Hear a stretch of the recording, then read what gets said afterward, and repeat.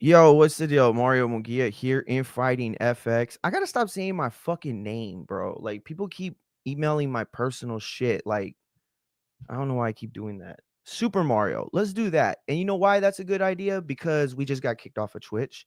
So we are on Soup or Mario, SOUP or Mario. And you should probably tap in because we're playing live UFC. Actually, no. We're not gonna do UFC. We're gonna do Undisputed and we're gonna do WWE 2K25. For the next 3.5 hours, I got to cover Raw tonight for fightsatw.com. That's fightsaroundtheworld.com. You could go to fightsatw.com right now and you could bookmark that shit. And that way you'll always be on lock when it comes to everything. But as you can see, I'm running a little late today. Was supposed to go play 11 o'clock tea time, but I wasn't feeling well. So I'm going to chill, take it easy today. I'm going to go get a shirt right quick.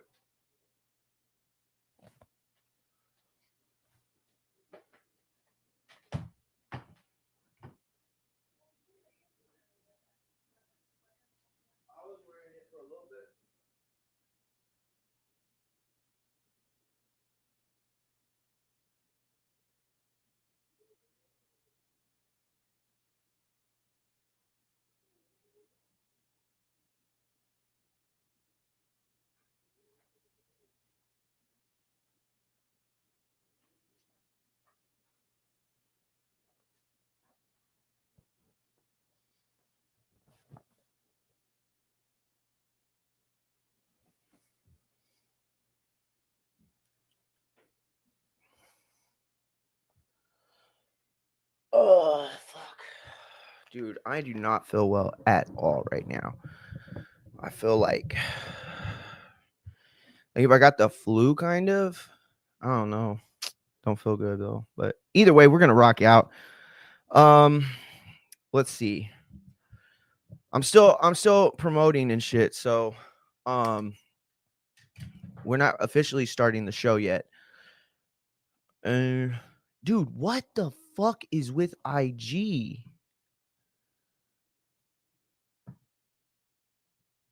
Nah, chill with that, bro. Fuck.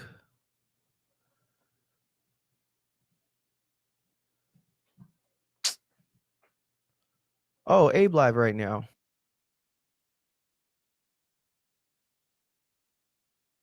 What they're talking about. So he's got the ability in there. The problem is this: if he lands a punch on David Benavidez and David Benavidez does this, it's over, bro. Because he does that. Like, you hit him, and if he's not feeling it, he'll smile and he go. Yeah, that's like you see that, and you're like, oh man, it's gonna be a long night, or maybe a short one. And that's the thing. If Benavidez doesn't respect his power early, he's gonna walk right through him, bro. Mm-hmm. And then that's when the avalanche is coming. Yeah, I believe that. Let's check the odds. It almost So sounds right like now, he's favoring Benavidez Yarde. is at minus 900. Anthony Yard is at plus 550. Odds, bro. Damn, bro. Benavidez A plus by KO 550. TKO is at minus 150. Benavidez by decision is at plus 180. And then Man, Yard by that's some KO TKO bullshit. is at plus Fuck Vegas 850. for that shit, dog. And Anthony Man, Yard that's by some decision is at bullshit. plus 1600. Bro, So let me tell y'all right now. I the swear to odds God, this are is for my definitely community in and my favor community. of David Benavidez right now. Y'all fucking Maybe you could pick up a Benavidez by decision if you mute. really feel that way, but I don't know. I don't think this is going 12 rounds. Yeah, I don't think it's going 12. Of course it's not fucking going 12 rounds, Abe, because you're smart and you know that shit. Fucking bullshit, bro. That's crazy. Of course that fight's not going 12. Of course it's not. And here's the thing, 180 minus 180, bro, that's a ripoff. Don't do it. Listen to me. There's a very good likelihood that you could get good money on that, right? Like if you parlay it. But bro, taking it straight up to not go the distance and or to go the distance and you're not even giving me 3-1 on that shit. I gotta take under 2. You're not even giving me 2-1 on that. Fuck you for that, Vegas, or whoever the fuck odds those are. Bullshit, bro. Well, obviously it's the fans' odds now, but whatever. So anyway, we are live in Fighting FX. I'm gonna finish this bullshit up, but we got a bunch of shit to talk about right now. You know what I mean? First and foremost, John Cena's final Raw of the night. I mean, I'm sorry, of the of his career is tonight. I will be covering it, as I said, for fightsatw.com, aka Fights Around the World. So we're going to talk about that. We're going to talk about Zack Ryder debuting, or re-debuting, I should say, after a 5-year hiatus. There's some news now out, right? We did it Friday. We had all that shit. He debuted. He did not win, right? So he didn't advance in the tournament for the John Cena last time is now. Excuse me. He didn't advance, but he made a really, really big fucking a really, really big impact. I mean, the internet went crazy, and yeah,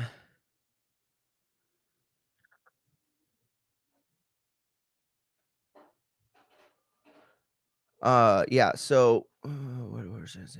I want to know the fee that was paid to the zone to make the site happen. Gets me thinking that Ryan Garcia fight could have happened. Yeah, so we'll talk about Zack Ryder and why he's not Matt Cardona. And that's a big thing to me, right? Like, if we're going to talk about a different company that's like headed in a different direction, then we need to talk about different usages, right? For superstars that you bring back, wrestlers that you bring back. And we're going to we're going to get into this for real, because I'm going to clip the shit out of this thing, because like a lot of people talk shit to me on X, bro. I mean, not on X, on TikTok. I put out a video on Friday to promote the article for Fights ATW, right? And so I was like, well, y'all already know Zack Ryder's back. It's all over the internet. But I gave my take as far as to like what I felt like it was. And what I felt like it was like a mini burial. And that word gets thrown around a lot. Okay. I'm not saying they buried him. That's not what happened. But it's like the commentating team made it sound like the Zack Ryder character was whack. They're like, oh, he's not doing that woo, woo, woo stuff. He doesn't care about the fans. That's cool. And it's like, the hell? It's Zack Ryder. He's the most commercial character the WWE had in this version, you know, and the Matt Cardona character was literally a juxtaposition to that. So you had the guy that got cut from the WWE, right? Zack Ryder. They didn't want him, even though he got over on his own, even though he put out internet shit. He had a YouTube channel. Hardcore fans loved him to the point that we started hijacking shows demanding Zack Ryder be in it. And if you don't remember, it all kind of came to a climax when he won the Intercontinental title. I think it was a ladder match at WrestleMania. It was it's his moment, right? Like in all of his career, that's easily his biggest moment, was winning the IC title at WrestleMania. And a lot of people thought that that was going to be the beginning of a big push for Zack Ryder. And it wasn't. It was literally like, oh, the fans really like him and they're buying his shirt. Let's throw him out there for like, his 15 minutes, and then we'll fucking chunk him to the back, and he'll just be doing like, fucking main event, or you know what I mean, whatever the D show was on Hulu back in like the mid 2010s. Like, we'll throw him on that, right? So he comes back, he makes a splash. We're gonna look at it. We're gonna talk about it. In fact, I'm just gonna play my TikTok video real quick, or for it, so that A, we could get the views, but B, y'all have to see the comments. They're fucking hilarious. Like, I am a person who comes on here and I expect to give my opinion on like various things, right? It's just my opinion. Very rarely do I have like a sense of animosity about it, right? Like even the White House show, I'm not mad. I don't care. I don't care if they want to do a fucking video game background fighting thing that has not going to sell any seats. It's not going to make you money. It's not really going to do anything. Like, I don't know what the UFC gets out of it. I really don't. Well, actually, no, that's not true. The UFC obviously gets to, polish itself up a little bit, because like when you think about baseball or golf or like even basketball, like there's this gentleman aspect that's been thrown into it. And whether that's racism or not, I don't know. But I can tell you that this doesn't happen in MMA, right? Like you're either from Dagestan and you're just a fucking badass who was too good to be a henchman for a fucking Russian mobster and they knew they could make more money out of you this way, or you're just like a badass collegiate wrestler, BJJ practitioner, or whatever from America, and you probably have tattoos and or a beard and or long hair. Basically, you look nothing like the gentleman fighters, right, of yesteryear, the boxing guys. Look, I have a look.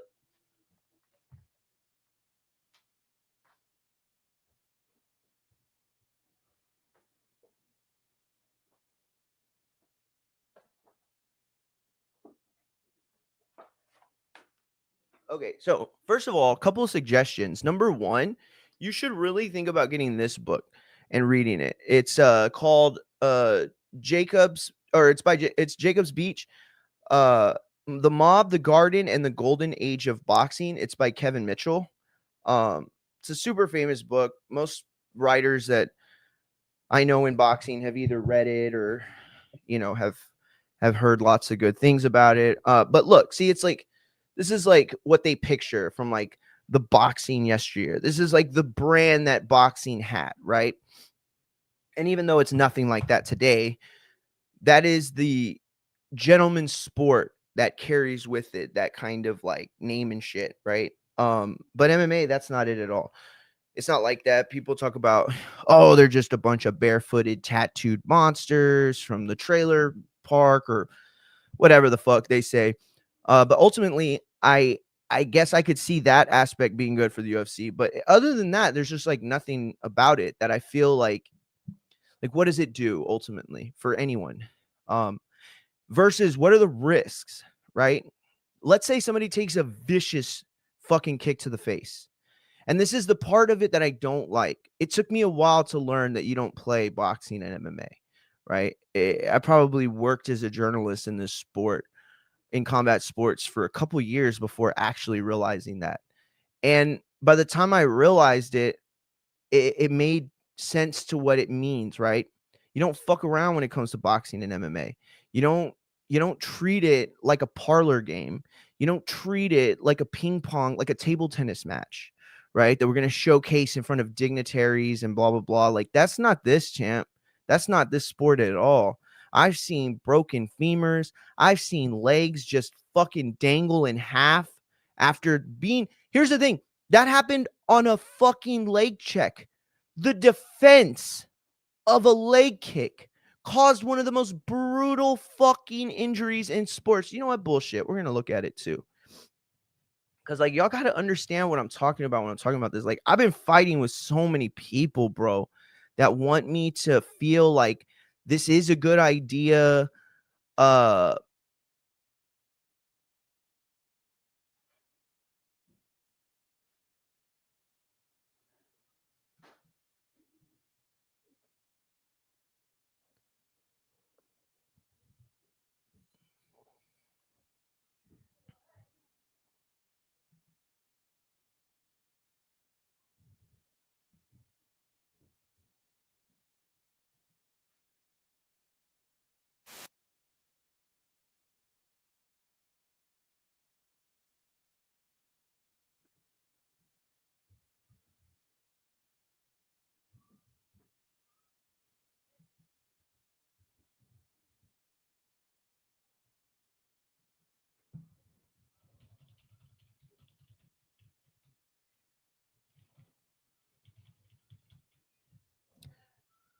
Do they have this shit like blocked off? What the fuck?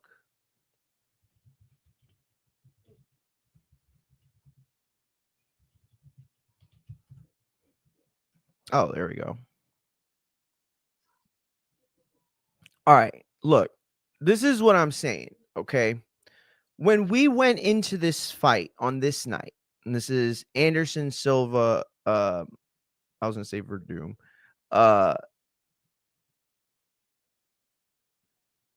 This is the Anderson Silva, Chris Weidman. Okay. This is at a moment where Anderson Silva's the legend is about to come to a like brutal ending. Okay, never the same after this, obviously. And nobody on God's green earth would have ever expected that. That. There's a good shot to the body. Oh, nice. Oh, no. He hurts leg. And it is up. Watch this. He checks it. Oh, my goodness. Oh, my goodness. Wow. That's about as obvious as it gets. And as I told you, John Danaher, oh my goodness. Just an odd ending, Mike, but that might be the ending of Anderson Silva's career. That's an incredibly difficult injury to come back. Yeah. And so that's what I'm talking about when I talk about what we're talking about. All right. We're talking about the unknown factor. So anyway, what we are going to talk about is we are going to talk about a fighter who has come out, Royale, who, if you don't know, is a UFC fighter. He just fought. When was it? We'll figure it out. Don't worry. Yeah, Brandon Royval. He came out and he said something that had the entire MMA community up in arms. And this is something that I've been saying on this show for a while, bro. Okay. Like, I'm not going to apologize for fucking being smart. I'm smart. All right. I did my fucking history shit on this game. All right. Combat sports. I know where it comes from. I know why it exists. And that's the other thing. Like, it's connected to like these bigger things in sports. Like, you have to realize, like, men are fucking animals. At the end of the day, we're animals. It doesn't come down to anything else but that. And so, like, this idea that we would always be at war, we would always build smaller and smaller clans, divided, right? That would grow infinitely bigger. And we've seen it throughout history. You know, you look at the Mongols or Genghis Khan, right?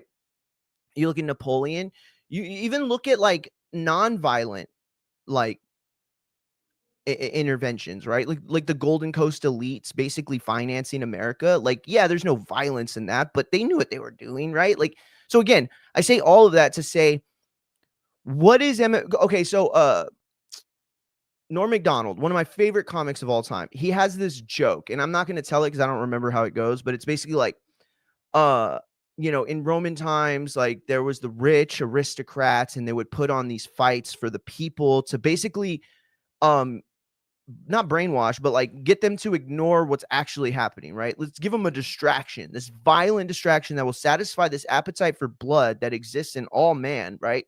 And then we'll promote it and we'll use it in a means to control the public, right? I'm not saying that's what happens in boxing and MMA today. That's not what I'm saying. I'm not saying like there's any grand scheme that UFC or Dana White or Ari Emanuel have other than world domination in the capitalistic world. But you know, good luck with that. But the idea that rich men sit around the ring and watch the poorest people, like two of the poorest people, because they're always from the poorest backgrounds, right? So it's like not noble name. Like, that's the other thing about this. Like, people think, like, I remember, and shout out to Supermax. I see you there in the chat, champ. Shout out to you and the Plainview Outlaws, who won the 2025 Super Bowl, went 10-0. Shout out to him. But like, we were having this conversation the other day, right?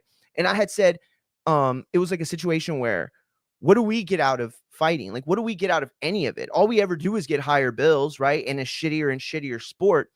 But like, you ever see the videos that Dana White and like Oscar and Matchroom and like Eddie and all these people, Frank, like that they put out from? Like, not when they're at the press conference, like these homemade videos, or these videos are trying to like cap or show off. Like, these are some of the richest people in America. I mean, in the world. Like, maybe not like top 3 type shit, right? But we're talking about people richer than like the greater 80 to 90% of America. Like, that's just the truth, right? And then we look at the fighters, the majority of the fighters on the card, they all make like a portion of that, you know, a percentage of that. So again, what I'm saying is not that capitalism doesn't work in MMA and boxing. In fact, it seems to work best in MMA and boxing. What I am saying is that if you haven't stopped to think about this sport you love and the optics of it, then fucking shame on you then. You know what I mean? Because either you're a fucking stupid retard who doesn't really like think about shit beyond what you're actually seeing, and that's fine, that's cool. You know, I have a feeling you don't really stop by and watch much of this show, but like for all the idiots that just want to like argue on the level of what's going on, you see what I'm saying? Like you're just blinded by what the fuck they want you to see. And so shout out to Brandon Royval. He came out and he said it, dude. He said the quiet part out loud. He's like, fuck these presidents, dude. Why the fuck would I ever want to fight for rich man surrounded around these ring? Like for me to like give them some enjoyment, right?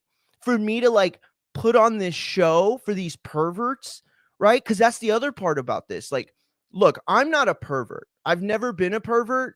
Maybe I've like, as a kid, have like been like put into perverted situations, but obviously as a kid, that's not my fault. So I don't like resonate with like perverts, right? Like I don't, right? Like I don't resonate with like, you know, sucking a big Bubba dick. I don't resonate with that. You know what I'm saying? Like, so I don't give a fuck who you are. You know what I'm saying? Like, but Brandon Royval came out and he's said the quiet part out loud. He said what we've been saying on this show. You know what I'm saying? Like, do I want to go to the White House and fight for a bunch of fucking people who aren't doing shit for our country? Why? And then he started talking about ICE and he was like, bro, why the fuck would I want to go to a building where I am a target? And they've been sending people around. That was the other thing that I've been hit up.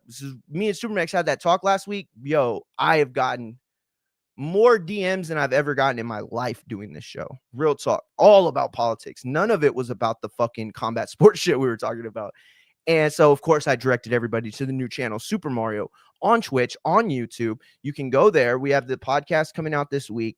We're going to be live streaming a lot of different stuff. But this is all going to stay like MMA, boxing, you know, wrestling, sports shit. But this is a MMA topic. And so we're definitely going to get into that. We're going to talk about boxing. We're going to talk about Conor Benn winning this past weekend. Is there reason for a third fight? I don't know. I've heard some theories and we're going to bring them to y'all. I'm going to ask you what you think about some of these theories while I give my own take on it. And then we move forward from it. But we're going to talk about that. What else are we talking about from boxing? There was something else for boxing. Hold on. Oh yeah, duh. The Jacob Paul fight. I mean, the Jacob Paul fight. So he's fighting under his official government name. It's going to be Jacob Paul versus Anthony Joshua. So they're going to fight like real fancy. No, I'm just kidding. So AJ Paul official 10-ounce gloves, dude. There's no way, right? That's got to be a lie. Somebody's lying to us. We're going to find out who the fuck it is right now.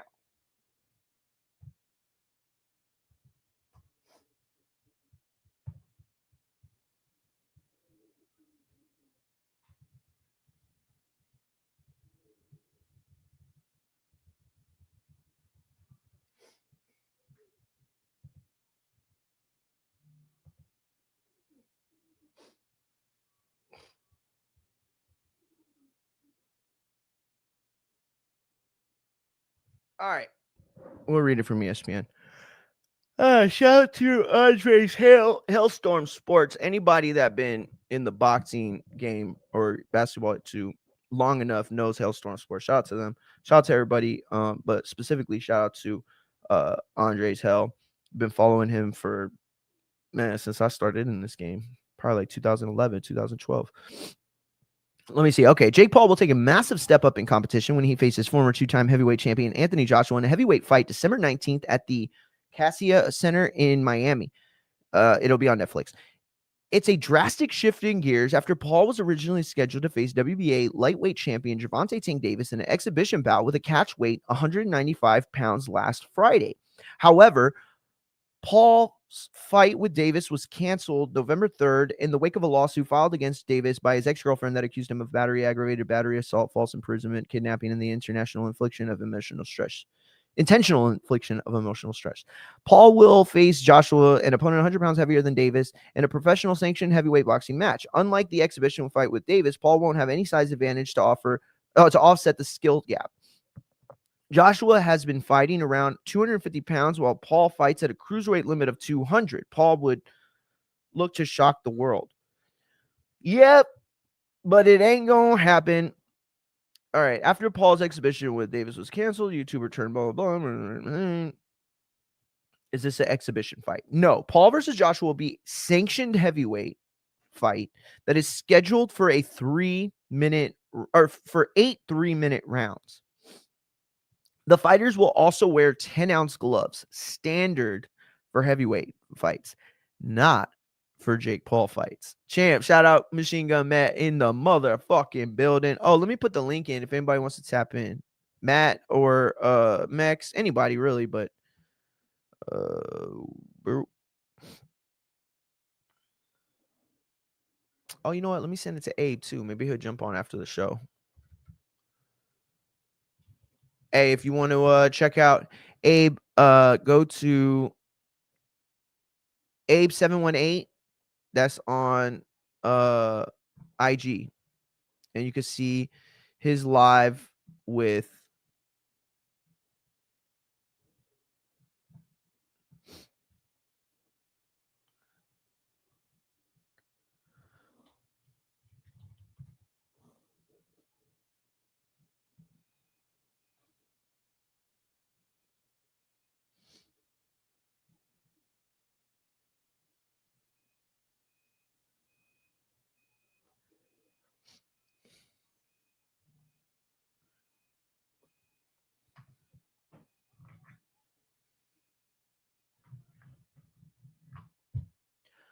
all right.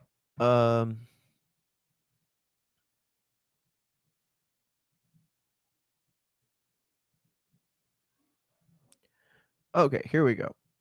So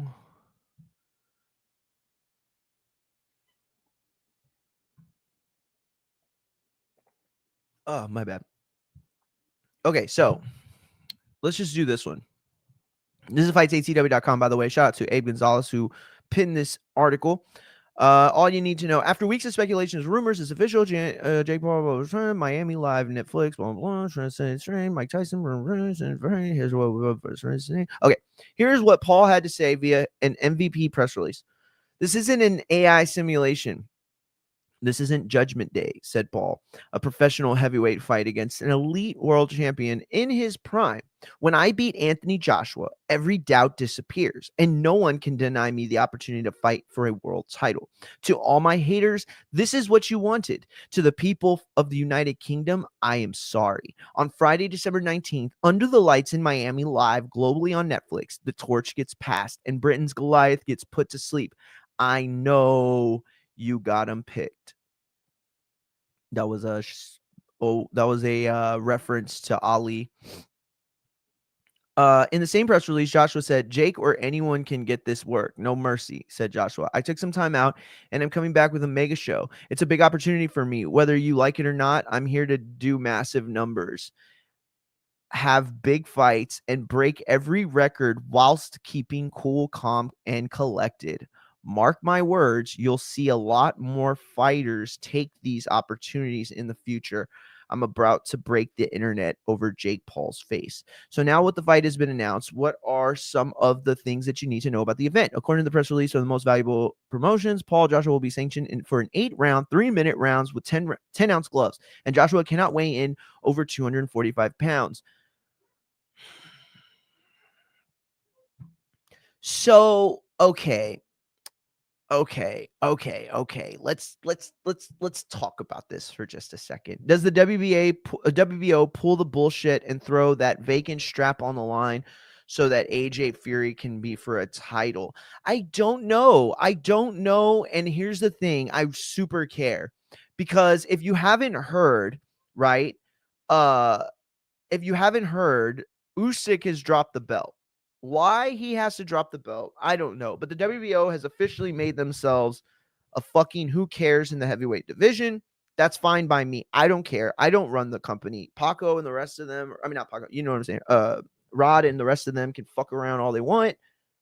Look, I've had a lot of respect for the WBO in the past for very specific rule changes that they've made, but they've never, ever addressed the fact that they have made themselves a partner with a promotion in the past and essentially given the belt to anyone in that promotion that the promoter deemed financially worthy. they can't. Wardley would be the champ. Oh yeah. Wardley holds the interim. Very good point, Matt. Plus the 8 rounds of it all. But see, when Mex asked that question, right, there's legitimacy to that. There's legitimacy to him asking that question because we've seen in past guys like Canelo, guys like Pacquiao, guys like De La Hoya, Mayweather, essentially usurp, I should say, the law of land when it comes to these sanctioning bodies, right? And alter certain mechanics of not just the fights themselves and the rules that delegate those fights, but the outside factors as well, right? And so it's like if you control the outside, you can control the inside. I don't think they'll end up making this for a heavyweight title. I think that if you've learned anything from the Tank fight and really this whole fucking YouTuber shit, you've learned that fans can only be pushed so far, right? So you can knock out, a fucking point guard from basketball, Nate Robinson. You can knock out a living legend in UFC like Anderson Silva in a boxing match. You can even beat a spoiled rich kid Nepo baby in Chavez Jr. None of that makes you worthy of a title match, right? Beating an Anthony Joshua, oh, of course, yeah, that would definitely get you on the short list for a title shot. However, to suggest, and here, I'm going to go back to it real quick. Look what he said. No mercy. It took some time, and I'm coming out with back. Oh, that was it, Joshua. No. Look what Jake said. A professional heavyweight fight against an elite world champion in his prime. That is all true. Okay, it is a professional heavyweight fight. 8 rounds, 3-minute rounds, 10-ounce gloves. But when he says, when I beat Anthony Joshua, every doubt disappears and no one can deny me the opportunity to fight for a world title. That's not true. That's not true at all. That's not true even in the slightest.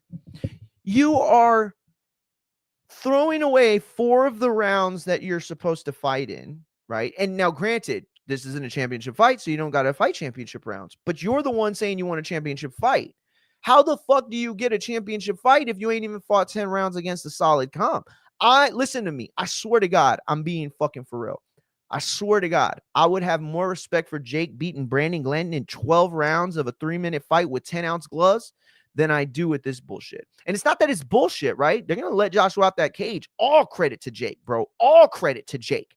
But my man, you're just trying to fool the public, the casual public, right? That thinks that it's all about the fight and it's all about the opponent and the matchup. But that's not true, champ. Because if you can't go more than 8 rounds in a 3-minute affair, you could never beat the featherweight fucking champion. Literally, because he's like fucking 4 inches taller than you. That's the fight I would see. Champ, you want to make a fucking bridgerweight bullshit between featherweight and heavyweight? Let's see it. Let's see it. Smack it on. I'll give it a go. But don't come over here saying that you're ready for a heavyweight title when you only fight in 8 rounds. You could fight Anthony Joshua and you're going to get your ass kicked. But there's nothing about 8 rounds that makes it feel like legit. Anthony Joshua, listen to me. The headline of this is not Jake Paul's fighting Anthony Joshua. Yeah, that's crazy, but he's a cash out guy, right? He's on the cash out. So that all fits with the narrative of boxing. What's crazy about this is Anthony Joshua's going to 8 rounds. What the fuck? Bro, this is a guy who hasn't fought Wilder, who hasn't fought Usyk, but he's about to fight Jake Paul in 8 rounds? My God, dude. Hey, but guess what? And shout out to Matt. He said, get the 10-bell salute and body bag ready. AJ gonna kill that man. Bro, he is gonna kill that man. I am scared. I am scared because this isn't gonna be good for boxing. If or when Anthony Joshua lands a big shot on, granted, a very, very plumpy, bearded Jake Paul, it don't matter. It don't matter, champ. You're going in there with a fucking monster. And not only is he a monster he's a monster with skill. No bullshit. How the fuck you have a weight limit on a heavyweight? And there it is right there. There it is right there. In fact, let me just put that up. There it is right there. Supermex with the comment of the day from the chat. No, it's bullshit. How the fuck you have a weight limit on a heavyweight fight? That just cuts to the core of all this, don't it? Listen, if this was like a dude that was fighting at cruiserweight or light heavyweight, fine. I get it. But putting a limit on the weight, that is, I'm sorry, it throws it out. Completely throws it out. Because when Ngannou and AJ fought, they didn't need a weight press.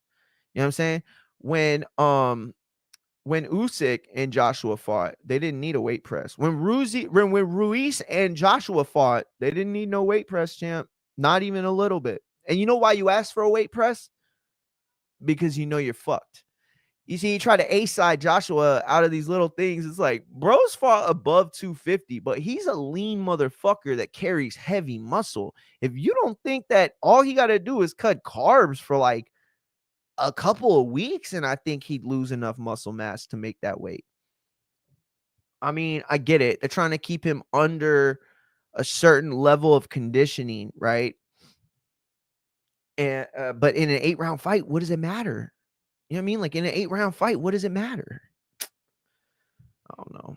Pisses me off though. I could tell you that for sure.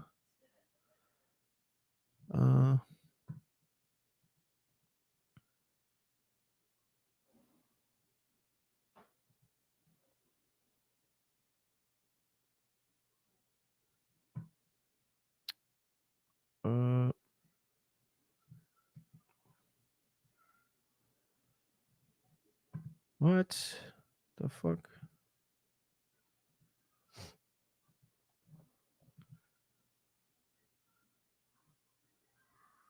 There we go. All right.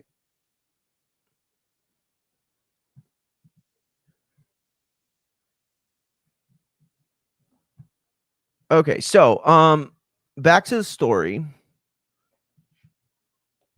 So they are going 10-round gloves. That adds to the unbelievable problems that I think Jake will have with this fight. Other details, tickets for Jake, blah, blah, blah.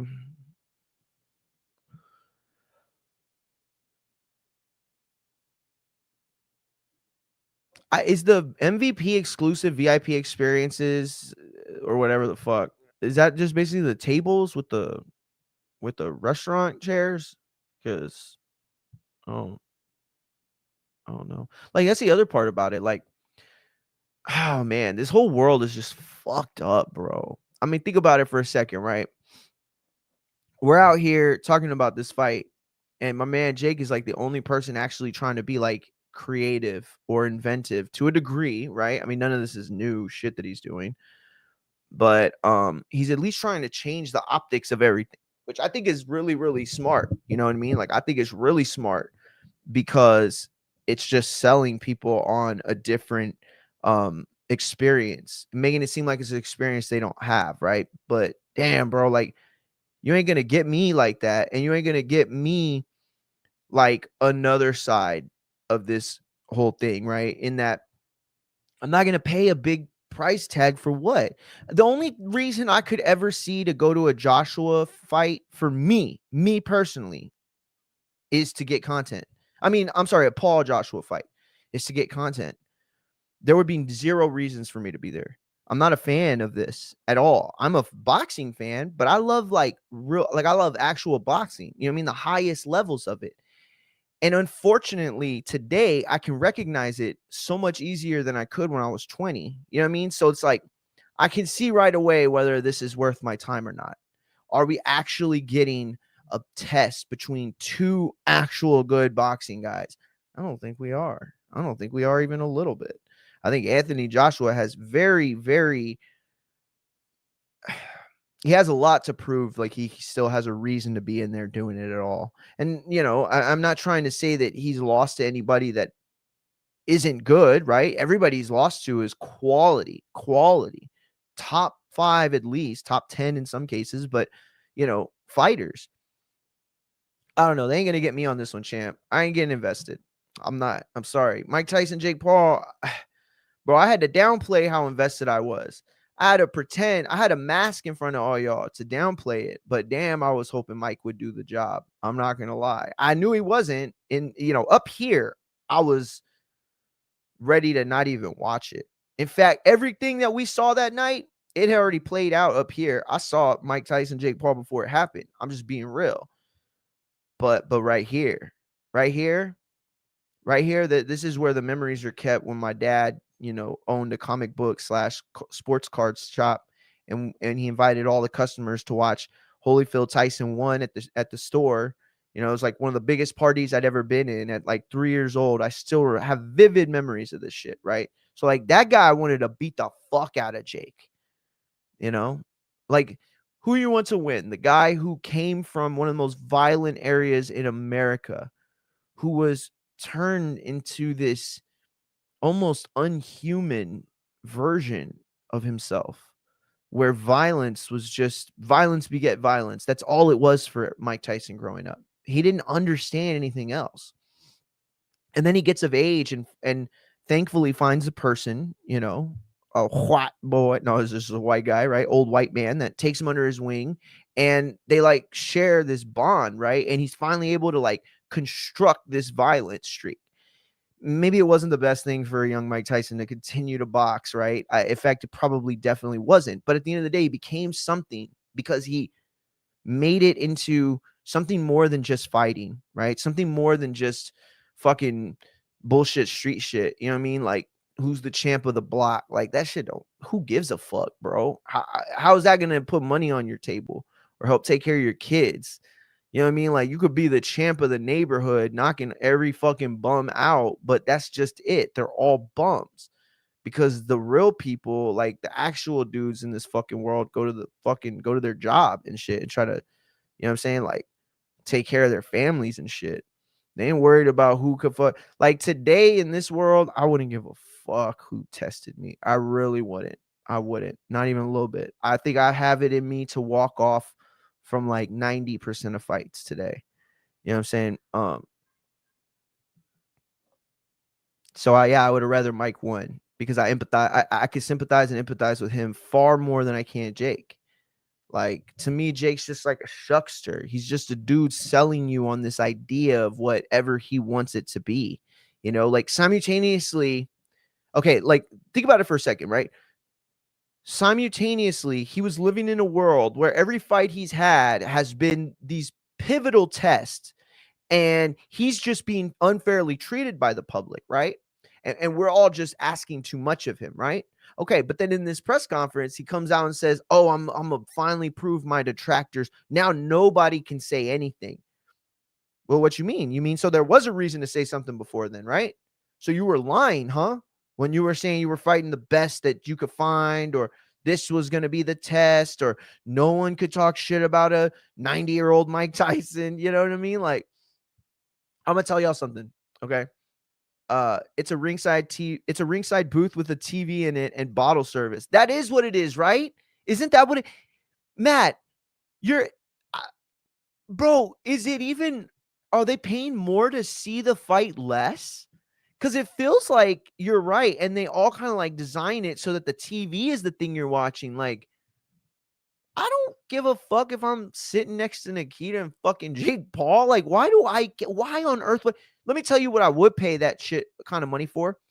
If they were going to give me like 6 tickets and I could take the bros, I could get Mex there, I could get Matt there, I could get my bro Adam, all the people in my life that I am not afraid to have a beer with, and I don't think that they'll put me on camera and ruin my life by doing something stupid. Like, these are people that I would trust, that I would want to have a drink with, right? I'm not showing up to hobnob with people and shit. Like, that's gross. And that's what these dudes do. Let me tell y'all, I've covered, oh man, I lost track, but it's been over 36 fights. I've covered at least probably like over 50 at this point for sure. I stopped counting around like 36 or 37, something like that. But I've covered a shit ton of fights in my life. Now, I'll be honest, the bulk of them have been at like small venues and stuff like that, right? Very few. I mean, like maybe like the top 10% were in like the Alamo Dome or Cowboy Stadium or fucking El Paso's place, Sun, whatever stadium. And I could tell you that the situation's the same every time, right? The promoters, the managers, like they all suck each other off and they fucking dap it up. And then they see like, okay, which media member could I use to like spread my propaganda and narrative, right? And like, I'm not saying it doesn't happen to the bigger guys. It definitely does. But it's just like when you have something to give and offer, then you become of value, right? To these people. Like you, just because you get your ringside credential approved, it doesn't mean you're in. Nah, you got to make sure that if you want to be in with them, you got to make sure the story that you wrote is going to cater to whatever job they did. You know what I mean? Like, I remember this one time, there was this dude who had bought I'm not gonna say no names. He bought a hot dog vendor or something, like it was a hot dog and burger place, and they installed it in a Texas. I'll just say Texas, in a Texas venue, a big Texas venue that probably everybody listening has heard of before or been to. So they put it in here, right? And it had pretty good business all night. Okay. The end of the nights happen, and I see this promoter manager. He was a promoter too, yeah.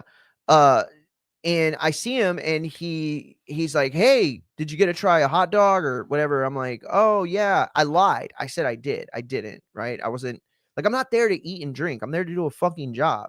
Like, you know what I'm saying? Like, if you're a plumber, like you're gonna walk in while somebody's playing with a toilet, be like, "Hey, did you taste that hot dog I made?" Like, no, I got my hands full of shit right now because of you. But they said like, "Oh man," he said something like, "Oh, did you get to try the hot dog?" And I was like, "Oh yeah, it was really good, man, really good." And he's like, "All right, well, I can't wait to see it in your write up." He was dead ass serious. He hit me up when he didn't see that hot dog spot in there. Like, I thought you were gonna mention the hot dogs. Why didn't you mention the hot dogs? And I'm like, it was a boxing event.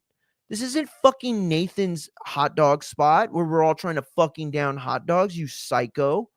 Like, and that's when I realized, like, he don't care if he's giving me news or like access to these boxers. Like, that doesn't matter to him. He wants me to write the thing that he wants me to write. So when you're Jake Paul and you're fighting Anthony Joshua, but you're also the promoter, the lead promoter of this whole thing, I'm sorry. It's just fucking gross. It looks gross. It sounds gross. The whole thing reeks of a cash out. The whole thing reeks of a cash out. You don't fight Anthony Joshua and you're dead ass serious about fighting him on a replacement fight. You get what I'm saying? Does that make sense? You don't say, "Oh, Tank couldn't fight me. Well, let's push it back 2 weeks and let's see if Joshua can." No, no, no. That's you like, "Oh, damn, I'm getting ready to not be fighting anymore. So I should just try to make as much money as I can right now, before I get exposed, and nobody will pay for the product anymore."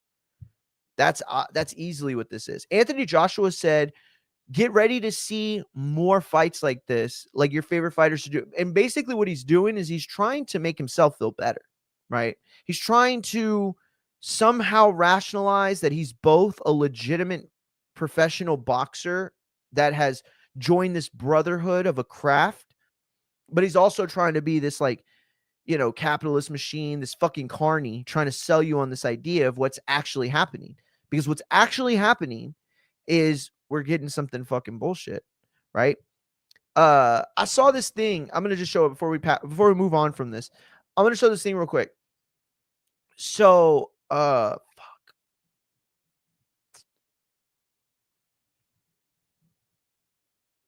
hold up. So I saw this thing, right? And they were like, "Oh, the real reason that so and so that Tank isn't fighting Jake," right? Like, it was the whole reason.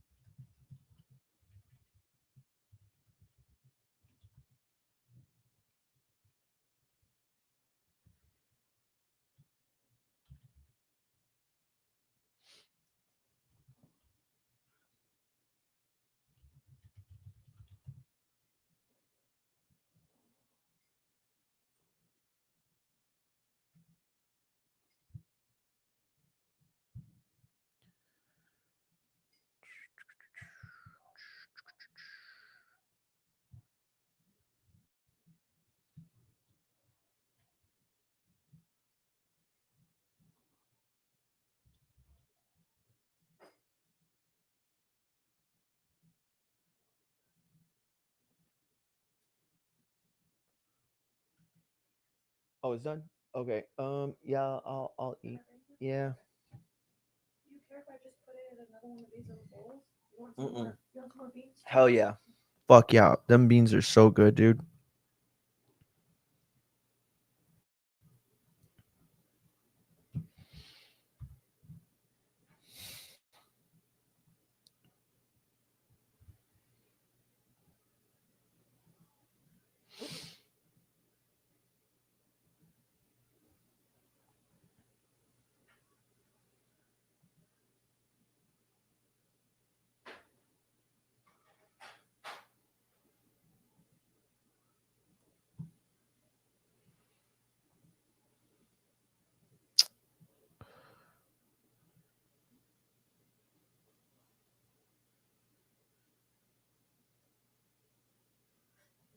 Okay, here it is. Here it is. So, this was just a reel. I can't find the guy that the video that I was doing or that I was watching, but this will be faster anyway. Okay, so this is a narrative. Okay, so like if you understand what the narrative was before, right? It was that Tank was all of a sudden a wife beater, which was not true at all, right? He had already been in trouble. He had already been in trouble with the actual law, right? And the only thing that took place that was different was not a new case. It was simply a lawsuit from crimes that had already reportedly happened. So it makes very little sense, right? To say, oh, we're getting rid of Tank in the situation because he's a wife beater. Well, he was a wife beater before that. What's the difference now? Well, the difference was when you originally were willing to fight him, you thought it was going to do massive money and you thought it was going to be a huge draw. What you found out, what Jake Paul found out the hard way, is that A side doesn't matter as much as B side when it comes to mega events, right? Now, an A side can get their 100,000 or even like 500,000 views, maybe, right? We'll see. But if you maybe you're powerful enough to do that. But Floyd showed you the blueprint, the green print all along. You know, fight somebody decent, somebody with a Spanish surname, probably build up the money bag a little bit more, right? But when you just need that little quick deposit or that little quick transaction at the bank, well, yeah, go ahead and fight a Birdo. No matter. Hell yeah. The McGregor shit is almost the shit that ruined it for all the MMA fighters to do the same thing because nobody's going to buy that type of fight again, right? It's going to have to be a really special fighter. And today, the best MMA fighters aren't really like punchers or even strikers. I mean, they're maulers. You know, they hit like brick fucking houses, but they ain't out here doing no fucking, you know what I'm saying? Like, they ain't doing that shit. You know, they're wrestling you, they're grappling you, they're trying to suck the life force out of you. And if you've ever grappled, you know it's very possible for them to suck the life force out of you. Like a moth to a flame, Mexican getting excited about beans. Ah, hilarious. Yes. Yo, dude, my wife's beans are so good. I'm just being real. But anyway, we saw the lies and the narratives which weren't true, and it was clearly because this fight wasn't selling shit. But this is what they said. Oh wait, my bad. So this was one of the early press conferences. We're gonna tune in and we're both gonna show out and someone's getting put to sleep. This is really scripted. Like you really going off of something, huh? You see how you just threw that out there, Floyd, so I get this. Y'all might not catch it, but right, okay. What'd you say? I don't know. Nothing. She said she recorded, so we on the same page. So We're gonna tune in and we're both gonna show out and someone's getting put to sleep. This is really scripted. Like you really going off of something, huh? You see how you just threw that out there, Floyd, so I get this. Y'all might not catch it, but right. Okay, so if you don't know what's going on there, Jake Paul said something there at the end of the press. His last line was essentially a line that Floyd had used when he threw a shot at Tank and an opponent of Tank's. It was a subliminal shot, and it actually was kind of good. I mean, it wasn't terrible. It was actually pretty good. I think that's what bothered Tank the most. Well, no, I think it bothered him that it was definitely scripted. But you see, that's the things that aren't adding up between Jake Paul. Like boxing and MMA and like combat sports, they're like cultures, they're lifestyles. Okay. Like when you're a boxer, it's a lifestyle choice. You know what I'm saying? You are a certain way and you present yourself a certain way. I mean, it's like that in golf. It's like that in baseball, NBA. It doesn't matter what sport you play. There's a certain parameters, right? To be in the in crowd or with the cool guys or not like isolated from the rest of the pack, right? Like imagine you go into the NBA and you've never heard Pac or Biggie or Nas or Jay-Z or something like crazy, right? You're probably going to be ostracized a little bit. Maybe they're not going to make fun of you or clown you like in a hurtful way, but you're always going to be that weird European guy that doesn't fucking know anything about hip hop or like whatever. You know what I'm saying? There's expectations to be a certain way. Boxing, because it's real, and by that I mean not scripted, has always had sort of this give and take between wrestling, right, and the rest of the world. So when you meet boxers, they're very honest people. They'll tell you the way that they, the way things are. It isn't until you get to the level of like Floyd or Oscar where they start like propagandizing.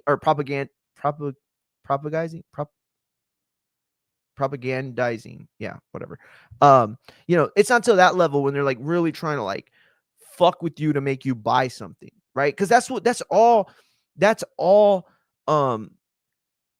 not media, like advertising is. It's just trickery, right? You know what I'm saying? Like, you ever been to Whataburger or Burger King or McDonald's?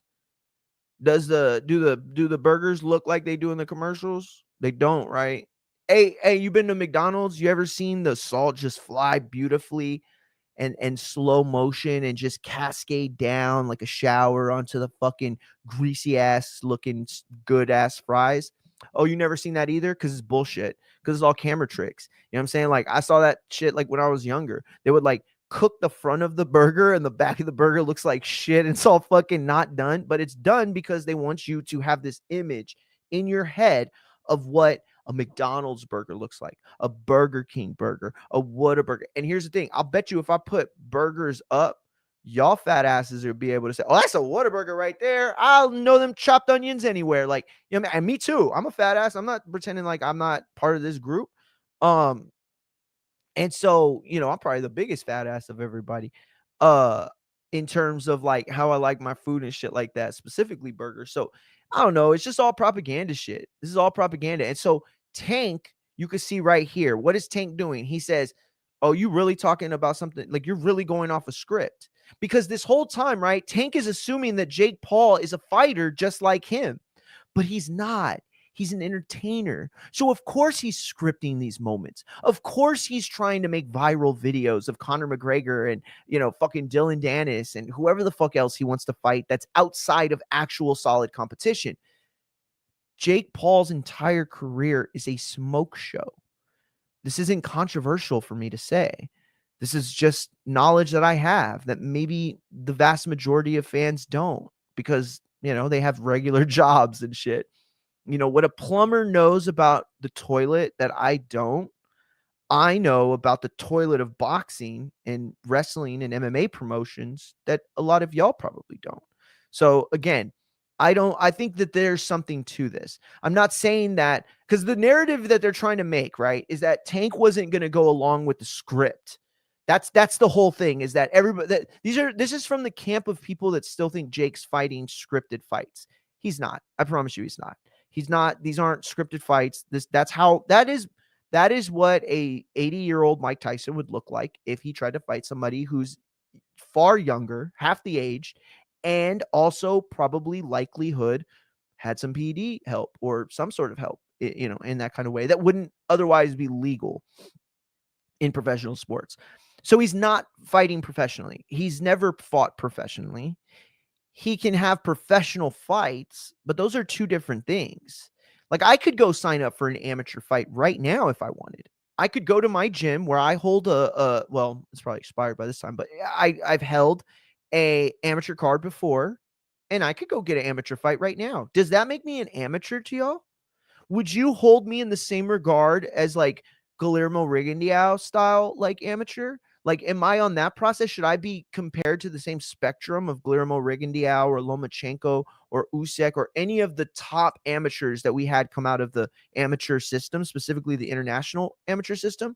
No, you wouldn't, right? You'd be saying, no, you dumb fat Mexican. You took a fucking fight with another fat Mexican in your fat Mexican town of Corpus Christi. None of that was professional. None of that was amateur. Neither of y'all are any good. So all the joy you feel is over, something that you fucking did that is basically like your hobby. It's not amateur. It's not professional. Maybe it's novice. Maybe.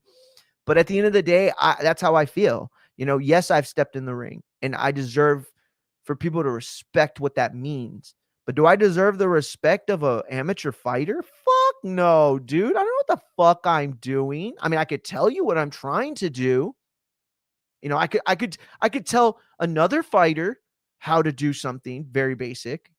Maybe I'd help them. Maybe I wouldn't. Maybe they'd understand it better from me. Maybe they wouldn't. But what I can say is that my skills, even if I stopped everything today, right? I shut down the show. I quit my other writing jobs. I fucking dedicate myself full time to being the best version of a boxer I could be. I probably won't even be like as good as a C+ amateur fighter, right? And it's the same thing in baseball and football and basketball, right? Like I was only 5'6" coming out of high school, but I was way better than a lot of other baseball players, way better. Better than guys that were like double my size. And why? Because I fucking worked hard, dude. Because I had to, bro. 5'6" playing 5'8" ball against dudes that were getting A&M and UT and Baylor scholarships. I played against 9 people in my district that got drafted to the pros. 7 of them were pitchers. Like, I played against really high level competition. That shouldn't have happened. I should have crapped out after middle school. I never had the talent athletically to play at the high level, but I worked my ass off. You know what I'm saying? And if that's what like Jake was doing, I'd respect that. But instead, he's trying to manipulate these things to make them look one way to fool the buying public. And that's not me. I'm not the buying public. Fuck no, I ain't buying that shit. Are you kidding? I ain't even gonna buy the Joshua fight. Now I'll watch it. I'm gonna watch the fuck out of it. You know what I mean? Because I'm a degenerate. Because I'm a degenerate with a problem. I love boxing. I love wrestling. I love MMA. You know what I was doing this morning when I wasn't feeling well? I was watching the Monday fights, the Monday morning fights on YouTube. I'm not gonna give a shout out to the people. It wasn't Hell's Back, or it wasn't the Satan's Butthole Backyard or whatever the fuck now. It's not that one. But it was another one. And I was just watching them. And they all sucked. They were all terrible. Border Wars. Border Wars probably produces like 3 good fighters, maybe. Probably, that's probably not even true. I'm probably just being really nice because I know Ness and I fought in Border Wars. But the truth is, it's some of the sloppiest boxing around, right? But why do I love to watch it? Because I love boxing. I love everything about it. I love MMA. I love wrestling. I love when I see people that aren't professionals, but at least they're on the same level. That's entertainment to me. Who's going to win this match between this D+ fighter and this fucking D- fighter? That's exciting because it's a matchup that we're going to get both of these guys to push each other. But when we're watching this kind of shit where we're just fooled into believing whatever, I'm going 3 for 4 against Mario in high school. Maybe. But you're not out hitting me. I'll tell you that, champ. But maybe. I mean, here's the thing. If you could hit slow pitching, then you could hit me. I was a lefty movement specialist. I had very good movement in my balls. 2-seamers, cutters, fastballs, mostly what I threw. I barely ever threw my hook. Barely ever dropped the hammer. Mostly because they weren't very good pitches, but ton of movement in my 2-seamer though. Ton of movement. Anyway, so that's the last thing I'm going to say about this. Okay. Tank didn't play by the rules of a Jake Paul fake opponent. And that is, don't let the American public know what a facade this is. So when Tank calls him out in front of everybody, like, oh, you're really going off a script. This is really scripted, huh? You really put all your effort into this. Tank don't get that because Tank puts all his effort into winning the fight. You know, Jake compartmentalizes like a real boss. The problem is a real boss ain't a real fighter, right? The shit that you're doing on the sidelines, gathering all the fucking info to make funny jokes at the presser or like troll ass like post on your opponent, right? All the shit that gone viral in the past, right? That wasn't going to play out on Tank. Tank wasn't ever going to fall for that shit, right? And neither is Joshua, to be honest with you. But at least Jake knows this time around the fight will sell itself. Because the people that want to see this fight the most are the people that have been the biggest Jake Paul detractors, right? And that's who he's trying to get out. Good eyes and good hands. I'm on base every time. Maybe not though. Honestly, I can still pitch. I mean, I probably throw like 65 miles an hour at best. I also probably only got like 20 pitches in me before my arm gives. I would also probably not be able to use that arm all day, the next day, the following day, probably like a week, probably like 4 to 5 days. I would be without that arm. But that's worth it enough for me to strike you out, champ. So if you want to set it up, we could do that. Hey, look, and this is the pickoff that you'll never get, bro. I'm filthy with my pickoff. Canelo, you can't stand there while I'm picking people off. Because it's this thing where you go up and they always go forward with the pickoff, right? It's like this. Very easy to see you're leaning forward, right? So look at me on this side, right? Because they're falling down that way towards the base, right? Because you want to make the throw to the base, right? So what I always did was instead of coming up and forward, I would come up, drop down, and then go forward. See, you can't break that plane right here going forward. So once I do that, that's a balk if I go forward like that. Okay, but if I come up and come straight down, now it looks like I'm coming down and out like that. But what I'm really doing is boom, and now you're dead. One at bat. Yo, Max thinks he can get it with one at bat. Not champ. We'll go 5 at bats. Full game, right? Because what is that? Let's say average 5 pitches, 25 pitches. I could do that. I could throw 25 times. Because I've still been playing softball. You know what I mean? So, like, my arm's not dead at all. By any means is my arm not dead. It is not dead. It is on hiatus. Babe, what's the thing that when the bears, they go to sleep? It's hibernated. All right. My left arm is simply hibernated. Just like my left hand in Border Wars. Y'all want to see my Border Wars fight? Here, let me play it. No, I'm just playing. I've shown it so many times. Dude, I reached out to I remember I reached out last year to Showkid to come on so we could do like talking through the fight. Yo, he never even responded. And he told Nesta for me to stop talking about it on the show. He's so mad. That's all right. He's a bitch. No, I'm playing. Shout out to Showkid. He's a fucking man. Okay, 420. Let's see. We did the AJ shit. Oh, let me get the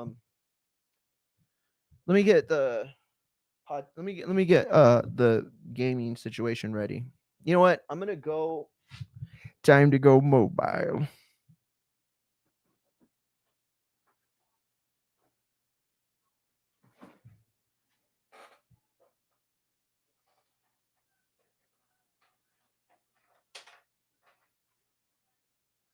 We what the man? Did you know T'Challa was in here? You put him in here? He's asleep on the couch. I didn't even know he was here. That's a cat right there. It's a black cat. I know it looks like just like a fucking pillow of nothing, but that is a black cat. We named him T'Challa. It's not racist. It's cute. It's not racist. Babe, they're saying that's racist to name a black cat T'Challa. I know. Fucking softies. How is that racist? Exactly. Black Panther. The problem is that you think of T'Challa as a black man and no, wait, that's not true. He is a black man, I guess. But he's like also Panther. I don't know. That kind of sounds like it's more racist, babe. Sounds like you're making us sound more racist with that one. I love Black Panther too. We could have also named him Vicente Escobar. I don't know. All I know is you need to stop talking to me in the other room when you could literally just open up your chat. Oh yeah, I forgot. I asked you the question. All right.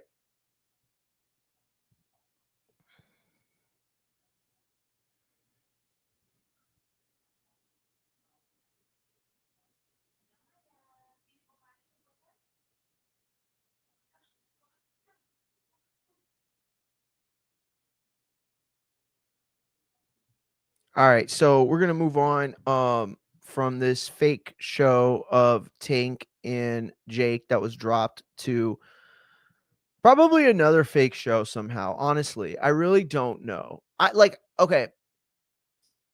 Oh man, I don't like this topic at all because it's so hard to like not say something stupid. Like, okay, so like right now, what's going on with the UFC, right? And sports in general. I mean, there's reports that huge names are attached to this gambling thing, right? And we saw what happened with Clause and Kiki. And so at the end of the day, this is real. People are actually making bets, and there are people out there in the world who are conducting very illegal businesses for which they are getting high profile fighters or players numbers, right? And it's not like high profile, right? People hear that word and they think that means like LeBron James or like, you know what I mean? Like big names. All it means is that they're high profile because the profile on a game is coming up and there's like a lot of betting money, right? So like the FBI has a full thing, right? Where they're keeping track of every single bet in America, every single bet, every single sport, whether it's table tennis or fucking, the one where you throw the fucking sacks in the air to the hole, cornhole, right?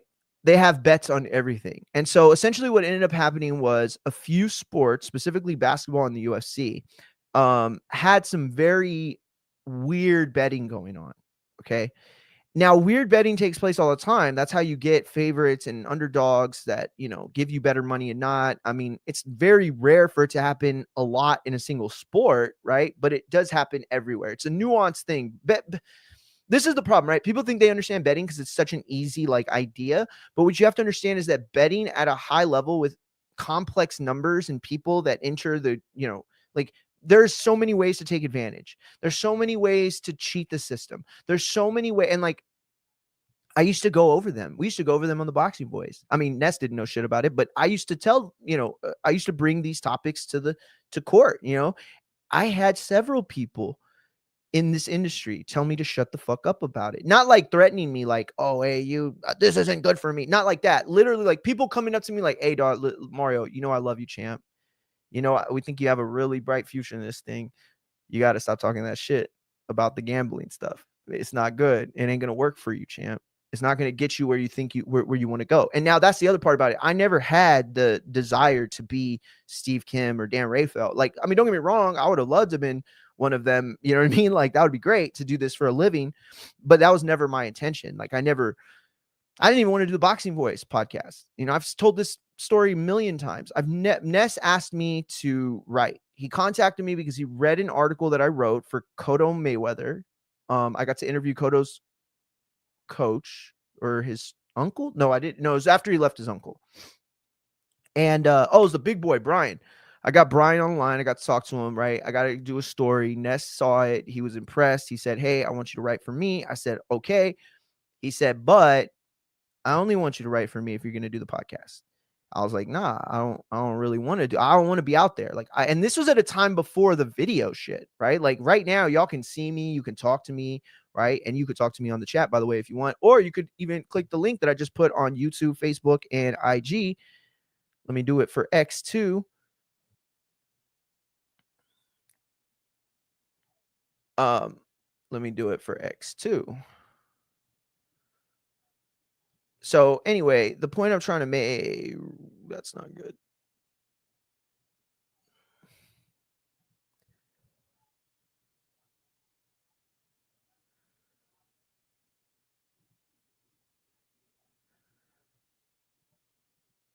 All right.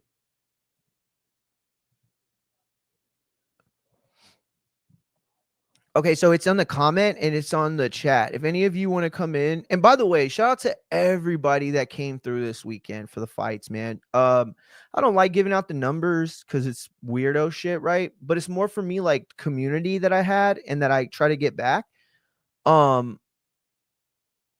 We had 14,975 total. To be honest with you, the Conor Ben and Eubank fight, we had like 6,000-7,000 like on average the whole show, and by the time I logged off we had like over 13, almost close to 14. And then the UFC, I was surprised, was like not even a quarter of that, like 10%, 15%. I was like 5, it was like close to 5 something, but it was like average like 200-300. I mean, of course the Eubank Ben fight was way bigger in the UK than this fight, the 2 card, right? Islam and fuck, what's his name? You know what I'm talking about, Bella. And so at the end of the day, I think what they had was, it was like, it showcased the difference, right? In the promotions, like you had a history of 2 people and their families, this rich history that people showed up for, even American fans. And then you had this other thing where it was like a bunch of people that didn't. Yo, right on time, Abe. Like seriously, right on time. I literally just wrapped up boxing. Abe Gonzalez, the champ in the house, calling Booker G. Just every freaking week, this guy gets something freaking right. What's good, man? What's going on?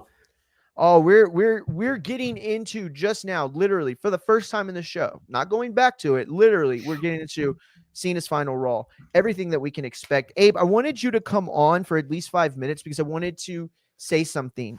I think you fucked up the WWE's plans. No, I'm serious. I'm dead serious. Like most of the time I'm joking when I say stuff like this. I think it was always going to be Joe Hendry. Okay, let me catch up, people. First of all, Abe has been calling for Joe Hendry. He also called for Zack Ryder too, but this is a while back. That Joe Hendry was going to be the mystery guy in this tournament. What we are seeing now is WWE is heavily pushing against the narrative that it's Joe Hendry. I think to try to surprise people at first. Now it feels, Abe, like you caused enough of a ruckus about this that I think they're changing their plans. I think they've so, come too. out and doubled down and said, nope, y'all haven't gotten it right. Bullshit. We got it right. Yeah, we guessed everybody. We guessed every wrestler in the world. And Adam Pearce is like, nope, fans haven't gotten it right. Like it's some fucking Easter egg in Guardians of the Galaxy 1.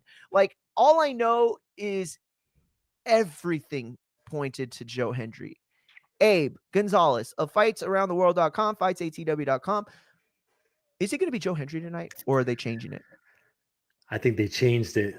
I see Machine Gun Matt said it's Austin Theory. Ooh, that's a good one. Shout out Machine Gun Matt. Austin Theory is a decent choice. That's not a choice I want. It's a good against Solo pick. though. That would be like no. It's a terrible choice.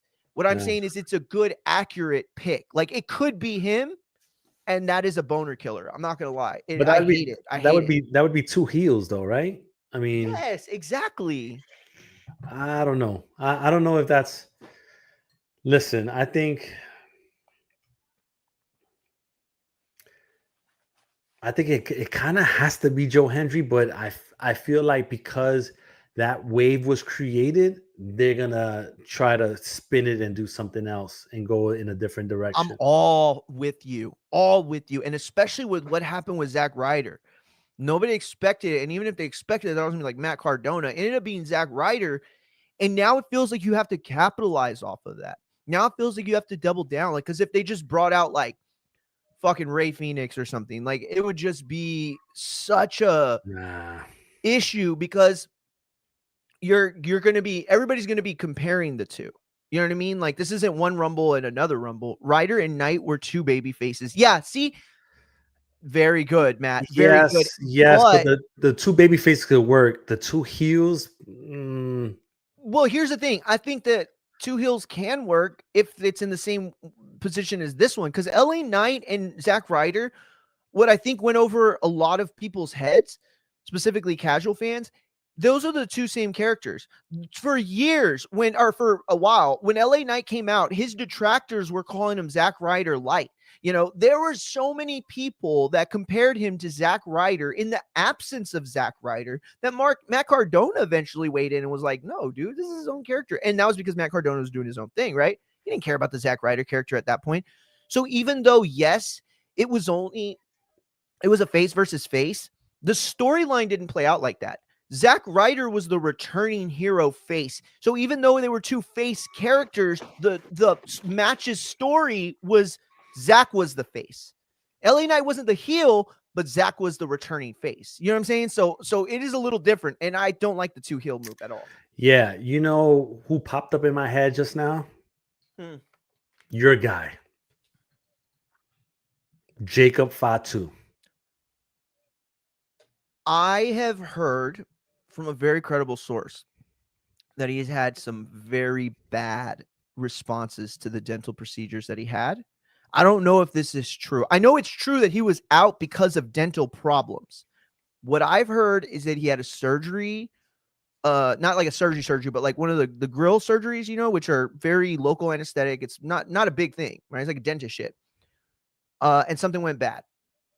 I don't know how long he's going to be off TV. I don't know if he's going to be off TV anymore after this at all. All I know is that I don't think it works for this moment. Not for the John Cena farewell tour. Hey, and by the way, hey, Matt just said Ryder and Knight were both two baby faces, but I mean, I'm not that. I'm sorry. Austin Theory and Ryder and Knight. Wait, where did he say it? Oh, it's two people that lost to beat Cena. So I didn't even realize that. That is a good point. Austin Theory did beat Cena. Yeah. That's when Cena was wearing his custom Air Forces, I think, for that one. Yep. Yeah. Yeah, but because it's against Solo, that's why I was thinking Jacob Fatu. Kind of sticking it to Solo. Yes, I would love that. I think it works. In a lot of ways.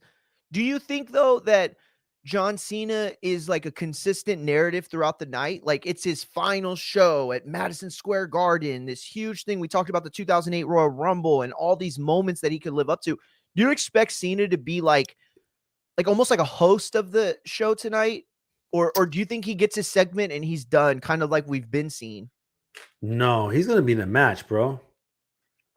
I think he'll be in a match too. But kind of like Dom, right? He did his first thing in Raw last week. Huge segment. I mean, it was like a 45-minute segment he was out there, right? So he gave the fans everything. But after that, he showed up one more time. You know what I mean? I wonder if tonight is different. I wonder if tonight they give us the seeds of something in the beginning that pays off in the end, that keeps Cena all the way through. I think it's very vital on this final Raw that John Cena not be treated like a superstar in the back where he gets his segment and then is expected to just, F off the rest of the night. He needs to be the focal point of the evening. No, he's going to have segments in the back. Like he's going to have segments good enough? Is that good enough for you? Throughout the night though? Is that good enough for you? Yeah. I would say so. If he has that strong segment in the beginning. Yeah. Especially if Mr. Board of Directors comes out. Hey, I was gonna wait for it. You want to go for it? We can rock out. Listen, Abe Gonzalez, ladies and gentlemen, has put out about 170 articles this year. No, I'm just kidding. No, but specifically, he's put out about 2 or 3 in the last month that has called for The Rock to show up, to do the job for John Cena, as the job was done for The Rock many times before with the likes of Hulk Hogan, Austin. This is his chance to come and to pay homage to a man that he helped get over, right? Because John Cena was at the height of his career. The Rock comes in and only solidifies him as one of the biggest names. So you could say The Rock's already done the favor for John. But in this moment, at this time, right now, I compare it to Steve Austin. Steve Austin was broken. He was a broken shell of a man, and he mustered up all the energy and strength he could to give The Rock one more great match out of him, and he did it. And he did it in a way that lived on forever. So it's not just about The Rock giving John Cena a favor. If you do it right, this is a Rock moment that translates into WWE success. Supermex said, I don't know. On the post I saw, he said something along the lines of, I can't wrestle. Oh, shit. That hat is disgusting. He's so bad. Yeah, but see, this is the thing. He might have said that on one hand, but then in another, he was talking about he wanted to be Cena's last match or one of his last matches.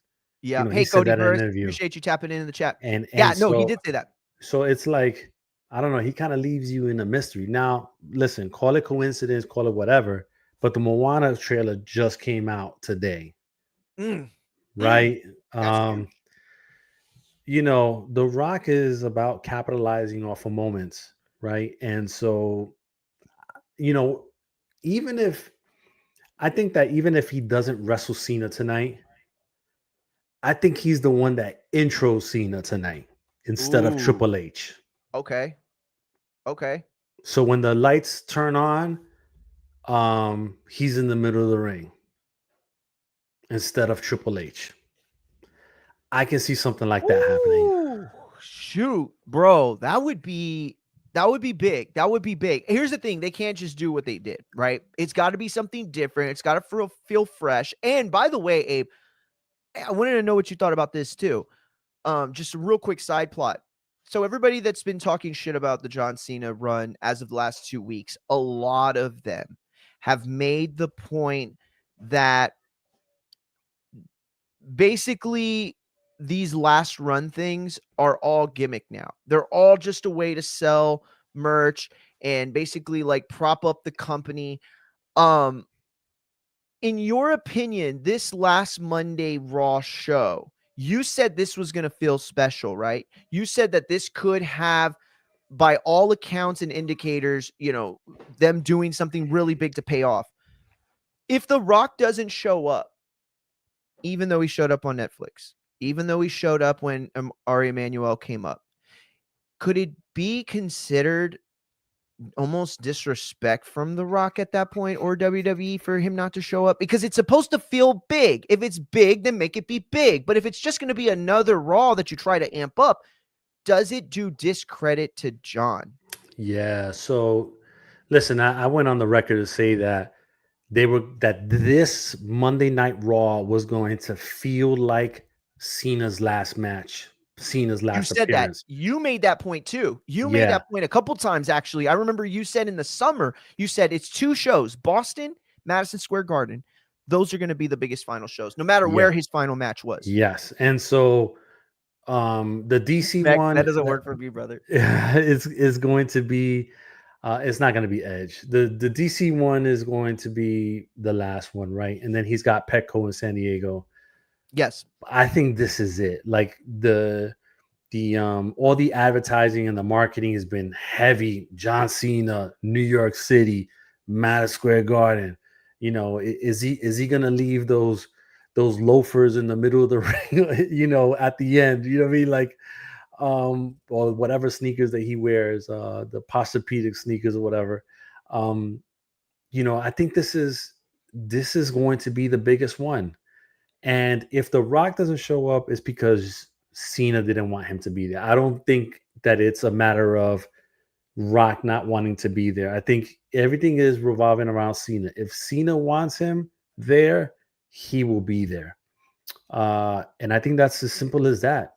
And I still think if they don't do let's say they do the Rock intro and they're still going to do a match, I still think the biggest way you do it is by bringing Jericho.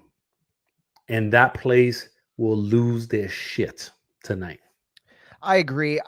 It'll lose its shit. I really do. I just don't know if that's something that's able to be done. That said, though, The Rock doing the Moana stuff. See, you have been a very good mentor for me in this stage of my career, right? Like I've had Bart Berry. I've had a lot of really talented guys, Brian Campbell, as mentors in the past, like here and there, right?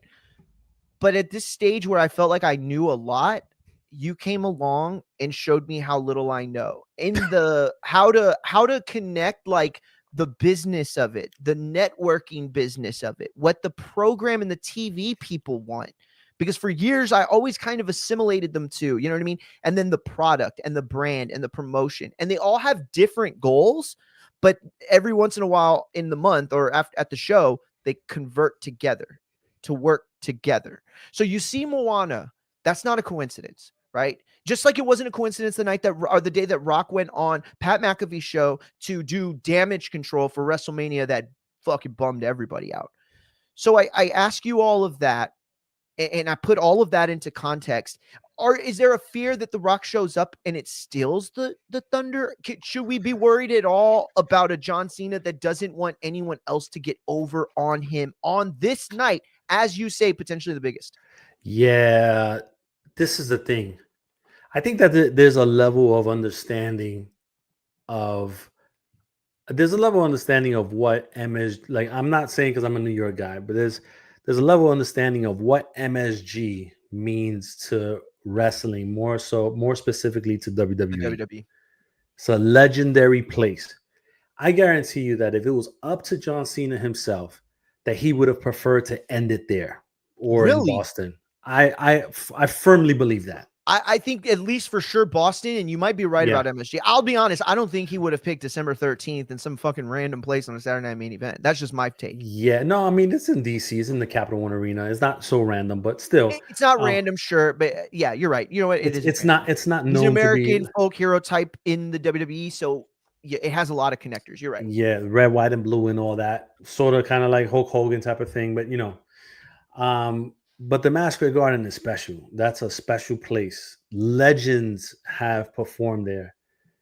And I don't think that he could, in his mind, he probably thinks that there's no way that anybody else can get over, even somebody as big as The Rock. Because at the end of the day, it's Cena, it's last time at MSG. I don't think there's anything bigger than that. Even if The Rock came out, like there's nothing bigger than that theme. No, I agree. And that's why I asked the question, because so many people have come out in reticent to it and say, well, of course it can't be The Rock. Of course it can't be Edge. Of course it can't be Chris Jericho. It can't be any of those guys because they take the focus off of John Cena. And that's the thing that's been, to me, so unfair about this, right? Whatever whatever sins John Cena has committed throughout his career that makes him as human and as normal as anyone, name me a wrestler that didn't have a sin on their way up. Name me one. You won't be able to. Okay. Even Stone Cold, who, the Deborah stuff, but I digress. So you look at it and you look at a guy who I feel is paying for the sins of all his old career, right? This guy came out on Raw for the first time on the mic in weeks and literally made everybody know that show on December 13th was also going to be a showcase for the younger talent. So I think it's unfair for all these people to continue to hold this sort of narrative over Cena's head, especially when he's already done it. He is over. He is the top. He is the guy. He's become that. So what's left for him? What does he need to bury a fucking Javon Evans for? What does he need to bury an Obafemi for? If anything, him putting one of these guys over, right? Let's say he puts like 5 different guys over. Any one of those guys that makes it in the next 10 years, John Cena looks like a freaking genius, doesn't he? Doesn't John Cena look like a freaking genius at a time when he doesn't give a shit about wrestling anymore? Not that he doesn't care about the product. He doesn't care to wrestle anymore. You know what I'm saying? So I don't know. I think it's ridiculous. I do. This is the last event that is about John Cena. Yes. Well, no, before the December 13th. No, period.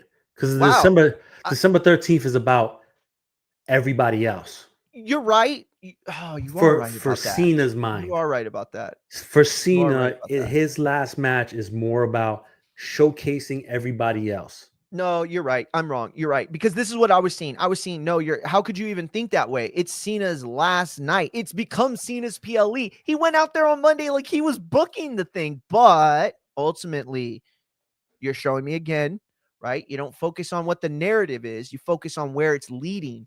And you're right.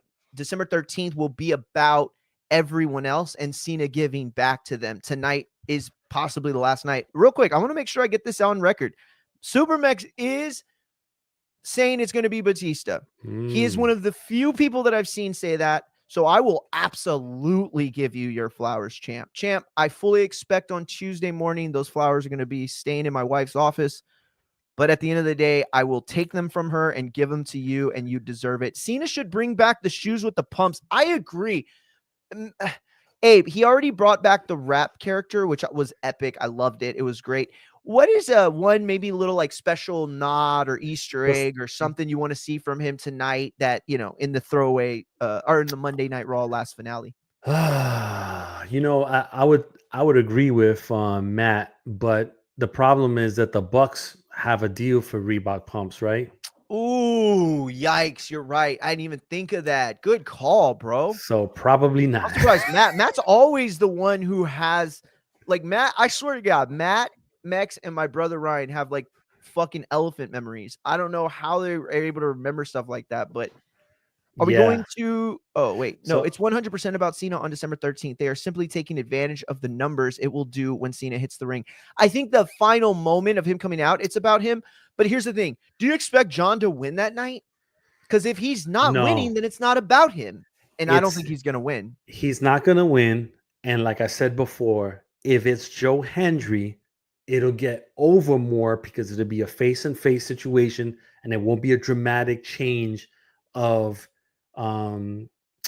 aura in the room. Because if you have like a super heel and the heel wins and then you have to wait until the guy leaves and then bring the crowd to be back up again, like I don't know, I just don't see it being. And listen, please don't give me no Gunther. Like I don't want Gunther I'm at cool all. with that. Like just I don't want Gunther at all. I here's the thing though. I do want to ask you because Cody, shout out Cody Burris 456 on Twitch. Appreciate you, champ. Tapped in. He asked this question: are we going to relive John Cena every Raw past few years? Now, I think what he's trying to say is, are we going to get like one of those segments tonight, like you know, Abe, like every commercial break, probably. Maybe, right? But Abe, I want this segment tonight, and I hope you, because you and I aren't super far off in years, will remember these things. Okay? Do you remember? It was like the 60s and 70s, which I know is like way too far for you, but they used to use it in wrestling. It was that John Cena, come on down, and then they would have like a name, like somebody like, do you remember this guy? And it would be like somebody in the back, right? And all you'd hear is the voice, and he'd be like, get out there, son. Give it everything you got. You're the best quarterback we've ever. And it's like, it's your head coach, Coach Jimmy. And then he comes down. You know what I mean?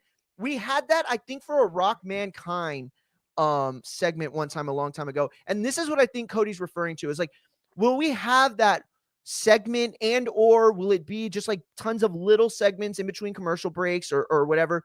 Where, yes, thank you, Matt. This is your life. I'll tell you what, that Matt's the youngest of us all. I am shocked he's the one that knew that.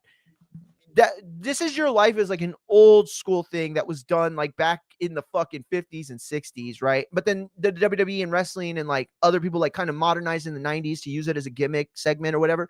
Do you expect a This Is Your Life segment? Thank you, Matt, so much, by the way. Yeah, I mean, you know, I would love it. You mentioned Cody. What if it's Cody? Not to face Solo, but Cody to go against Cena at One a last match. time? Yeah. No, I don't like it. I don't like it either, like but it. I'm just kind of. I think you're right though. I think that could be an idea. I'm thinking about just like the business aspect of it. I think they're gonna go back to like you know, just the Raws. You know, what if they did a Bo Dallas, right? Maybe like a Bo Dallas situation with in the Wyatt character, kind of like, you know, a rematch of his brother versus Cena, maybe, I guess. I would like that. I would absolutely love that. I would. I do. I really do. Or maybe he's the guy that faces Solo. Yeah, I don't know. Maybe that's okay. First of all, you're saying a lot of good stuff here because you're right. The one aspect of John Cena's run that we knew we were never going to get was touched on that WrestleMania cinematic match, which, you know, we talked about this a few weeks ago. I actually re-showed it on Halloween. We rewatched it, and it was as brilliant as I remember it. Okay. I was very sad after watching it. In fact, a lot of people hit me up later I think that weekend, and they were like, dude, you look like you were going to cry during the John Cena thing. And I was like, dude, I almost did. Like, how sad. We'll never have that creative genius ever again, first of all. But second of all, how sad that it's like John Cena can't pay off this brilliant moment of his. And it's like not the WWE's fault, right? Like, you know, Bray's gone and you can't do it, but you just gave us a way that maybe we can, you know, maybe we can. I at least think it's worth it, right? If this tournament is basically about promoting all the top guys that they want to be the future by beating old nostalgic memories, because that's what's been happening, right? Jay beat The Miz, which is an old guy that, you know, used to, you know, Rusev had that Mania match with him, right? He was in it, or no, Sheamus won. You know, but you have all these guys that mean something to John Cena, and they're losing to the guys that mean something to the company even more today. LA Knight, Jey Uso. So a lot of that is very nuanced, I feel like. Matt said he thought the pumps were Adidas. I thought they were Reebok. No, he had Reebok pumps at one point.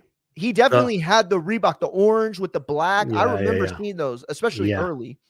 Yeah, and you know what? I wouldn't be surprised, like, if Cena for his last match, he did like after his first promo, he was on commentary throughout the whole night until his match. I remember that. You're right. That was dope. Maybe Even doing something like that. Shit, he did the same thing too. Remember, he sat in that seat at Mania. It was the same thing. Very, very good idea. Listen, I know we only have you for a few here, so I want to make sure that we get this out. So as far as Raw tonight, Cody Burris said it. 456. Shout out to Cody on Twitch. He said, we don't want to miss John Cena's last night at WWE on Monday Night Raw tonight. Period. It is an unmissable show, I think. I think this is the most unmissable show probably of the year, and I'm including the Raw after Mania because I don't know what's going to happen. And after we saw what happened with Zack Ryder and last week with Dom, they are ready to roll out the hits. I think it's so unfortunate that we had to get to this point before they were like, all right, fine, we'll just start doing what the fuck they want them to do. And it's not just recently, right? I think they felt like that with AJ Styles shit. Whatever Trips had planned, he saw this wave, this movement, right, of dictating what the fans want. And I think at some point, Trips realized to himself, I am doing a disservice to the fans by booking what I think they want. I need to listen to them and book what they're saying. And that's what he did. And he's not changed. I mean, Zack Ryder didn't win, right? Like we're not getting any closer to one of these like crazy one-off like fan specials. We're not doing that. But why can't we pay off these moments along the way? That's what I think fans are really asking for. And that's what I think we're going to get tonight. I think we're going to get a lot of fan service, right? Like the payoffs for the fans. Like, who is that for? Is it to elevate this person, that person? No, it is simply to pay this moment off for those of us that have bought John Cena shirts, bought John Cena gear or matches or rooted for him at Mania or all of that. You know what I'm saying? So it's a huge thing. Now, let me ask you this. Would you be surprised if you saw Jake Paul or Anthony Joshua or both on Monday Night Raw tonight? No. Yes, I would be shocked. I would be super shocked. But I think it would be one of the smartest things they could do to make money. Absolutely. I didn't even think of that. But why? Oh, because Netflix. Duh, Netflix. I was like, wait, there's no TKO traction there. Yes, because of Netflix. That would be huge. Because Logan Paul is booked for tonight, I think, right? Yes, Logan Paul is so tonight. What if Jake comes out with him? I'm just saying.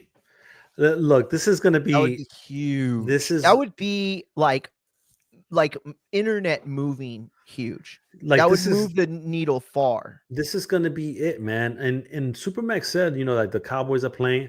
Like all jokes aside, you know, everybody says jokes about the Cowboys, but they're still like one of the highest rating teams that people watch on TV. Oh, 100%. Like those are the facts. So if you're WWE and you're thinking to yourself, like, what do we have to do to combat that? Like that's a real thing. Those are real thoughts. Thing. Yeah, absolutely. So the first thing you have to do is make sure you get Cena right off the start because people will miss the first minute or two of Monday Night Football. You know, that's okay. I find myself doing that a lot more today as an adult. And then build and have a strong enough segment to where people will come back at the end. If they want to watch it live. And that strong segment has to be The Rock or Chris Jericho. I'm telling you right now. if The Rock comes out, the shit's gonna go crazy out there, man. But It's I gonna think go if it's Chris crazy. Jericho, though, that's a moment that'll play for the rest of the year, probably, if it's Chris Jericho. Like, I'm not saying, obviously, The Rock's a bigger star than Chris Jericho. That's not what I'm saying.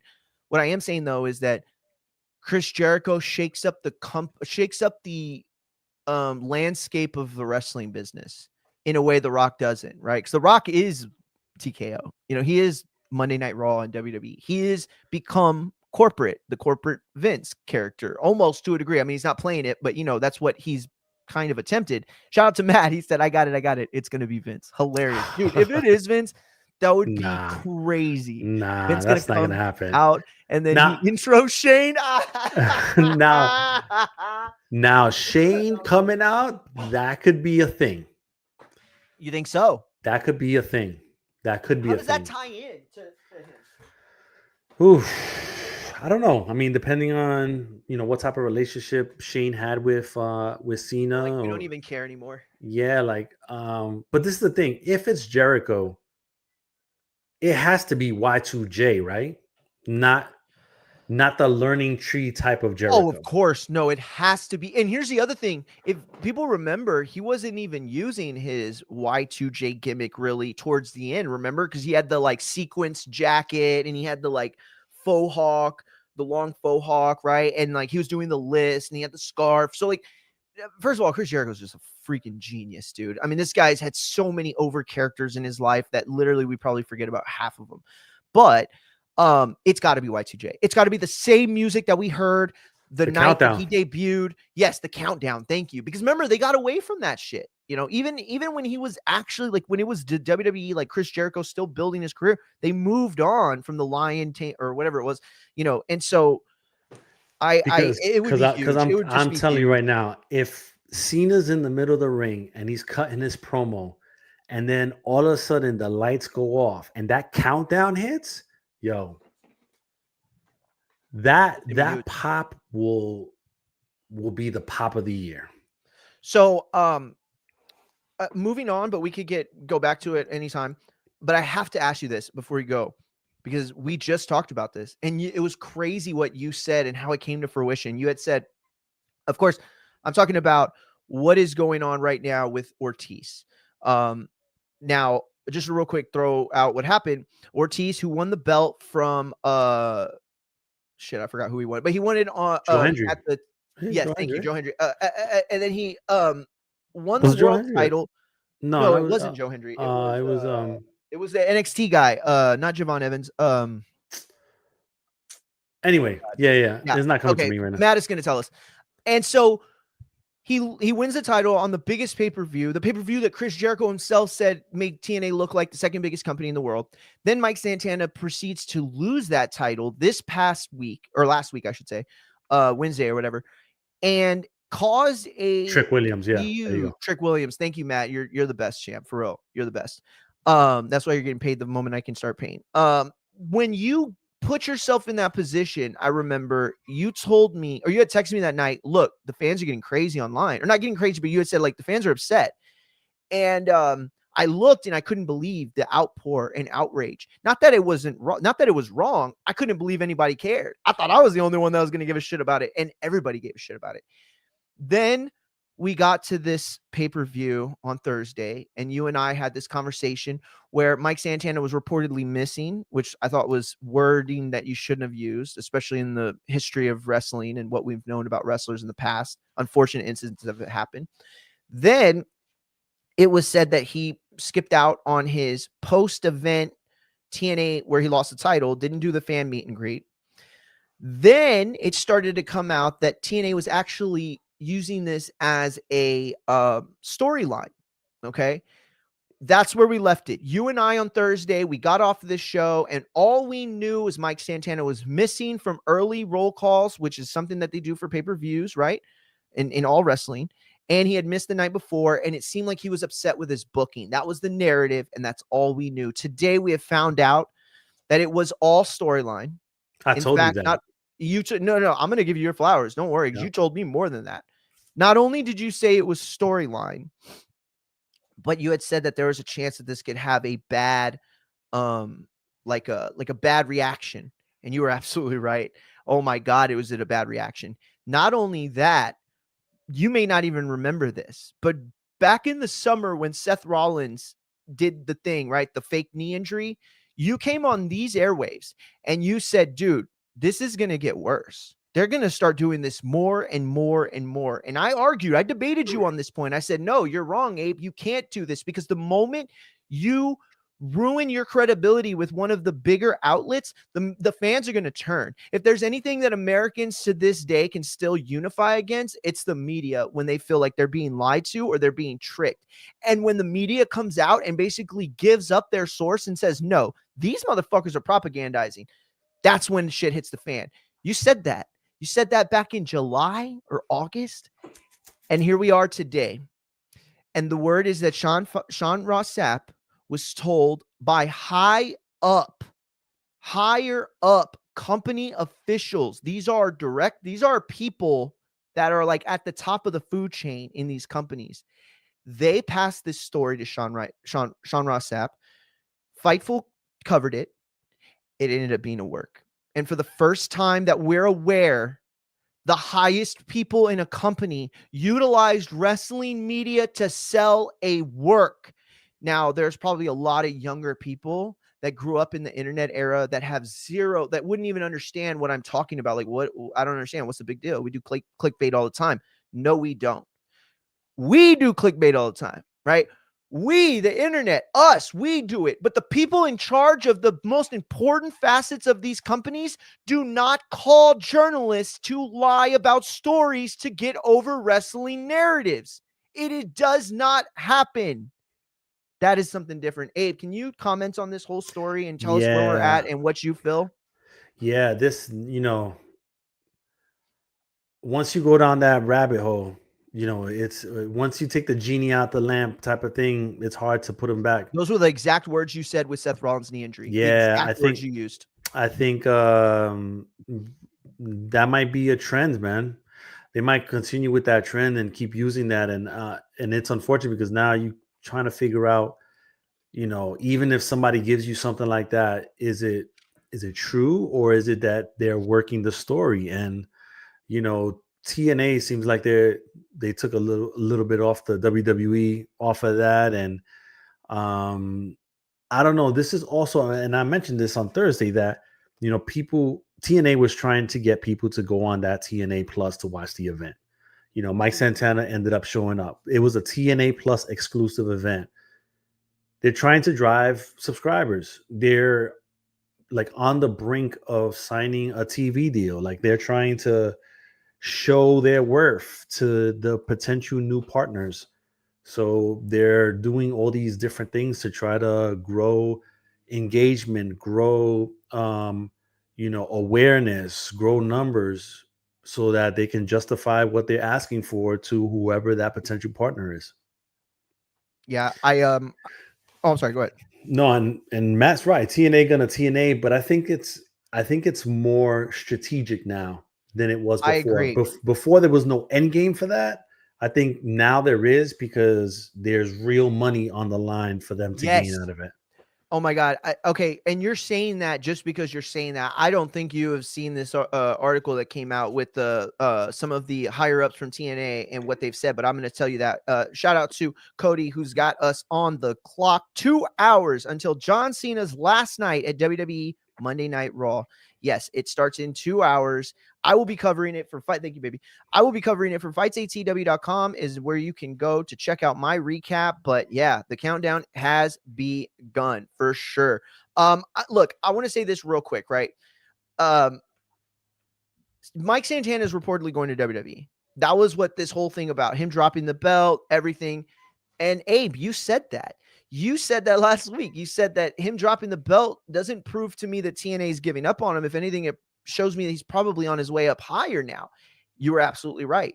You're absolutely right. And at the end of the day, I don't know if you are even aware of how right you were about this, because you see basically TNA coming out now and essentially doubling down on that. And they're saying, look, We have a real opportunity here as a WWE partner to make some serious money. We're not going to do that unless we take seriously bold moves. And the biggest conversation right now that's happening around TNA is their TV deal, because it has mostly been kept lid tight. I mean, I can't find a single rumor, valid rumor, about where they are exactly headed, except for the one that you and I have been talking about for the last half a year. And that is likely a CW or somewhere in that universe, because it makes more sense. Abe, with the way that TNA is working and the goal that they're trying to get to, and the WWE seemingly assisting them on this, do you think that we're seeing, which of these two things are we seeing? Are we seeing a WWE company doing its best to help out a company that they have a better relationship with now to beat the competition? Or are we seeing the WWE basically getting this product ready to take over and buy it, but they want to establish it into a better situation before they do it? What are we seeing here with this thing? Why are they working so well together without any official money-based deal? I think, well, they do have a partnership in They do have writing, a partnership, sure. I think it might be a little bit of both, right? I think it might be them wanting them to succeed, but also them kind of keeping an eye on the ball to maybe buy them at some point. But I think that they like the way this situation is with TNA right now.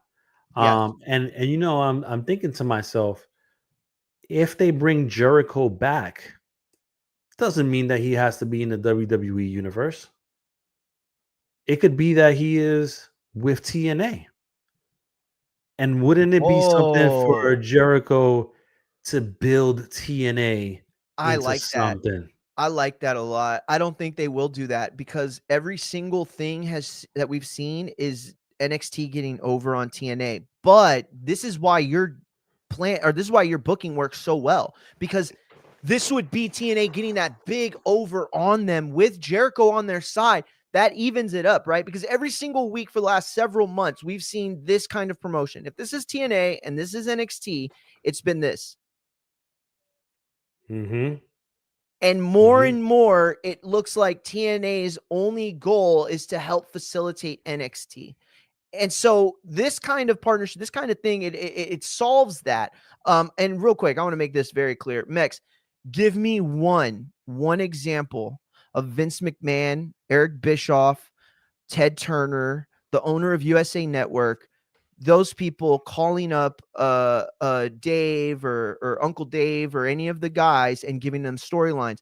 This is not JR, sidestepping an interviewer and giving journalists a heads up.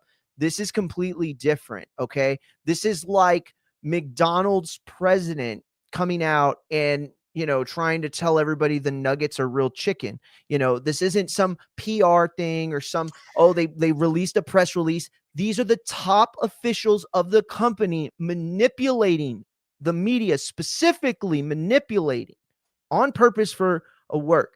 Not the same as JR talking to a buddy of his for the last 20 years that happens to work for the Wrestling Times or our PWI Insider and giving him like a false track of something. Completely different, champ. And this is the thing, I feel like what gave him confidence to do that is how wrestling, especially the WWE, are using podcasts as part of the storyline, right?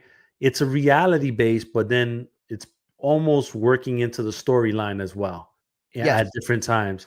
And so I think that that's what gave him the confidence to be able to do that, to kind of push narrative on like print media, like online media, so that, and maybe that was just them testing the waters, see how that would go over. Yeah, and you know what? That's a great point. I think you're right about that, because they wanted to see, okay, what's worse, us delivering the shitty product or us utilizing these sacred codes amongst the IWC and amongst wrestling fans in general? Because again, like Mex is saying, there's full episodes of Bischoff saying he did that to Dave, but we didn't know that at the time, right? That was a work. That was a full work. The difference is that they just lied to Fightful to get them to run this story narrative for that one night. And it was all bullshit. It was all work. There are so many. Okay, let me ask you this. Did we get worked by the Undertaker when he said that he wasn't supposed to lose to Brock Lesnar and that they changed it last minute? Was he working us? Was Paul working us when he said that Undertaker was supposed to win and Lesnar went into business for himself? See, those are things that are like, oh, you're propagandizing and you're like turning the narrative and you don't know what's happening. That's completely different from giving a direct lie that affects the storytelling for a product that's going on that night. Supermax is going crazy. What do you say? See, there's Marks, then there's Super Marks. I swear we differ. Hilarious. Yeah, you're the Supermax Mark. You're the Super Mark Max. Oh shit. Bro, listen, you're okay, and this is the problem, right? You're saying JR never a top official in the company. Sure, he was a head booker and he was a big high booker, but that's what I'm talking about. We're not talking about bookers, right? We're talking about men that wear ties, that don't even deal in wrestling, that own this company, that are trying to manipulate the narrative. Like when you get something from Jim Cornette, right? If Jim Cornette calls you, like, hey, I'm gonna, apparently the Young Bucks have lost their shoe deal because they said something about Israel, like whatever. That's a lie, and he manipulated you to lie. That's Jim Cornette, the random wrestling dude or booker or promoter or whatever. But that's not the people that own. What's the company that owns CKO? I mean, owns TNA. I know what you're talking about. Oh fuck. It's not Elite. No. Let me see. I get it. I'll get it. Okay. Like that's different, right? Because Eric Bischoff's in wrestling. These people aren't in wrestling. They're just businessmen lying to manipulate a narrative that they hope will capitalize on money. The man was Anthem head Sports. of talent. Anthem Sports. Thank you. Yeah. See, and look at that. See, and again, Mex, I don't think you're wrong. I just think we're arguing two different things because you keep using names like Bruce Pritchard, Vince McMahon, JR, Eric Bischoff. These are wrestling people. Again, the story came from an exec, a guy who deals with numbers and pushes datas and looks at graphs all day, who has no idea what the word schmoz means. That's where this story came from. That's different, champ. That's totally different. I'm sorry. That's like, you know what it's like? It's like the difference between Trump using his social media network and the White House press release, right? Like if Trump comes out and says something on Truth Social or whatever, 90%, even his own base don't believe it. They're like, oh, he's just talking shit. We're not going to war with Venezuela. But if the White House were to come out and say, we're going to war with Venezuela, that's it. We're at war with Venezuela. You see what I'm saying, champ? Those are two different things. Propaganda through the media, that's just the game. That's the name of the game, right? But people from these companies, head officials with real, what's the word, Abe? Like they have authority. They have, yes, authority, right? And reputation in these companies, in the network of showing things on TV. Not wrestling, not boxing, not MMA, not sports, not politics, but anything, any single thing. These people are different. When they get something from them, it should be as undeniable as anything else. And now it's not. I think Abe was right when he said earlier that this may cause a culture shift. Let's see. You genuinely don't believe the promoter can't talk to execs and pull a favor? 100%. I think that they can all do that. Do they do it so absurdly that it's clear as day? No. Give me one example of Ted Turner or one of the guys that sat in the boardroom trying to manipulate the media for the benefit of the company. And remember this. This is TNA coming off of 3 weeks of not having any type of show, any type of programming other than a repeat of their pay-per-view. Ooh, well said. And the very good point. And then here we go. Actually, this helps me out, Matt. Thank you. He said, Dave Meltzer said he was informed by a high up in the WWE that there was no chance for Punk to come back, and Punk returned 2 days later. That guy was from WWE. He wasn't from TKO. This guy was from Anthem that we're talking about with TNA. And on top of that, right, we're talking about him diverting the story for the benefit of the surprise. It would be like you're arguing as if like they interviewed Tom Holland, the guy that plays Spider-Man, and he gave you the ending for Avengers Endgames. That would be terrible. And that's essentially what you're talking about. Is an exec, of course, said, no, Punk's not going to be there because he wanted the moment to be bigger. That's completely different than, like, imagine if he would have said, Yeah, I don't know. Punk's missing. You know, man, all them tattoos makes it really hard to see needle marks on your arms. That's what all I'll say. Then you're automatically going to start thinking, oh my God, did the fucking guy that was all against drugs now start using drugs?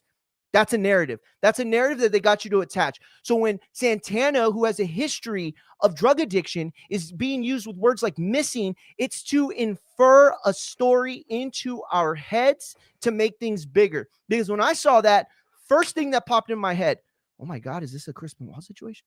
Oh no, is this an Eddie situation? Oh no, is this a, you know what I mean? Like I kept going there because they wanted you to. They wanted you to buy the show to see if what was going on. And guess what? He came out at the end. So it was 100% all a work. There would have been no other story if that guy didn't come out and say what he said. Because if they would have just left it blank and all you did was have a bunch of sources that say, oh, he didn't show up to the post-match meet and greet. Oh, he didn't show up to roll call for tapings. Well, everybody said, oh, it's a work. Oh, the whole thing's a work. That's what everybody would have said. But then you have somebody from Anthem come out and say, no, this guy's missing. We don't know where he's at. He's mad that he lost the title. Dude, it made you think that he was a psycho who thinks that he should be the champion in a thing that's actually scripted. And B, it made you at least give an inclination of assumption that this could be a relapse. And that to me is uncalled for. Uncalled for in a work. Uncalled for in a work. I don't know. Abe, am I being too sensitive with this? I don't know. I mean, you did crash out a little bit, but I think that I think that all will be forgotten. And Raw is tonight, and if they don't deliver with something big, oof, it's gonna be like a punch to the gut. I think I don't see how it's not something big. Like Cena's gonna come out, everybody's gonna tell him John Cena sucks, and it's gonna be crazy in there. Because New Yorkers hold nothing sacred. No, it's New York City. It has to be big. If it's not, like, I just don't understand how, this is, remember, this goes back Titan Sports and WWF, and this building means a lot to wrestling, especially to the WWE. Cena knows all this. He's a historian. He knows how important it is to go out with a bang at the Masquerade Garden. I just don't see how it's anything less than that. Yeah, I think you're right. I do. And part of it is that we've had those moments, those gut check moments, Abe, where we're like, oh, that didn't deliver. And it didn't just hurt the superstar. It didn't just hurt the match or the segment or that cluster of groups of people, right? It had a reverberation that spread throughout the company. And all of a sudden people are down on certain things, right? Like that doesn't happen in the Rhea shit or any of that other stuff, right? Like you just move on from it and you wait for the next thing. But this John Cena thing has been a continuity strap all the way through. It's a timeline, right? And so when we look on the timeline of every time we got to the end of the night, into the segment, and we're like, that's not what I thought it was going to be. You can't do that on this night. You can't. So I think no way. It has to be something big. And also I think it has to be something meaningful.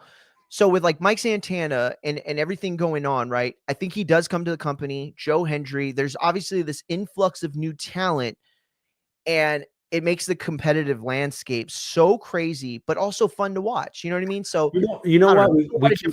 We keep talking about Mike Santana. What if Mike Santana is the one that faces Solo?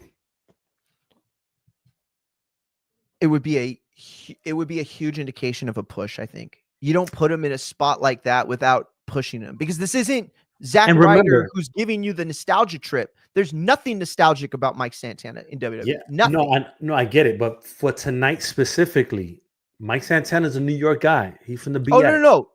Yeah, no. I'm not something. saying it's bad. I'm saying that's an indication to me that it's more than the Cena stuff. That's an indication to me that they're bringing Mike Santana in to give him a real authentic push, to put him in that position, right? Because again, you get very little from Mike Santana by way of John Cena lore, putting him in the tournament. It's Mike Santana that benefits off of being in that tournament and the lore that increases his branding and potential superstardom. So if you're doing that, if you're putting him in there, then by all indications to me, it's because you're going to really push him. Or this is a way of paying them back for Joe Hendry going there a few months earlier than his contract was.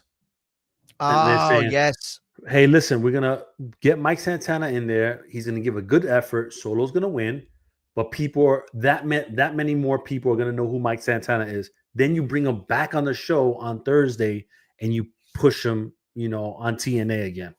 Yeah, no. I think that's a great point. Listen, Abe, I appreciate you. You've been on rocking with us for over 30 minutes now. And I had asked you for 30, so I appreciate that. If there's any last things or whatever, you want to Nah, touch on man. it all. No, you good? Okay, champ. I appreciate you I'm rocking rolling out. out. You want to give the socials? Yeah, at AbeG718 on X, Instagram, TikTok. FightsATW.com is the website. At AbeG Boxing is the YouTube page. I appreciate it. I see y'all. Oh yeah, champ. I appreciate you, champ, for real. And we're gonna give you those flowers tomorrow. All right. So first of all, Mex, man, I just wish you would have just come on because this is such a good topic that you brought. So real quick, okay, I'm not gonna. Oh, my bad. I forgot that I was on StreamYard on Twitch. On Super Mario. By the way, everybody, Infighting FX on Twitch is now dead. It's gone. I'm not getting it back. I don't want to get it back. We're going to Soup or Mario, SOUP or Mario on Twitch, on YouTube as well. Don't forget, turn it on Netflix. Absolutely, Cody. We are about 90 minutes away from the start of Monday Night Raw. Should I just stay live for it? I feel like if I stay live for it, though, I might get distracted and not. And we need to turn this in like ASAP fast. For those that don't know, we have been getting top 3 Google searches every Monday and Friday on yours truly's recaps for Raw and SmackDown. Plus the last like 4 or 5 PLEs, we've been top 5 for the searches and the recaps. So I don't want to miss this one, right? Like we have a window to beat the big guys because they, have a different channel and network that they work through. You see, like that's why I tell y'all to read sites like fightsatcw.com, right? Because ESPN is going to have everything that Sports Illustrated is going to have, that is going to have everything that Fox Sports is going to have, that's going to have everything that Barstool is going to have, that's going to have everything that all the top dogs are going to have, right? But it's this smaller sites like fightsatcw.com that cut through the bullshit and the minutia and give you the story specifically without worrying about who they're offending or what network's going to get mad or pull credentials or whatever. I played that game on the Boxing Voice for a long time. For those that don't know, Ness had to go to battle. Ness had to go to bat for me several times throughout my career to get me back on credential lists for like Golden Boy or Matchroom or Top Rank, especially. No, PBC especially. PBC did not like me for a long time. And every single time they just denied my access. And then Ness would have to call somebody who I'm not going to name. And that person, who was the only person at PBC that fucked with me. We would have lunch anytime they were in town. We would dap it up. We would play golf together. But even he couldn't stop me from getting shadow banned by the credential monsters. So Ness would have to like call in and be like, hey, dude, my guy got banned. Which are, what's the deal? And they'd make up a bullshit story about how I was like the wrong name got on there, or they meant to push this, or I had wrote the wrong side, or just bullshit. It was always because I said something fucking that they didn't like or whatever. But I don't know, dude. I've just never been able to like propagandize. Like when I say things because I think of them, right? Like I really consider them. Like I want to like pull up Matt's thing. He said it made me think that Santana was mad about the stupid booking decisions that TNA made, and I didn't think of any of that other stuff you said, Mario. Yes, absolutely. And there you go, because you're still on what you're still talking. You're still a victim of what I'm talking about, because you thought that he was mad, right, about the booking, and that made him seem like a weirdo. Like you're like, dude, it's 2025, not 1960 anymore. Everybody knows it's a work. Everybody knows it's scripted. And for kids, it's like Santa. It's only a matter of time before they stop buying it and believing that it's real. Okay. So for Mike Santana in 2025, with all the fucking stories we've had of Hulk Hogan, Stone Cold, and all the balls taken home stories that we've had, right? To still have that mindset, Like, no, I should have the title because I'm this and I'm that. And as much as I've loved Bret Hart and as much as I know that he is the greatest wrestler to ever do this, if I had any criticisms of him, it would be sometimes I think he took himself a little too seriously. So, Matt, what is the difference between not believing any of the stuff that I said, right? Because you didn't think of any of that, but still having this negative concept of him that wasn't true. It wasn't true. Okay, it was not true. And then here's the other thing. What if they did say that he was battling alcohol, that he might have slipped and he might have relapsed? And then it came out and then he was like fucking came out that night and just like tore the house down and fucking picked up a mic and was like, yeah, I relapsed this fist on your fucking face. Like whatever, you know what I'm saying? Like it would have been epic, bro. Everybody went like, oh my God. But then what does it say about the narrative, right? Again, all I'm saying is that there is a difference between Eric Bischoff, right? The booker of wrestling. You shouldn't listen to bookers of wrestling for anything. Okay.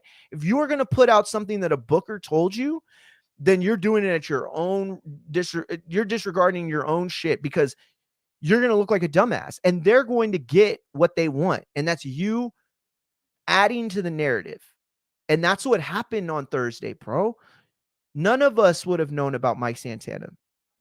None of us would have had any assumptions, but they had a plan. They wanted all the anger that came from him losing to be put into the moment he came back out. So they had to blur the line between what was real and what was not. And I don't have any problems with that. The problem I have, though, is that you can't undo this. How do you put the genie back in the bottle? Shout out Machine Gun Matt on the airwaves. What's going on, champ? Yo, you hear me? You sound perfect. Cool, man. So let me talk to you about what we were just talking about right now. You know the reason I thought that, Mario, because I understand you're like, oh, it's 2025, but do you know how many times the TNA world champion or former world champion that dropped the title has walked out of TNA in the past 5 years? Oh, that's a good point. Oh, you like, you know, like Tessa Blanchard, who never returned with the title, Aries, and yeah, Austin Aries, who also he no sold a finish and completely left and didn't show up again. Was it real? Right? Matt, was it real or was it fake? That was real. He walked out. He said, he said, there, I did your stupid ass job, and then they never brought him back. Right. Okay, so it was real, right? But could there be a chance that it was a work still after all these years and just those two people kept it? See, no, that's hold on. Here's the thing. Hear me out. Go ahead. I'm sorry. If it was a work, why didn't they bring him back like Tessa Blanchard got brought back? I'm not saying it was a work. I'm saying if it was a work, right? Like I'm saying there could be a chance it was a work. I'm saying if it was a work, he would have been brought back like Tessa Blanchard got brought back. Okay, I agree. That's more than likely right. And what I'm saying is if it was a work, then they did the right thing by keeping the lines blurred, right? When Seth Rollins did the whole knee job thing, that was all part of the storyline, right? But there's no part of this storyline that needed an exec to give Fightful a fake story to run to help benefit their storyline in the long term. Or it was just poorly executed because he still showed up the next day. That's the problem. Dude, I agree. And you put that earlier, and I meant to talk to Abe about it, and I forgot. Thank you so much for rebringing that up. You're absolutely right. Had he not shown up to Bound for Glory and shown up tonight in the tournament to wrestle solo, it would have been more believable. Yes, thank you. See, and this is what Mex isn't getting. Mex is talking about these one-off situations, which prove but they're completely disregarding what happened because, Matt, we know that it was fake, right? That's the problem. Right now, there is a chance that the Montreal screw job was all a work, right? There's at least a chance. Because we never know through to that, okay? Hold on. Mario, Mike Santana has walked out of a company like that before already. He just did it. He just did it with AEW. He just did that. So, and then what Mex is saying is what precedents have already been set in wrestling before. We can't ignore the That's not true. history. You're ignoring the difference between a But guy I like can't. Eric Bischoff and Ted Turner. That's But I'm. completely unfounded. But it's still the same thing with what the WWE just did. What explain to me why they did the same thing with Brock Lesnar? Okay, the reason they did that with Brock They are Lesnar is because trying. they're They telling are a trying to story. discredit the people that write bad stories about them. Exactly. And that's what That's comes what we're. out. In fact, That's what we're saying, though.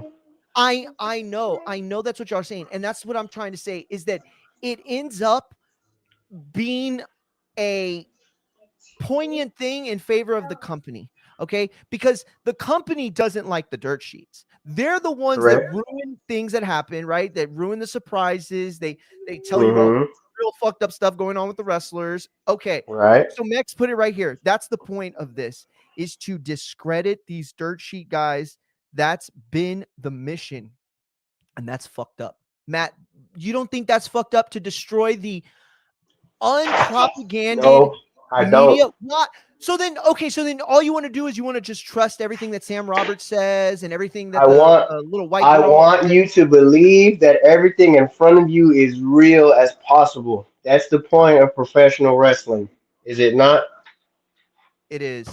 Is So it also so was it so why wouldn't hold on. Especially look, let's talk about WWE and Dave Meltzer specifically. Who is Dave Meltzer specifically aligned with, as much as he does not like to admit it? He's aligned with Tony Khan and AEW. There is no bigger Kenny Omega and Young Bucks fan than Dave okay, Meltzer. so then is he okay, Look look at at this, the Matt. star ratings. Hold on. Look at the star ratings he just gave for Dom and Cena compared to what he just gave for both Blood and Guts matches. He said he didn't like those matches, but it's your fault for watching them because the title of the matches are called Blood and Guts. And he gave them both 5 stars, and he gave Dom and Cena 3 3/4 of a star. I feel like you're misconstruing somebody who's in bed with AEW versus somebody who prefers that, because he's always been a Kenny Omega guy and in a New Japan guy and a, you know what I mean? So it's like, just because he has a preference, right? Like let's say that I've been writing ever since the first Pacquiao Marquez fight, and every single time I wrote about how Pacquiao dominated Marquez from bell to bell. And I don't understand where all these fucking weirdos are coming out like, oh, that could have been a draw or Marquez won. Clearly it was Pacquiao. What would that say of me, Matt? That would say that I have a preference for Pacquiao's style over Marquez, correct? Hold on, though, Mario. It wouldn't suggest a Check bias. this out, though. Is this not what HBO and Showtime were doing with Pacquiao and Mayweather? Was it not? Were they not spinning narratives for each other's side like Dave Meltzer does for AEW right now? It's different. Think about Mario. Think about this, though, Mario. Think about this. What does the star rating mean? What does that mean in general? When you show somebody a star rating, what are you trying to do? You're trying to show them how entertaining and great that one segment and or match was. So if I show you this one got 5 stars and this one got 3 stars, what am I telling you to go watch? The 5-star guys. 5-star match, yes. Yeah, so he has been deliberately giving, look at the list of 5-star matches AEW's gotten in 6 years compared to the WWE in 25 years. Think about that. Even in TNA, look at that. But could that also be because Raw and SmackDown have redefined what a TV match means? Partly? It absolutely could. But even outside of that, it's like that list of people that don't have a 5-star match. Mario, do you think that Eddie Guerrero, Kurt Angle, and Triple H have never had a 5-star match in their life? They've had many 5-star matches, I'm sure of that. Then that goes to but do you believe that Kenny Omega has had almost 30 5-star matches? Okay. I'll admit you've won this portion of the debate. Okay, but only in that hold up. But you're talking about Dave Meltzer, right? Did you have any credibility towards Dave Meltzer in the last 5 years? Not really, And the right? last, Me neither. not Last really, decade, because you probably have it, he right? holds an opinion. He holds an opinion to Yes. one side. That's why I don't have a And, credibility and for that him. and then he usually makes opinions seem like facts, right? Not like they're Correct. unbiased takes, right? Or he makes them seem like they're unbiased takes, but really they're very biased takes, right? So Dave Correct. Meltzer already ruined his credibility when it comes to this whole thing. You're talking about a guy that is actually uses as a good example for my thing, because you're trying to turn Fightful into that. For all the posturing that Mex is doing on the comments, he is not being truthful to what this is. And this is a guy in Sean Rossap who has tried his hardest to conduct the business and the brand with the utmost respect. It's separate from Dave Meltzer, right? So this is about ruining the integrity of a website for the sake of a single story. By the way, that was on TNA. It wasn't even on WWE. Like, that's the part of this that's bullshit. But we all know the other. We all know that TNA is a satellite of the WWE. Mario, look who jumped. Mario, look who jumped Santana for him to get cashed in on by Frankie Kazarian. It was the group from NXT. Yeah. So, and by the way, hasn't that all? So you don't think that the WWE is like, okay, we got Dave off the set. That works. We need to now get Sean Rouse Sapp off the set. We need to get House of Wrestling off the set. Like, look. House of Wrestling has been in the CM Punk. So because the same reason people got mad at the Unreal show, Mario, I want you to believe this is as real as I can make you believe it. I need to make you confused on where the line is drawn as a viewer. I understand what you're saying about credibility for a wrestling reporter, but wrestling reporters have been wrong in the past already. There's no harm, no foul. How much credibility do they lose? Okay. Shout out to the adorable baby in the back. Sounds absolutely adorable. You're making it really hard for me to win this. I think that, again, this all points to, okay, let me ask you this. If we keep going the route that y'all want to discredit the dirt sheets entirely, right? What happens when the next Chris Benoit thing happens, or when the next Owen Hart thing happens, or the next Eddie Guerrero? Fox News will pick it up. But that's the same. That's how you know it's real. Media. Wait. But you're talking about Fox News, CNN, MSNBC, ABC News. These are the same 4 major media outlets that try to make it seem like the wrestling was all a bunch of steroid drug addict freaks that were killing their kids because they were all brain damaged from. Think about this though, Mario. Think about media this. Portrayed because fucking these guys, they go on and then they bring wrestlers but on. Mario, remember when Mark think about this. on the sport for half a decade, every chance he got on Bill O'Reilly? But Mario, just 3 years ago, nobody believed what was happening with Vince was real until it was picked up by major news media, and then you knew, holy shit, Vince is in trouble. That's a point to mind. We have to have a separate that's what the WWE is trying to do as a whole. They're trying to make the people believe as many things are real as they can. They're trying to re-walk that fine line because people think they don't care about kayfabe. People think that some of these things they don't want you to believe are real or not, or it's just a show. You know, they want you to think it's the Vince Russo-esque booking of it's just a TV show, but they're trying to make you believe that what things they can make you think are real are real. They've been pulling that. They've been pulling that since Triple H has gotten back in charge of all of this. You're absolutely right. You're absolutely right about this. And that's where it kind of crosses for me, because I just don't think that anything good comes from taking out use the word dirt sheets. Yes, they're considered all like the dirt sheets, but there is genuine media coverage, genuine journalistic integrity spread throughout the whole thing, right? There are a bunch of people that are douches that just propagandize whatever company that they're in the pocket of, but there are a few that are separate and try their best to keep that journalistic integrity. From what I see, all these efforts that are done aren't to discredit the dirt sheets. It's to discredit everything outside of WWE. It's to discredit wrestling that happens outside of the branding of TKO. And you don't feel like being able to take back that power, WWE take back that power of the media won't be something that they end up taking advantage of? Like, I fully expect them to try to do that, but there's only so many people that you can fool, right? Because there's obviously still going to be, people that are in the know somewhere. Somebody's got a mole somewhere.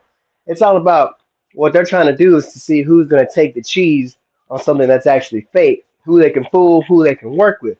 Obviously, Sean Ross Sapp is very well plugged in to every wrestling company that is out there. There's no doubt about that. That's why they were trying to get themselves off of the scent of him. To me, this whole situation that they're doing right here, specifically with TNA, it was just poorly booked. Poorly booked. Because for one, like Abe said, Mike Santana was the champion, and they took a month off and had him lose his belt on his first appearance as champion. So, just right there, poorly decision. Now, hey, we can use this. Had they, like I said, Santana's going. Had Mike Santana just disappeared, not even shown up tonight. Let's just say he disappears, goes away, and you never see him again until, what is it? They do another call your shot gauntlet. If that booking would have been like that, it would have been, hey, this was all. Sean Ross Sapp could have still said, hey, this was all storyline. Because look at the victory lap he took with Punk. He was the only one that said Punk is going to be there tonight. Everybody else was pulled off the scent when they told them there is zero chance that CM Punk is allowed to come back. And Sean Ross Sapp was the only one that said, I am going to be here. My point is, they want you off the scent, the dirt sheets off the scent, the people that, they ruined it. Mario, how many times have you tell people now, no spoilers when you want to go see a movie, right? Yeah. Granted, there's people that don't care. That's a fair point. It's not a surprise if you know it's coming. Like, look at what people complain about with the Royal Rumble. Look how many times, like, oh, Trish Stratus is going to be in there. Jordan Grace is going to, cross over. Joe Hendry's going to be in the Rumble. Imagine if we never knew those people were coming and they just showed up. That would make the product that much better. To me, I see what you're saying. Controlling the media is bad, but how bad is it if we make the media a part of the show without them knowing to make the show that much better? Yeah, and that's where I want to make sure that I'm very much on y'all's side in this, right? I do not take in the spoilers ever, rarely. And if I do, it's only because it came across my homepage and I couldn't, and every chance I get, I not block, but I, let X or YouTube or IG know that I don't want to see this type of coverage. It just feels like, specifically Mex, but I feel like y'all are both kind of coming from the same place, have this idea that by stopping Sean Ross Sapp or stopping Dave and stopping like these bigger outlets, that we're somehow going to get rid of spoilers and that kind of journalism. But what's going on right now? Like, did you see the guy that was kicked out of TNA? He was I forget his name, but he's like a famous guy on X. Are you talking about Doug? Is it Doug? No, I don't know. I know about West Side Gun and what happened with him. What happened with West Side Gun? Man, he got kicked out of Raw, bro. You didn't see that? No, he didn't. You're lying. Are you serious? No, they're suing him for what is it called? Because they're suing him for like using their properties. I don't remember what it's called, like copyright type stuff. And they escorted him out because, like, bro, like, we got a suit against you because you keep using our images and our audio without our permission. And it was a whole big thing, bro. How did you not see that? That shit was everywhere. Oh, I'm looking. I literally just Googled it, and I'm like, holy shit! How have I not? Yeah, bro. He's like, actually me. Like, my whole X is like nothing but politics, rap, and combat sports. Yeah, bro. It was everywhere. Yeah, I don't know. That's like a whole big thing. Like I said, I saw about West Side Gun, but I didn't see about anybody else. It was in Buffalo, New York on November 4th. I remember that show. Despite spending $5,000 worth of tickets, travel, and lodging. Damn, the Griselda Records co-founder then posted a lengthy tweet about the experience. Wow, dude. And you know, I am a huge Griselda fan. Bro, like I love that they hit entire the stable of pyro and rappers. they were like, get him the fuck out of here. Shut the fuck up. That soon? Yeah, bro, he was out by 8:05. He tweeted that he was out by 8:05. Matt. So on Eastern time, so you know he was out within, like, he got to watch main event and then they told him get the fuck on. Matt, that doesn't sound weird to you that they recognized West Side Gun that fucking fast? I mean, how many of his fans that they recognize? Think about, but Mario, you think I'm not gonna recognize a guy that I'm suing for using my content without my permission all the time? No. You're absolutely right. But do you think that I'm going to recognize somebody that's that important to me when I'm doing the job of being in Gorilla, booking, talking to the truck? Like, that's kind of what I'm saying is, like, anybody in the building that night that recognized him as a threat should have been doing their job. So again, I wonder, because look, I don't want to be fucking conspiratorial about this, but let's be honest. For the last 5 years, the WWE has done a very good job of keeping people they don't want in the building outside of the building. I have wondered for a very long time whether WWE implements that kind of technology that like Vegas, like casinos utilize, right? Like people think like facial recognition technology is like super expensive and blah, blah, but it's not. It's not. It's become commercially accessible to the point that honestly, companies like WWE have more than enough money to police specifically their TV episodes. I mean, but Mario, let's talk about, like, not only that, I don't even think it's that complex, to be honest, bro, because remember, the WWE has plants and seat fillers all over the fucking place. You're absolutely right. You don't think that somebody was like, hey, look, that's West Side Gun. Holy shit. And then if people are over there taking pictures, bro, if there's people taking pictures, it's like, holy shit, like, get him the fuck out of here. This motherfucker, like, we're trying to take him to court. Yeah. Like, I wouldn't be surprised if they had somebody serve him a subpoena and then walked him out of the building. Oh, shit. That would have been crazy, dude. Yo, he's a 43-year-old guy. That's crazy. Mm-hmm. He's old, bro. He's been around for a minute. Wants nothing to do with WWE after being kicked out of Raw. Damn, bro. Yo, West Side Gun is crazy. That's nuts, dude. That's nuts. I cannot believe that. Wow. Happens, bro. Look how quickly they shoot shit down on YouTube, bro. You think they're not gonna find somebody in the arena? Nah, you're right, champ. You're absolutely right. This is crazy. Hey, so real quick, last real pick for tonight. Who's it gonna be, champ? The mystery opponent for Solo? Yeah. Actually, I think like, Mexi's Batista pick is smart. I think so, but you know, it's like, have y'all seen Batista lately? Smart pick. Yeah. No, that's true. I mean, my money is either Randy Orton or Austin Theory, bro. Because I think like the way, because remember, like I said, like I told you months ago, bro, context clues in Triple H's WWE matter. The way Adam Pearce was like, no, the way he kept repeating the word theory in his post on Instagram yesterday and today, it's like, okay, your theories are wrong, and I can't believe the theories aren't right, and some of these theories are crazy. And I'm like, all right, it's fucking Austin Theory, bro. So Austin Theory or Randy Orton to me is the choice. Absolutely caught me off guard with how good of a pick you had made when you said Austin Theory earlier. And I kept trying to like really consider it while we were on the show. And I think you might be right. Because especially when you said it was like the last two people that have beaten Cena, especially at bigger shows, that is significant. And also, like, I understood what y'all were saying. Earlier, but he's been gone long enough for you to forget he's a heel. Granted, most people don't like him, but people have been expecting him to come back. So he's gonna get a reaction to me. Oh, for sure. And then going back to what I said, bro, like, it was two heels on SmackDown, so why can't we have two baby faces? And I said, and you know, Abe said it like right off the bat. He had said, well, I think it plays different, right? It's not necessarily the same thing. And I agreed with him right then and there. But then the more I started thinking about it, it's like, but it kind of makes more sense to have the double face thing. Maybe not those two faces specifically, but if they can tell a story, like the whole thing is about becoming Cena's last opponent. Like for a face to get that shot, doesn't feel like it's going to be able to tell the story that they really want to tell. You know what I mean? So Oh, yeah. I think you could be on that. Listen, final couple of topics real quick. I just want to get you on record. What do you think? Should Conor Benn and Eubank have a third fight? Yay or nay? No, let the grandkids fight in the next generation, bro. There's no need to have a third fight, bro. There's no need.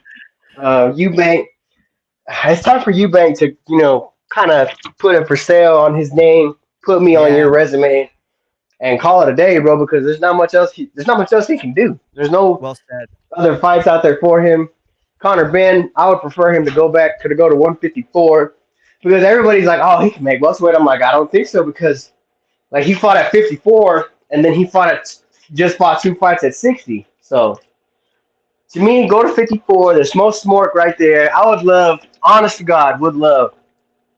And it's not a fight that people want to agree, but I would love a Conor Benn versus Keith Thurman fight at 154 pounds. That is not. I would enjoy that thoroughly.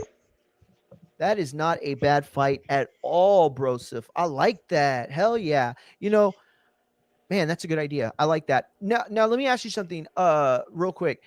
And shout out to who was it? Who was it? Damn, I can't remember who said it. Somebody said it. It was Jesus. It might have been. He whispered it in your ear and gave you the information. I'm going to give don't credit. Be a mark, Mario. I'm going to give the credit to somebody online because there was somebody online that said it, but I can't remember who. But they said that what we saw on Saturday is the climax to the career of Conor Benn. Do you think that Conor Benn ends up doing anything bigger than what he accomplished on Saturday in the fight game and at any weight class? Honestly, that's a fair point because it really could be, bro. Because I don't. Lukey, it was Lukey that said it. In the landscape of everything, like to me, Conor Benn is no more impressive than what Chris Eubank is right now. So, well said. To me, this could be the biggest thing he does in his career, and this could be his defining moment. Because I don't think. I mean, look at the world champions at 47 and 54. I don't know. He could probably be Mario Barrios, but I don't favor him against Norman. I don't favor him against Haney. I think Ryan Garcia could get him. I don't think he could beat Boots. I don't think he could beat Virgil. I don't think he can beat I'm blanking on my man from Puerto Rico. What's his name? With Top Rank, Mario. Oh, Xander Zayas. There you go. Xander Zayas. Thanks for the tag on that one. I don't think he beats any of those guys. Yeah, I don't think so either. So he could be right. I think you're. I think just kind of like, you know what I mean. High possibility. So anyway, yeah, I agree. Okay, so one last topic I want to get from you. AJ and Jake Paul. How shocked are you that not shocked at all? Stop, Matt. Come on, you never cap like that. Stop it. I'm not. Look at me right now. Or don't look at me. You can hear me. Hear my voice and listen to my words. I am not shocked that this fight was made because we're at the end of the rope for Jake Paul as a fighter. That to me, we're at the end of that rope because there's no other fights for Jake to make that can make money like he's about to make with what he would have made with Tank and what he's gonna make with AJ. There's nothing else out there because he's looking. I mean, look at the names. Look at the 3 names he tried to make fights with. He had a fight with Canelo, fight with Tank, and now he's got AJ. It's time to cash out. It's time to hit the cash out button on the machine and take OJ out to pasture in Puerto Rico and let him. He gonna get snuffed. And it's going to be huge. It's going to be viral. But he's still going to do good things for boxing.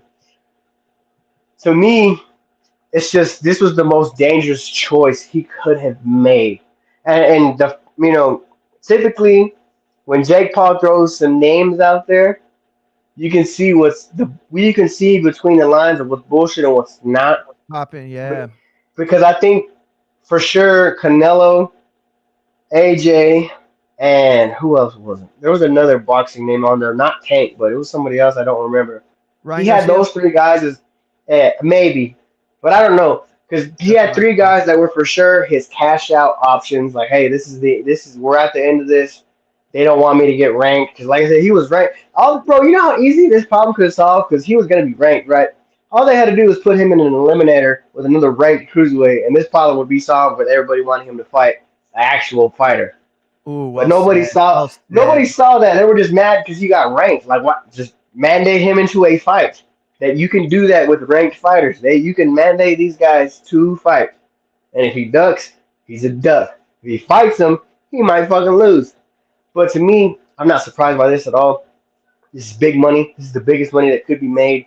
AJ needs a tune-up because he's coming off the loss to Dubois, a very viral, nasty knockout.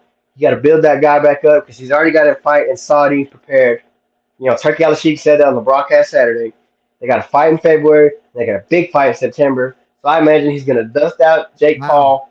He's probably going to get another perceived layup in February. I don't know against who.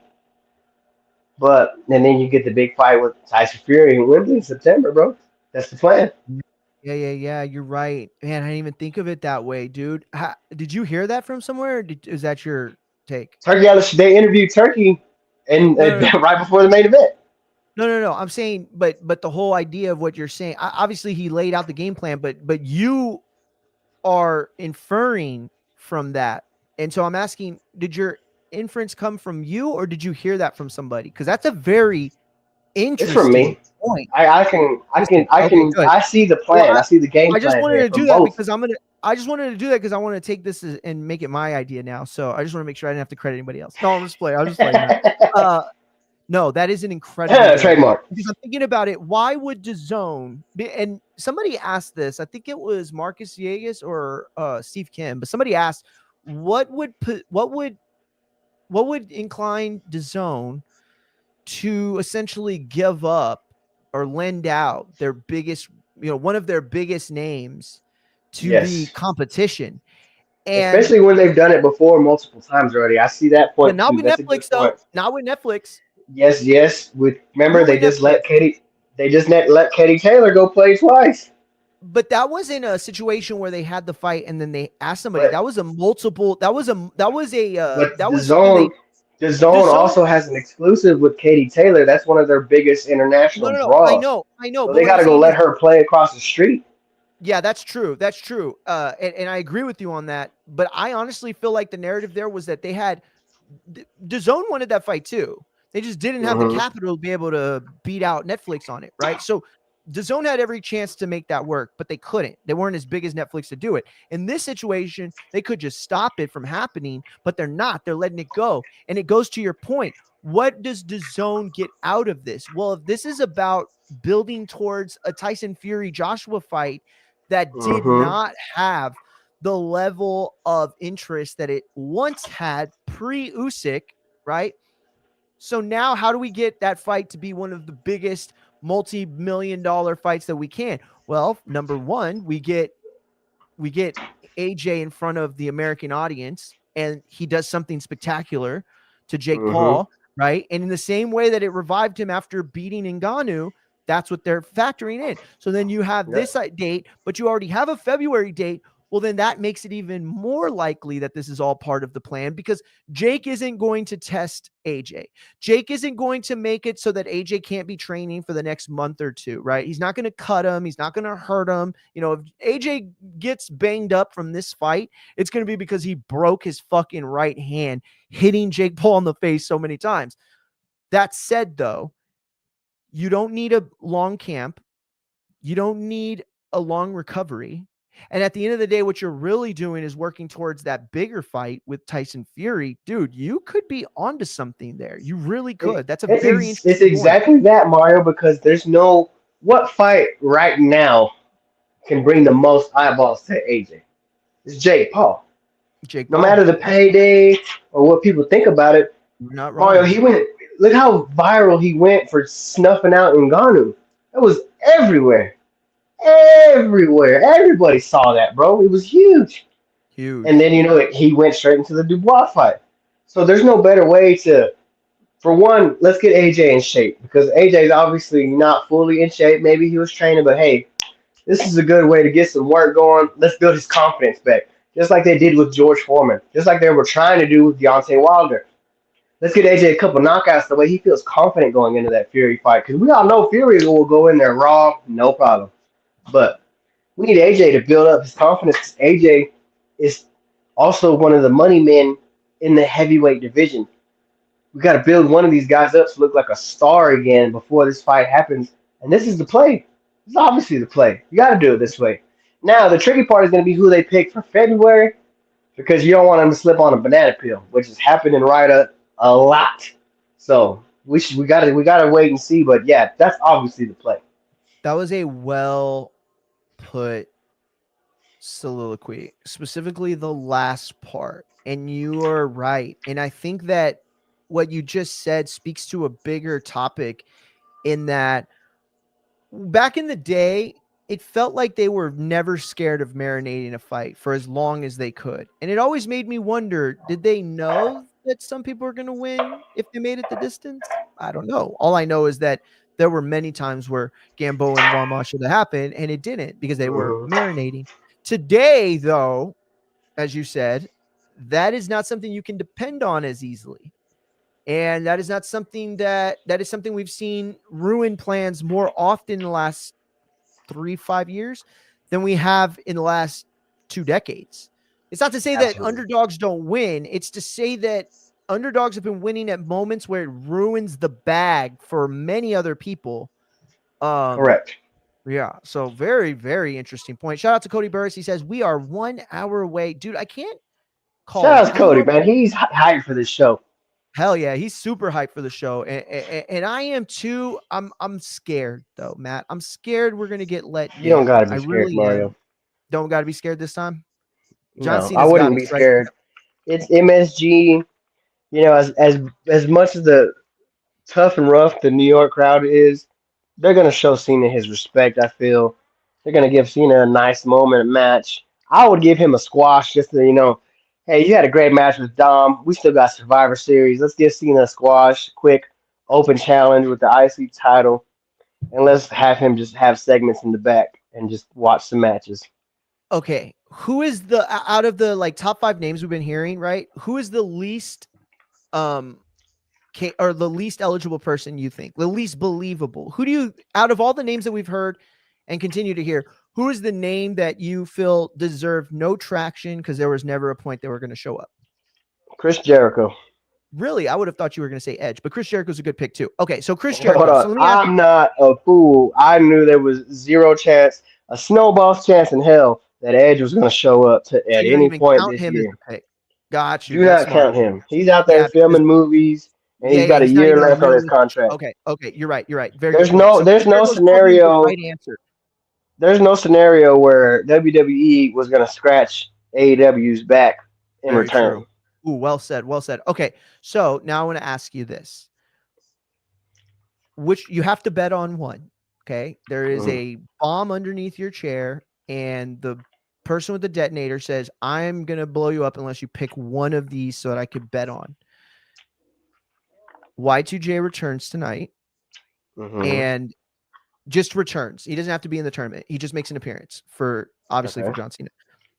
Or the Cowboys cover the spread. And if you need to know what the spread is, it's against the obviously it's like against the Raiders. 3.5, right? 3.5. The over-under's at 50 points. I did this on my sports show talking about sports earlier today, guys. We had 2 shows today. I was going to do a 3rd show, but Mario pissed me off, and I jumped on his show to talk to him about this Santana situation. But yes, the spread is at 3.5, over under both ways. The overall under for total points is at 50.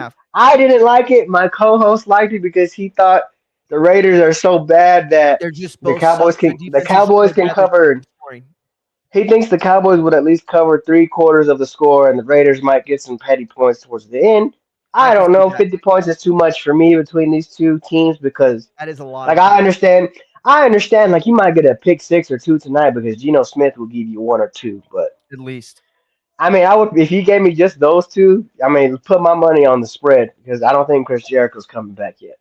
Yeah, I agree with you. I think the Cowboys, who have really struggled this year, and the defense just seems to be getting worse and worse. I don't think they're going to lose tonight. I really don't. They shouldn't. They should. They should not. But They Mario, shouldn't. I wanted you to join me on my show for this because I do have a bone to pick with you. Okay. This is the old bone. If you remember on, I believe it was the second episode of my show, we had a debate about Triple H, correct? And Yes. if he was ever considered the top guy or the number one guy when people like The Rock, Chris Benoit, Kurt Angle, those guys were around, right? Absolutely, right. So in my hand, I have right here the PWI 500 from the year 2000. 2000. The year Correct. 2000. Really? Okay, there's no way Triple H is number one on that. Guess who's number one on this list? Oh, you know what? Who? Guess. There's no way. Guess. Let's do it from 5. Guess who's number 5 in 2000? The Rock. No. Nope. No. He works in WCW at this time. Kevin Nash. Jeff Jarrett. Yeah, that makes more sense in 2000. Yep. All right, number 4 is a Japanese wrestler that works for Pro Wrestling Noah at the time. It had a great match with Vader in a very good All Japan match. Oh, fuck, I forget his name. Kenta Kobashi. Kenta Kobashi. Yes. Number 3. All right, so guess number 3. Guess number 3. He currently at this time in 2000 works in the WWF. Has had matches with The Rock and Kurt Angle, and was previously the WCW World Heavyweight Champion. In 2000, I was going to say Booker T. I want to say Chris Benoit, but I don't think they would give him Chris Benoit that spot. Scott Steiner? You were right with Chris Benoit. Oh, and I was so wanting it to be Chris Benoit that I figured it wasn't going to be. By the way, this is a great game. I love this. Okay, number 2. Great game. I love playing this game. Number 2. This man beat Triple H in the King of the Ring to win the WWF title, pinned Vince McMahon for the tag titles for some weird ass reason, and he had great matches with Mankind, The Undertaker, and The Big Show. I want to say Stone Cold Steve Austin because that's the only time I remember Vince in a tag title match. No, wait. Yeah, that was in 2000. Yeah. I want to say Stone Cold. This is The Rock. The Rock. Okay. And honestly, I would have said one or the other. And that makes more sense because it's 2000, right? So Stone Cold's kind of year 2000 on the way out. Yeah. Okay. So this guy number 1. This guy number 1. Hold on, let's finish the game. Defeated The Rock in an Iron Man match at Judgment Day to win his 4th world title in the WWF. He had one of the best, quote, Hell in a Cell matches with Cactus Jack and won a 6-pack challenge over Davey Boy Smith, The Big Show, Kane, Mankind, and Rock to win the vacant world title, and then defeated The Rock, Big Show, and Mick Foley at WrestleMania 2000. This was the most methodical way of somebody telling me how wrong I am ever. The number 1 wrestler in the year 2000 was Triple H, Paul Levesque. So yes, Mario, Triple H at one point was considered the best wrestler in the world. It's so funny you were even saying this. This last week, I had several people come on and talk about how good Triple H was by comparison to whatever I was saying at the time. Not just good, Mario. That damn good.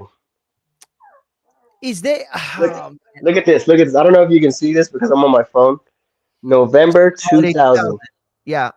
Wow. Okay. Man. Beautiful. Dude, that's right before the 2001 Royal Rumble too. Okay.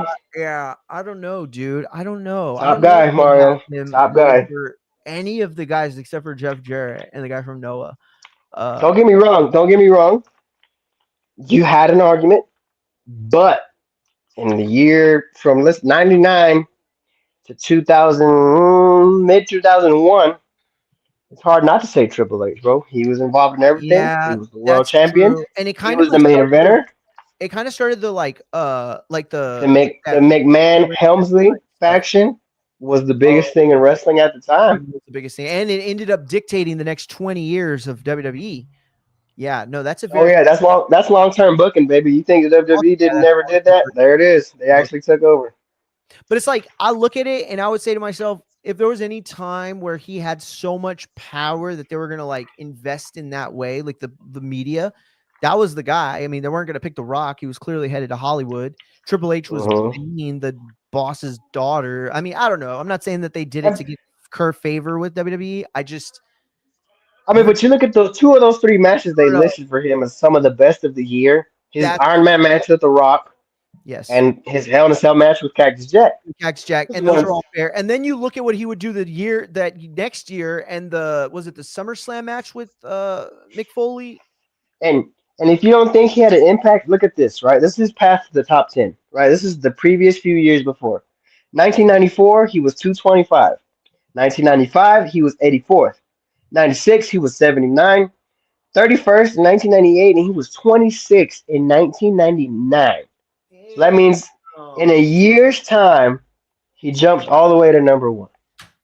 Yo, that's crazy, bro. That's like legit crazy.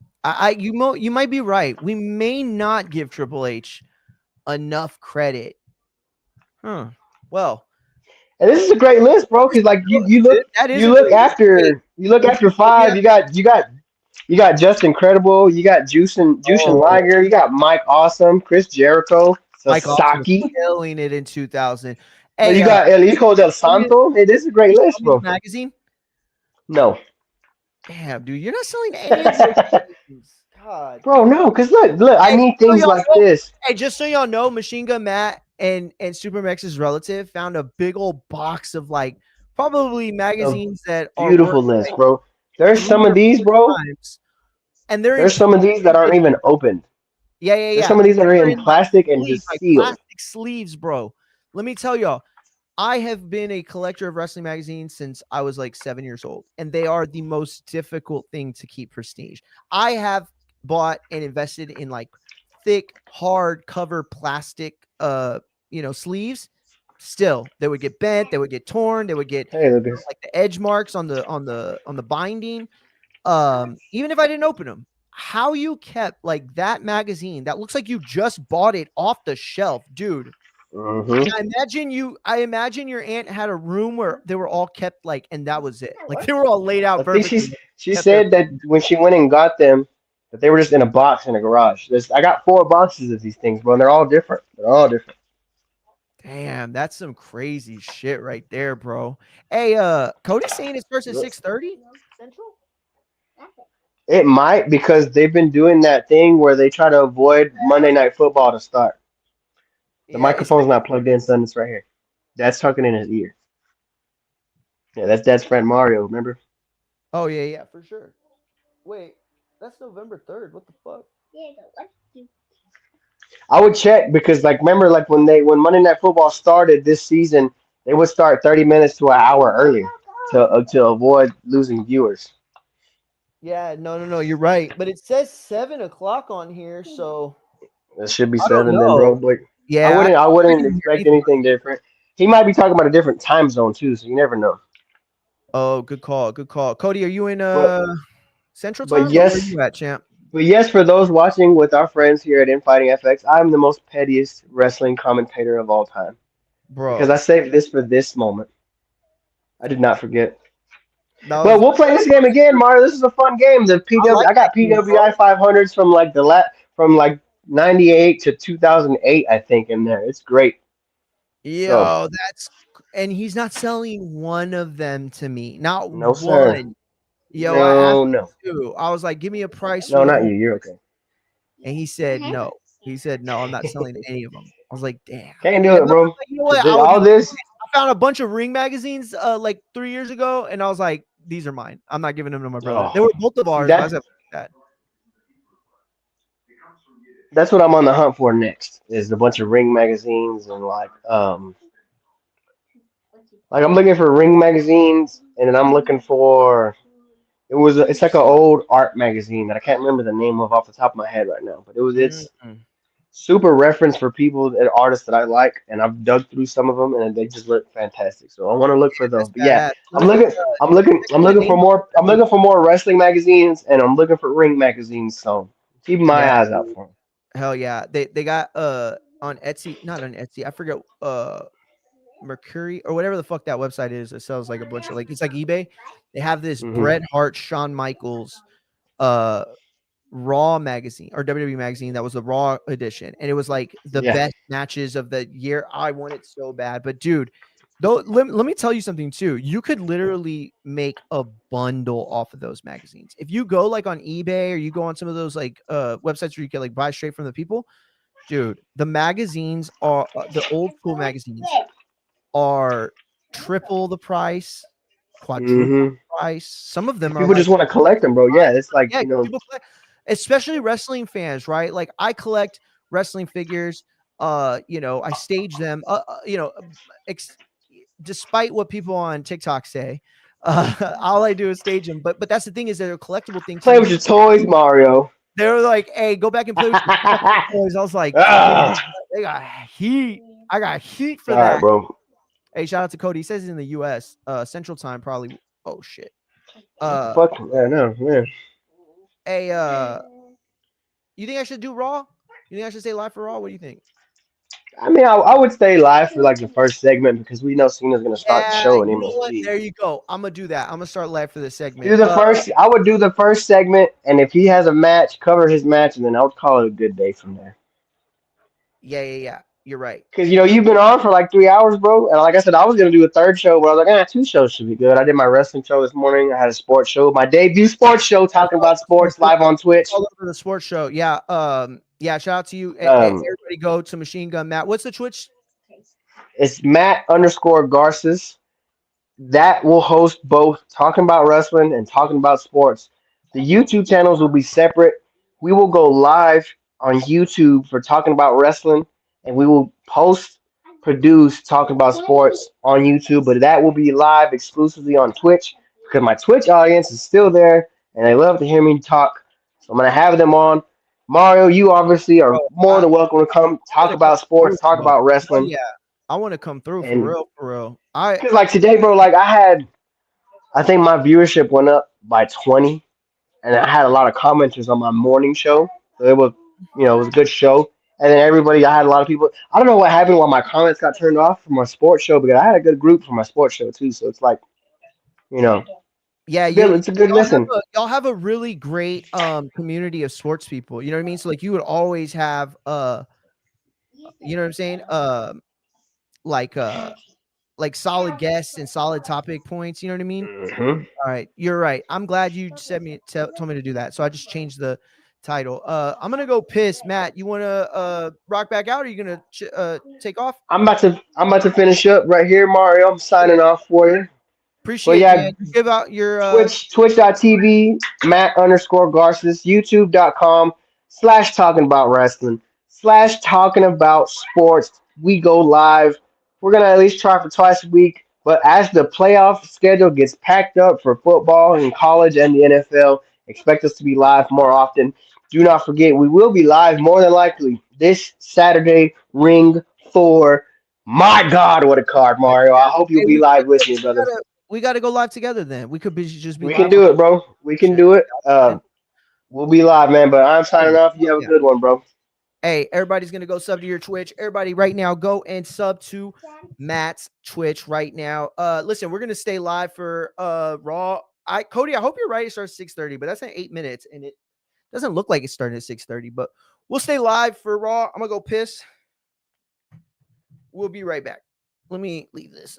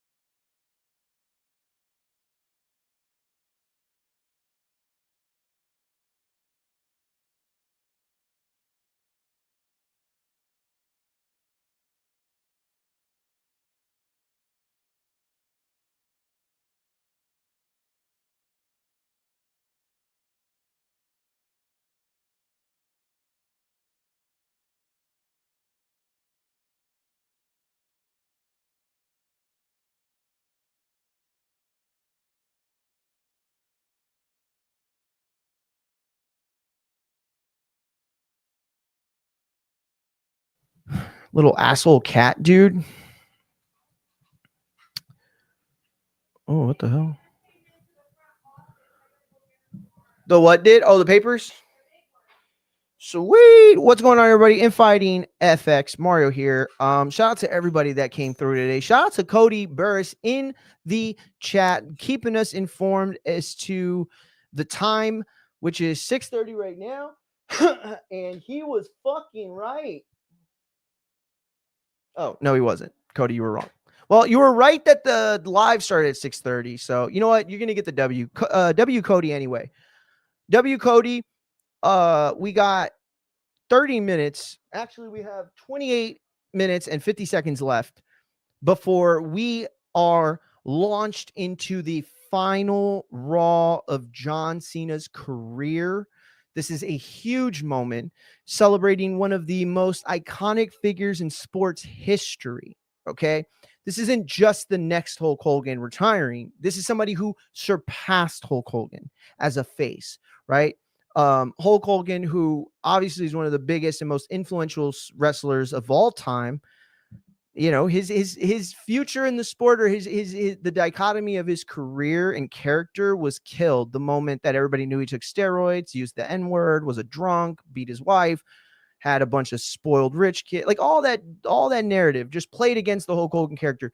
John Cena, for all intents and purposes, still seems like the straight up face, the good guy, the say no to steroids, the treat people with respect, the, you know, American values that he holds as a patriot, like all these things, right? And especially in this era where, like, you know, people say that they're patriotic, but really all they are, like, you know, Donald Trump dick suckers and stuff like that, right? Like MAGA says, oh, we're America first, but in reality, no, they're not. They're just, they either hate trans people or they hate Mexicans or immigrants or whatever. I'm not saying the whole MAGA at all. I'm just saying that's, like, you know, where their entire fundamental and theories come from foundationally, right? Same thing with the, I mean, like the Democrats aren't, whatever. I'm not going to get into that, but all I'm saying is that John Cena is an authentic character. Okay. He lived the gimmick. And I don't think it was that he lived the gimmick. I think the gimmick lived him, if that makes sense, which doesn't sound like it does. But ultimately, I'm saying that this was the guy. And whether or not he was that kind of man when he debuted as the prototype and wrestled Kurt Angle with those short shorts on, he became that character. And in an era, thank you so much, my love. No, I'm gonna. You never ate? No, I didn't eat at all. And so in an era of you know, people basically tricking us into thinking that they're good people, we are gonna celebrate one of the most authentic versions of a wrestler.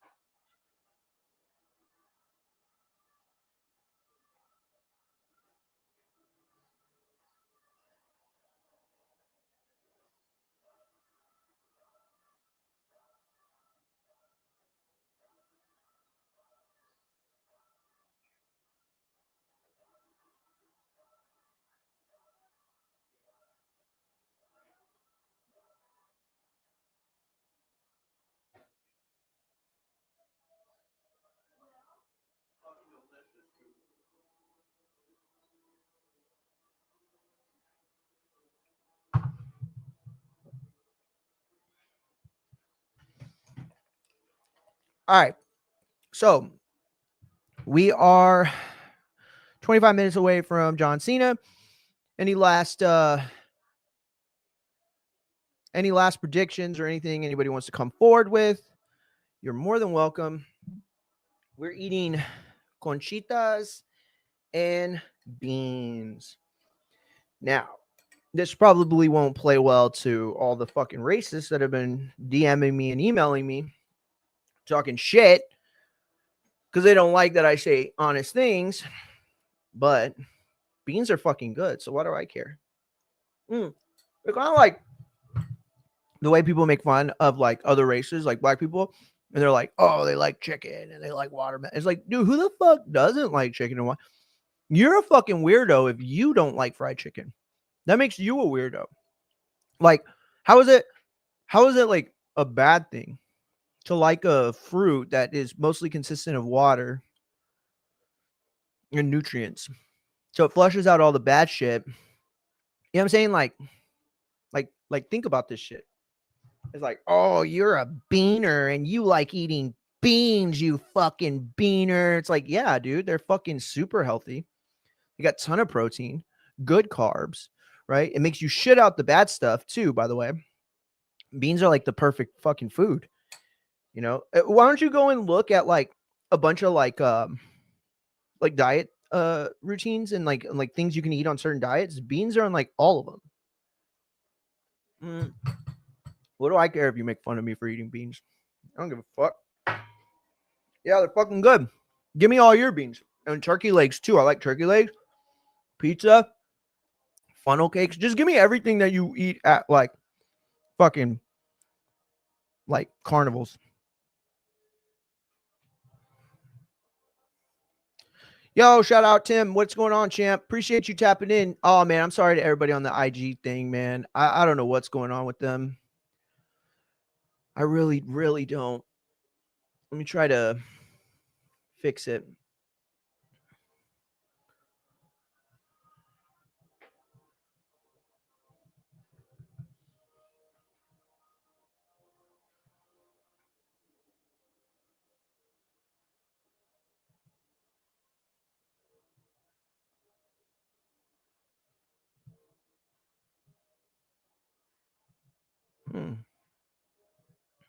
Weird. I don't know why I can't go to IG already. The stream is already live. Can't change the start time. Well, I don't fucking want to.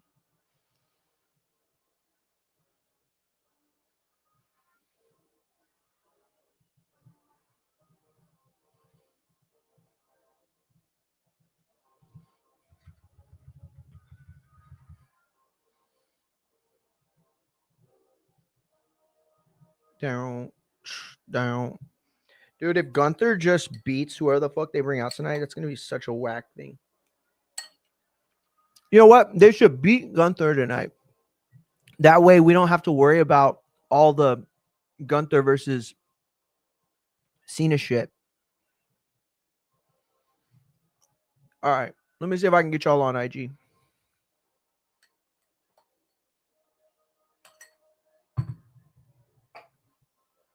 What's the matter, T'Challa? Huh? Come here. Why'd you knock my stuff down, buddy? Huh?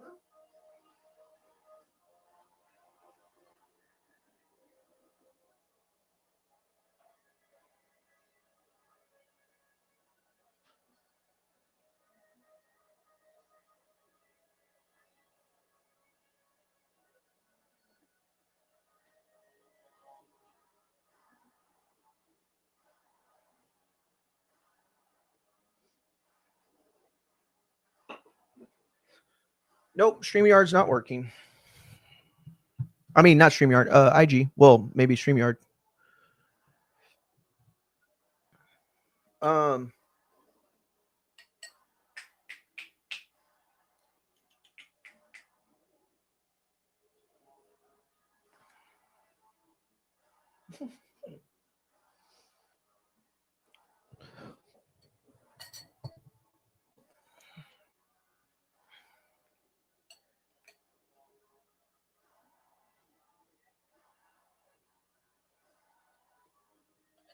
Is that the live crowd?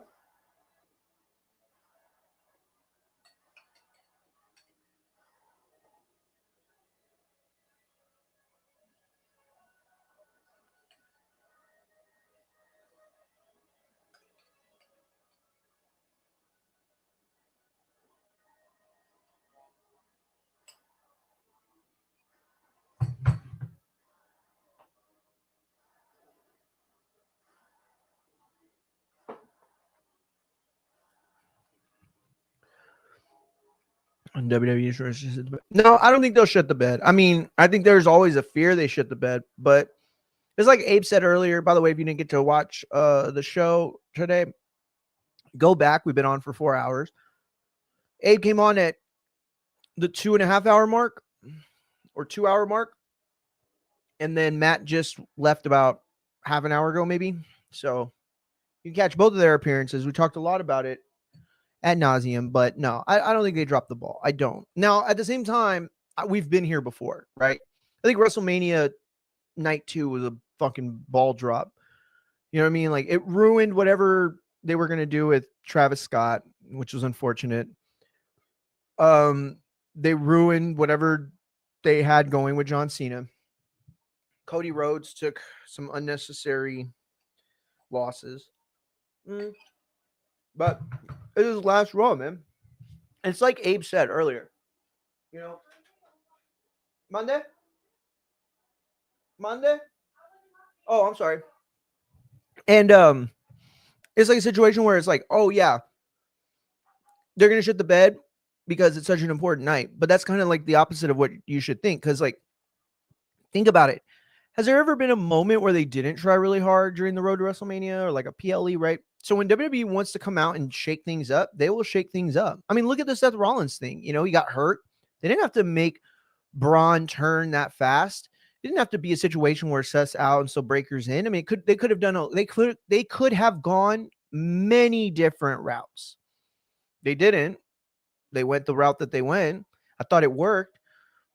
But it's not the same being forced into a situation to make a very calculated but well-received booking versus like, okay, well, today's a big show. We got to do something big, right?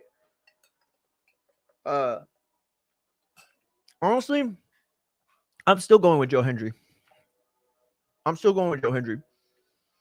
Because just because they suggested that they switched ideas doesn't mean they actually switched ideas.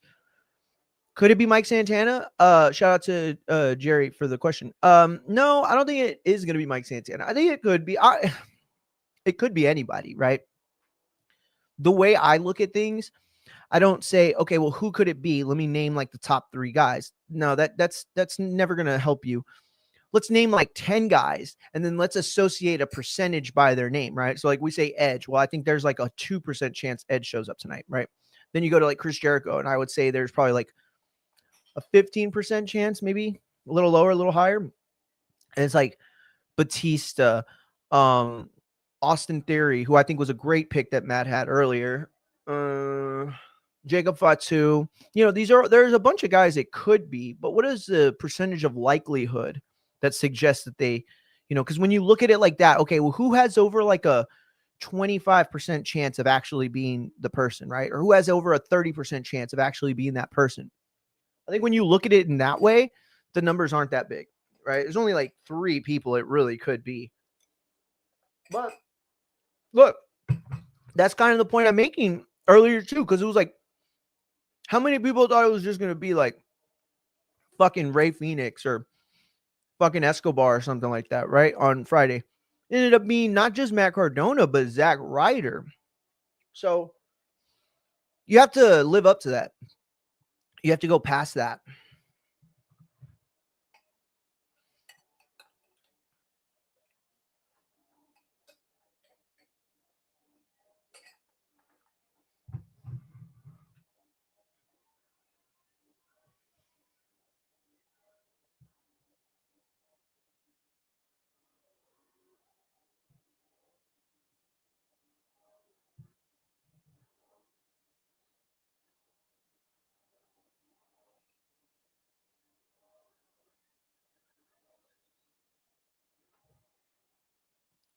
I wanted to go to my parents to do the Raw and Cowboy watch along, but probably just gonna stay home.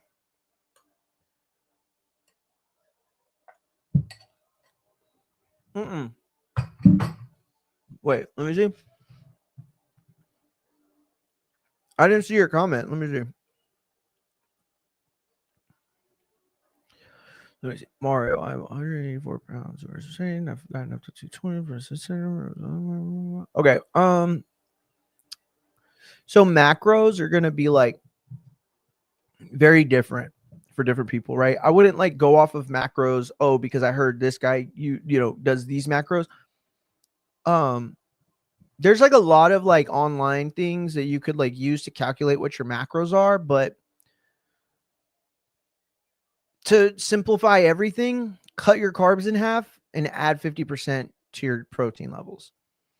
It's not the most scientific thing in the world, but it'll help. It'll help initially. It's the easiest to gain muscle and lose fat early on. Okay. So if your goal is to do both of them, it's better to start with one first. So if you're like severely overweight, right? You're better off focusing on cutting the muscle. Focusing on cutting the fat by building muscle, right?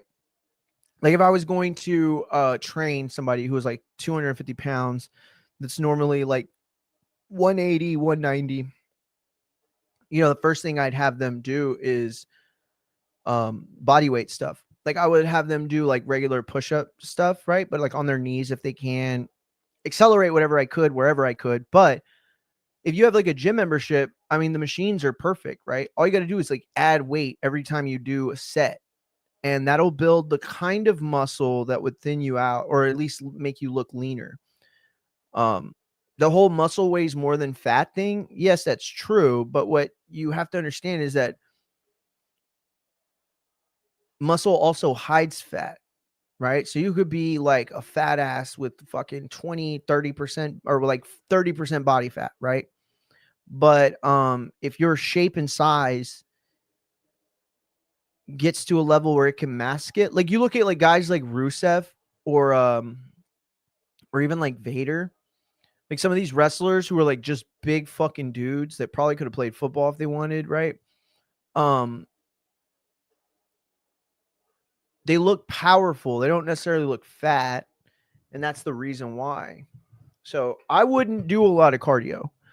I mean, you could do cardio. I'm not telling you not to do cardio, but cardio is not going to help you lose the weight. Not the kind of weight you want. You want to transition. Okay, so from what you just asked me here, it looks like you're not worried about how much you weigh. You're looking at making a transition, right? A transformation. And so number one, don't step on the scale. Don't get on the scale. It doesn't matter what that number says. I promise you it doesn't matter what that number says. If you're working out right, that number shouldn't really change a whole lot, you know, for the first 3 months. You should drop like a good 5 to 10 pounds immediately, right? If you haven't been working out, like you say. And then you're going to gain some muscle mass that people are going to notice.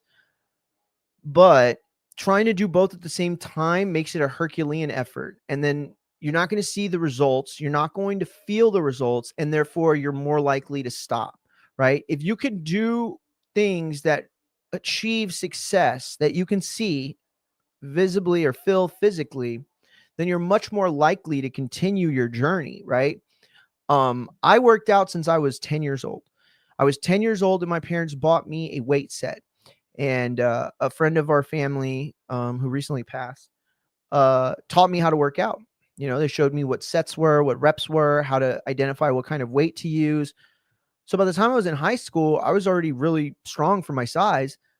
But I stopped working out at some point, right? After sports, I was like, well, what's the reason to work out? You know, I was working out because I was trying to be better at this sport and perform at a higher level. But now I'm doing what? Muscles for show? Like that just went against the entire nature of who I was, right? Like I didn't want to build muscle to be muscular. I wanted to build muscle so I could fucking park the ball 430 feet out in right field. So yeah. You don't have to do cardio. You could really attack weights hard. I guarantee you you'd be okay. If you were to start today, I would be much more surprised in 3 months that you're anywhere closer to your goal by just doing cardio than you would be after 90 days. Or no, I'm sorry, 60 days, right? Like, or like half that time, half of 3 months, right? So like was like 90 days, so like 45 days lifting weights and doing like weightlifting stuff, right? And even if it's body weight, which probably isn't going to work because once you get heavier than your muscle mass, the body weight, I mean, you're not going to do many reps. You can't do a pull-up. You can't do a push-up. You can barely do a sit-up. Those aren't reasons not to work out. Those are reasons to get some weights and to fucking lift. You know what I mean? Like, how much time we got? 9 minutes. Hold on.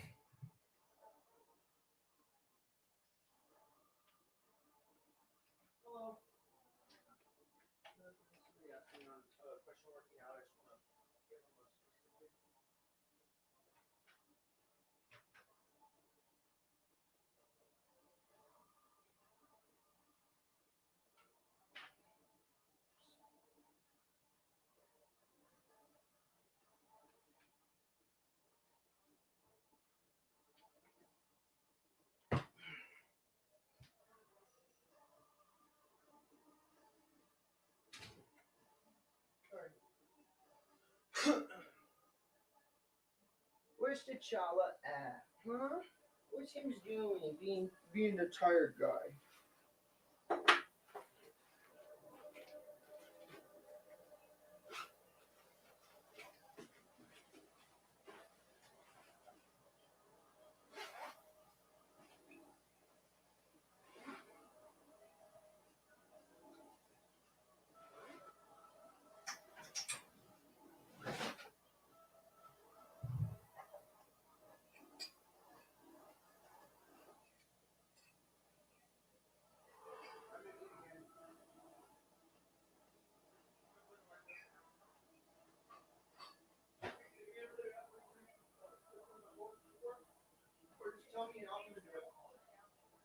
Yeah, no problem.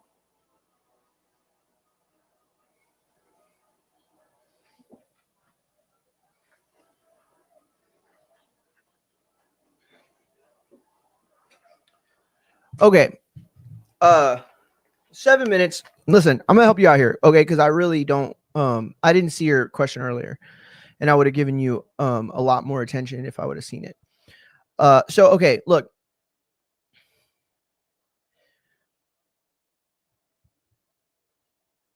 If you want to lose weight, do more of the exercise. If you want to gain muscle, you do more weight of the exercise. Okay. But if you, let's say, only have like, let's say you don't have any money, right? The only money you have is to get like a set of dumbbells, right? It's not about like the reps, or it's not, I'm sorry, it's not about the weight, it's about the reps, right? So like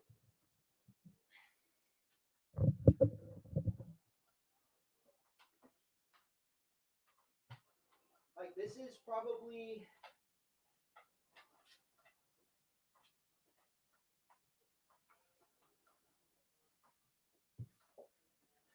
probably like weight I could do for like, I don't know, maybe like 10 to 5, like 10 reps of like like a set of 5, right?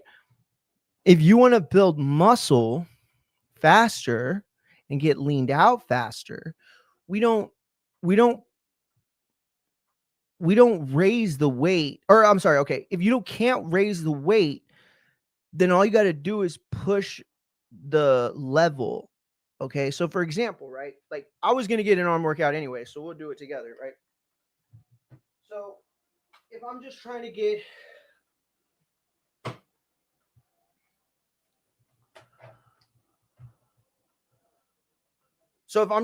like a set in, right? It's like, okay, I'm gonna do 10, right? Okay, but if I get 10 in this way, and then I stop, right? Give myself a rest, regular, and then I'm doing the next set, right? Same thing. All of this is gonna do is gonna make your body used to it, right? So you're gonna get used to that movement, and then your muscles aren't gonna be tested by it. Tricking your muscles, no matter what weight you're using, is the fastest and most accurate. No, it's the least, like you're wasting time less.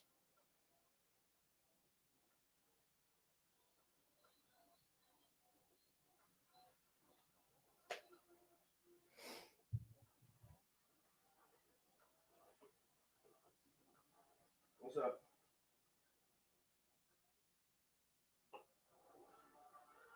Probably.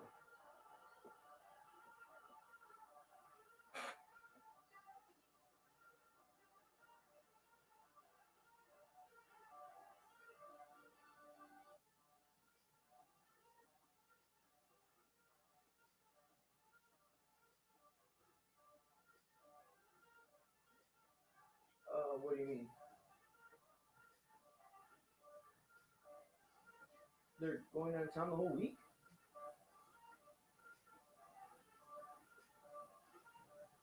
Oh, okay. Yeah. I think I'm gonna go tomorrow.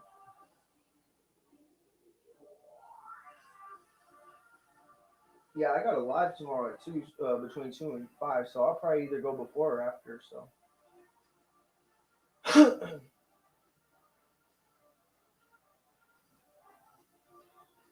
What's up? I'm live, so hurry.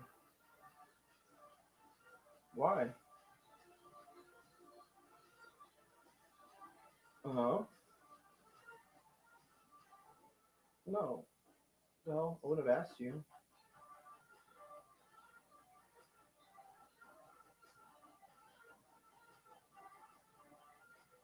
I don't have time to go that fast. You gotta just tell me exactly what happened.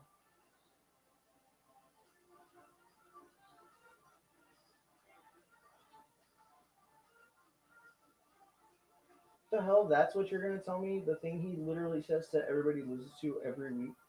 What, you thought he was gonna be nicer to you? Then you don't know him very well. I mean, a few. Oh, got it. Okay, well, I'm gonna be live, so I'll hit you up after I'm done. Like, tell them I'm alive, and it's like they don't give a fuck about what I just said. Okay, so anyway, it's not about it's about confusing your body. So, like, again, if you're not gonna add weight, we don't want to add weight. So all you'd have to do to make it better, a better workout, is switch from regular dumbbells to rows, and then front raises, right? And then you could pop back with triceps, and then end on shoulders.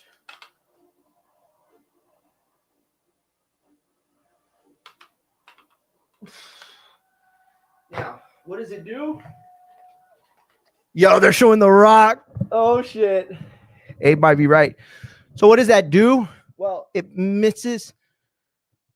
It confuses the muscle to the point that other fibers are incorporated, right? So, like, how do power lifters get so big? Well, their whole workout is designed to basically, like, confuse the body and recruit more more muscle fibers. So, like, let's say that your bench press is like 185. Let's just say that, right? And you could do that safely for like 5 reps. Okay. The way to get more out of that, you wouldn't have to, if you can't add more weight, would be to like change up something about the exercise, something that you're able to recruit more muscle fiber. So when power lifters get big, it's because they're adding more weight to the bar and they're recruiting more muscle fiber. So let's say like let's say you're 185, right? And that's what you do for a triple or 5 reps.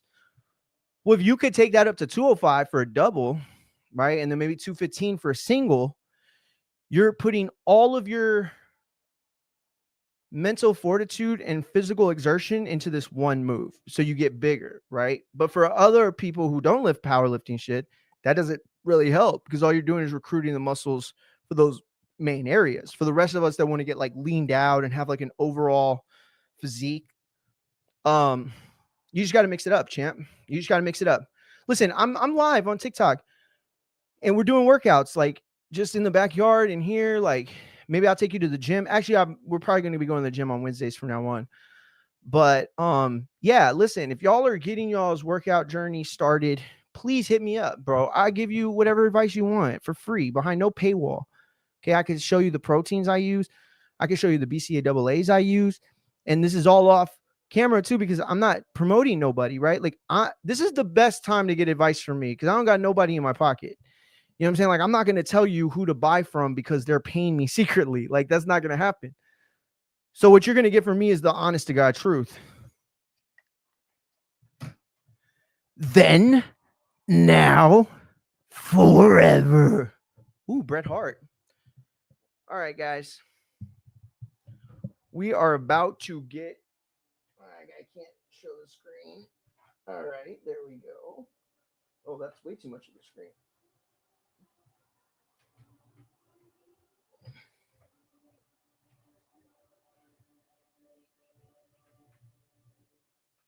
There we go.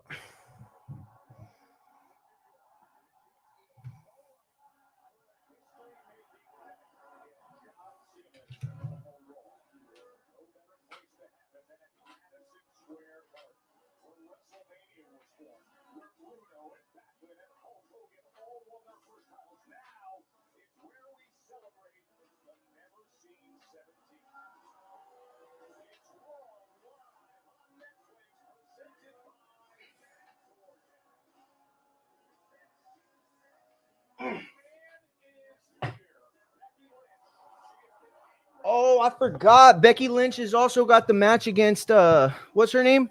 Maxine Dupree tonight.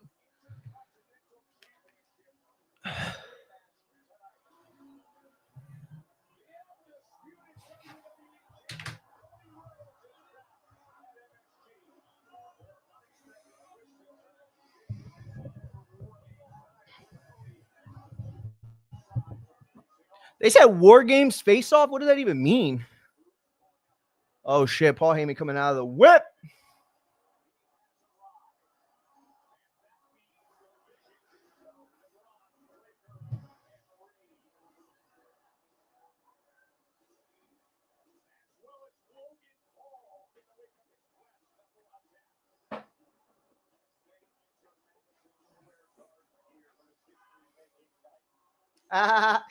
He said the Libra lighter. Bitch, fuck that. First of all, this is the lighter right here. All right, that's first of all. Second of all, my Libra lighter is dope. I don't know why you're a hater for.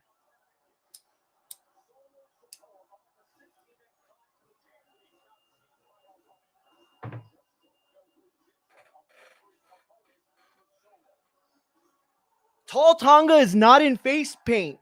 Breaking news. Tall Tonga is not. His name's Tall Tonga, but I call him Tall Tonga. Boom! Hey, we don't want Gunther to win. Right, T'Challa?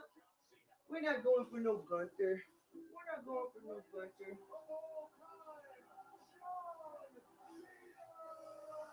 All right, we got it. We got the first propaganda video of the night. Video of the night. Yo, Cody Burris, you with us, champ? You still there? We rocking out together, Cody? Are you ready for the man?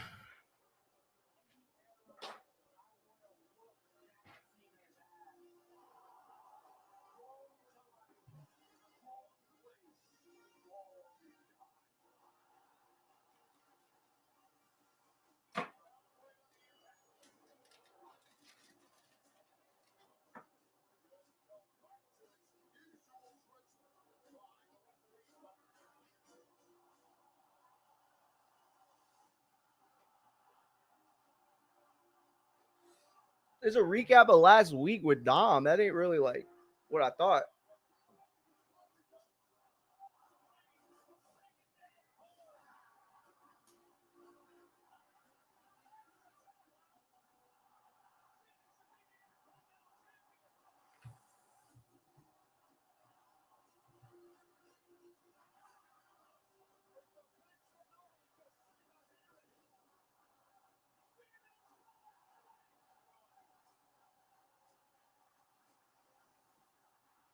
I don't know if no selling Dom's move was the best optics for the fight, but whatever.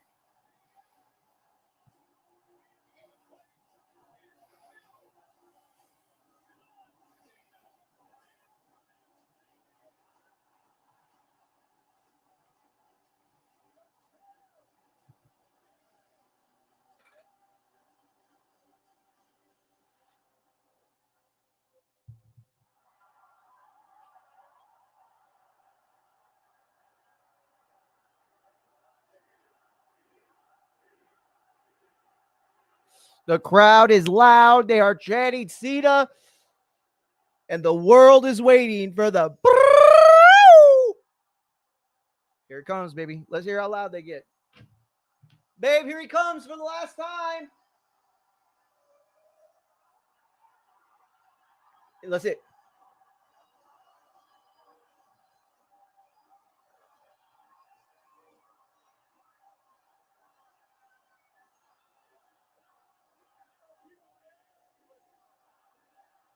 Yo, they're singing it. Abe got it wrong. They're singing it. They didn't tell him to F off. Abe got it wrong, guys. They're rapping with him, bro. They're rapping with him. This is Cena. This is gonna be a Cena crowd, guys. This is gonna be a Cena crowd.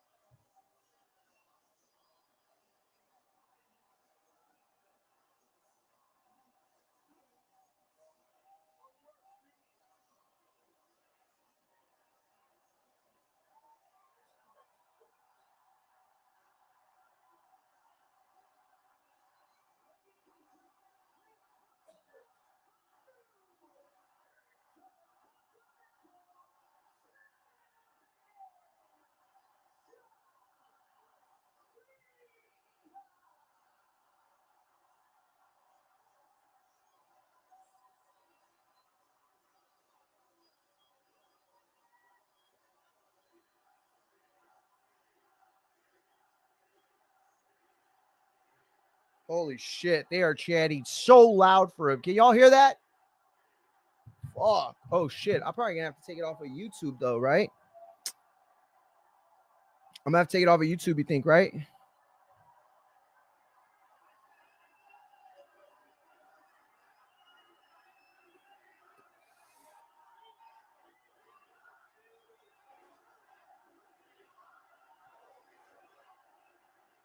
Thank you, Cena chant. Thank you, Cena indeed.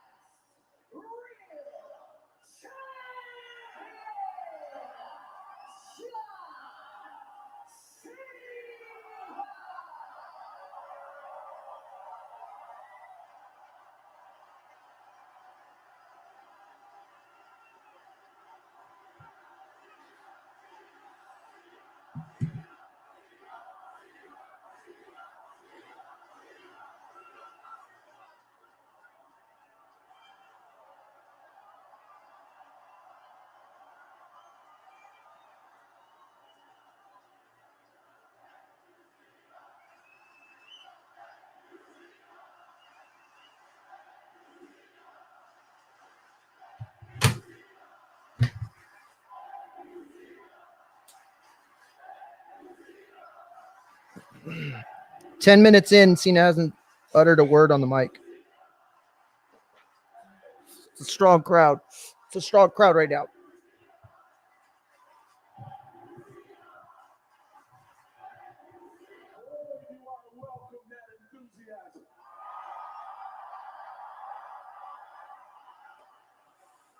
Y'all got it twisted. It is New York City that makes or breaks careers. And at the end of mine, I look around and see people as far as the eye can see. Thank you, New York City. Are we ready to start? Well, hell then. Madison Square Garden. The chair is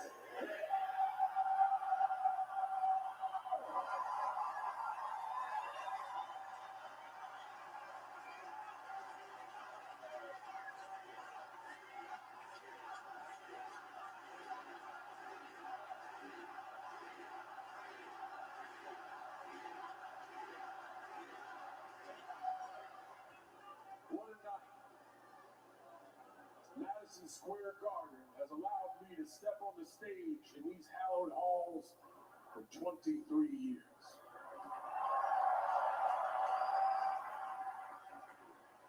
Tonight, there is a little bit of extra enthusiasm in the air because tonight is the last time that we can talk together. In Madison Square Garden and on Monday Night Raw. Bittersweet moment for some. It is a very important moment for me. And I want to take a second. Uh-oh.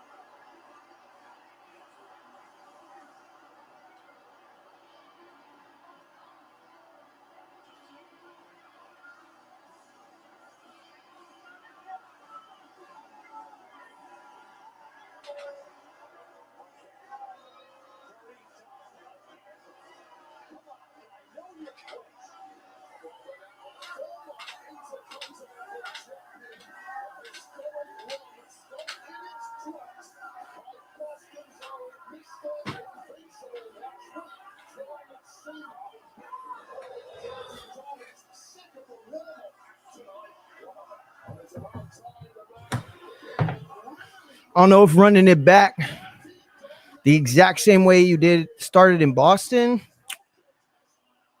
I don't know if that's the choice, champ. I'm not gonna lie, I don't know if that's the choice.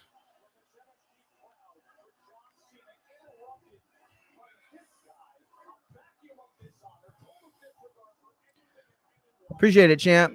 I appreciate the sub. Thank you very much. Cody Burris, champ, you still there? Is this what you wanted? Did you want to go back to the Dom shit? They're booing hard. Is it heat they're booing?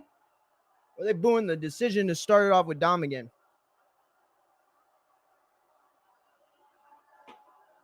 I guess, does it matter on TV?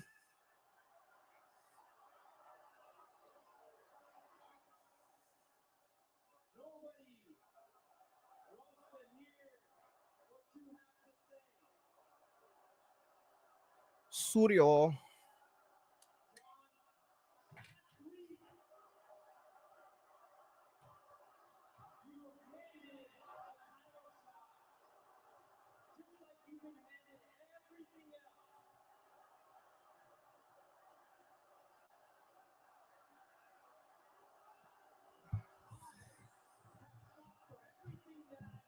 The IC title looks crazy on John Cena's shoulder. Damn, he fucking went after him.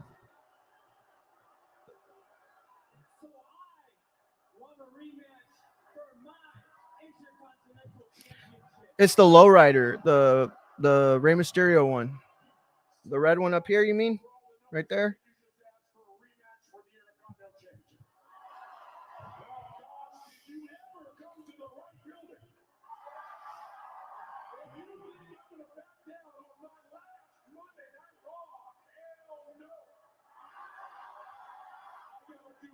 thing first. I'd really like to ask New York City how they feel about the situation.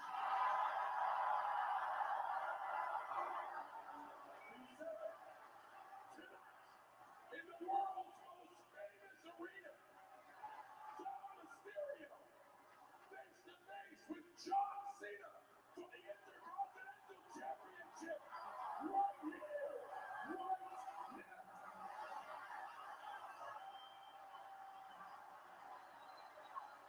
You feel it, bro? Jump, fella. Here we go.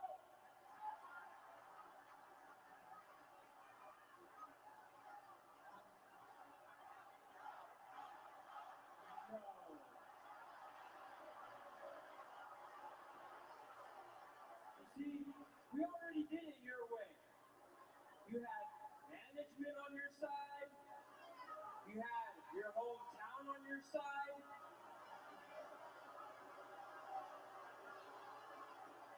So now we're gonna do it my way. My way. What I say goes. I'm in control. My way. My way.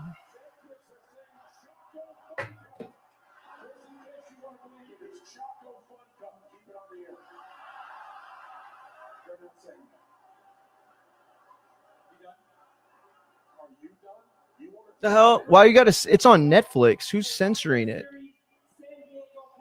I got the upper deckian. Wow, they're gonna run it back at Survivor Series.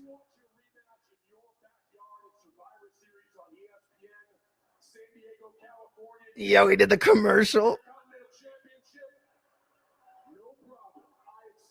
What, bro? This is the plan?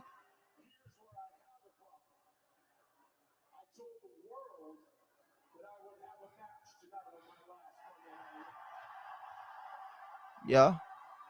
You got the last match.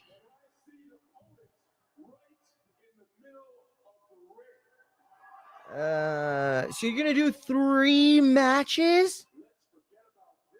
No, this is not it, bro. This is not it. This is the triple. Oh my god.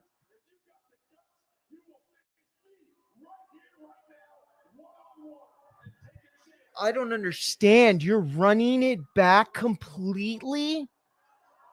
The exact same segment?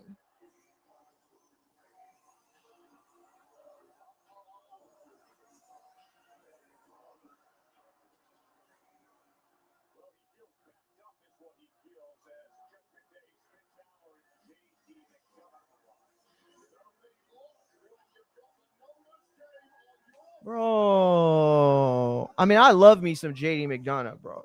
I'm actually very, very fine with JD McDonough out there with John Cena. But I don't think the rest of y'all probably are, though. I'm gonna assume. I don't know. I don't think the rest of the world's as big a JD McDonough fan as I am. But Finn Balor, bro, like again, I'm not like I love all these guys. I love Dom. I thought Dom last week was great, but we're doing it again. Isn't that so fitting in the Triple H era to run it into the ground?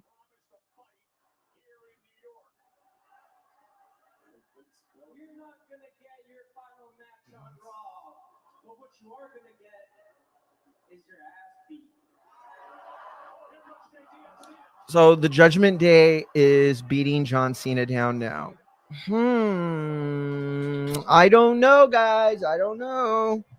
Not how I would have started it, especially if I had something big in store. Remember, the operative word here has been big all week or weekend, whatever.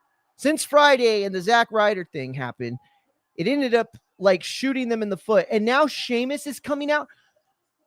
Dude, this is basically what happened in SmackDown. Drew McIntyre is the heel version of what Sheamus does in these face situations. Like, don't get me wrong, I'm not shitting on Sheamus.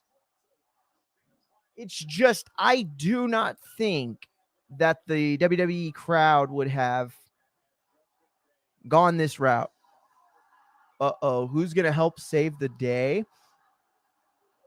That's Rey Mysterio. Yo, Yo, he just called Ray Daddy. They just called Ray Daddy on commentary.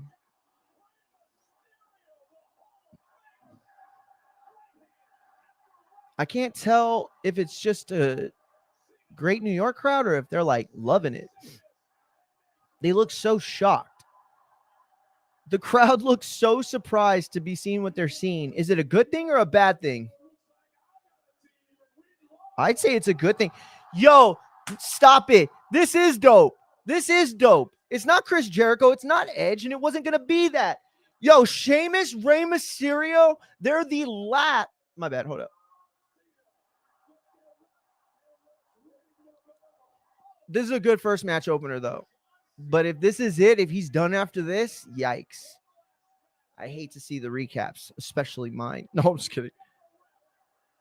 No, I love it. I love this aspect. If it's not it, if this isn't it, then this is a good way to kick it off. As long as this isn't it. Bruh.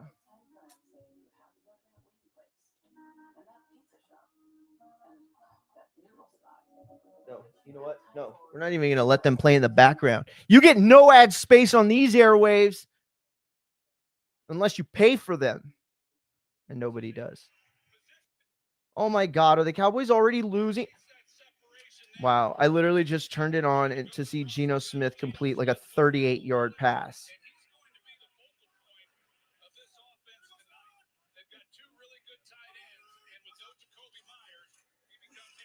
I mean, Jacoby Myers too is listening. I said Geno Smith. I don't know where it's at. Oh, here we go.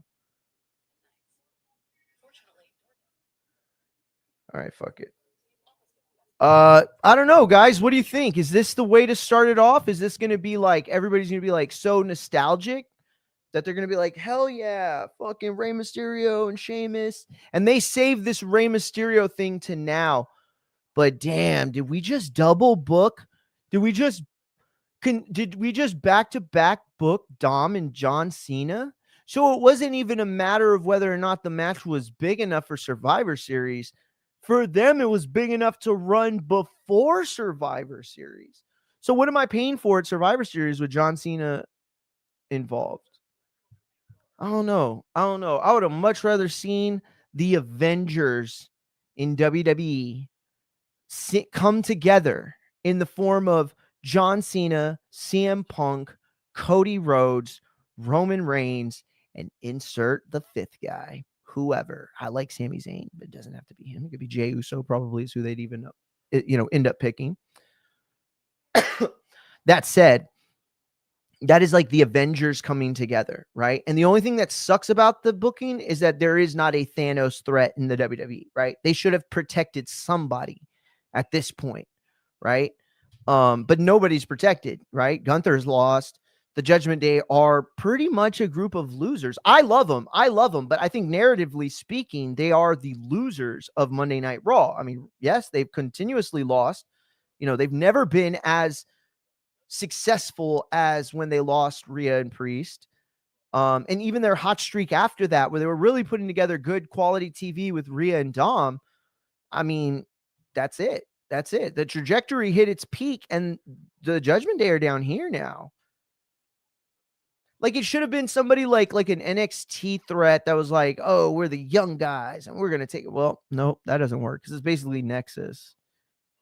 I don't know. I guess the Judgment Day are fine for it. I mean, Dom just last week got dissed by both Finn Balor, JD, and the ladies of the Judgment Day. Now, mind you, the ladies have been the ones that have been on Dom's side since Liv left. I mean, Raquel had to be kind of, dragged there, but once Liv was hurt that second time, that was it. After the movie, it was like still okay, but after she got hurt, that was it. They put Raquel and Roxanne together, and they got rid of the heat between them because that was a part of the narrative. But yeah, Dom, last time we saw him, they didn't want nothing to do with Dom. They were like, bro, get your masked hooligans who are clearly other characters pretending and eating off of the work of Chad Gable. That's not fair because I like those guys. But that's basically the storyline. And without any explanation. And I'm sure they're going to come back and retcon the whole thing. And they're going to be like, hey, it was nice of you, Dom, to come back and be cool with all of us to come out and help with this thing.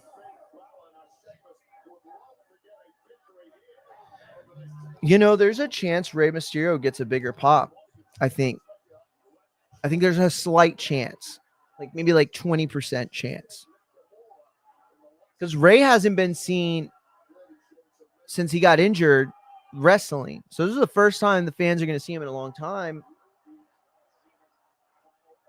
And he hasn't been used as much either because he was on that injury break. But John Cena, you know what I mean? Like, I don't know. He could be. But it's a fitting narrative. These guys were like, who else was wrestling during the height of John Cena? Kofi Kingston, but he was not even close to that upper level. Like, Sheamus became world champion off of John Cena, by the way. Rey Mysterio was already champion.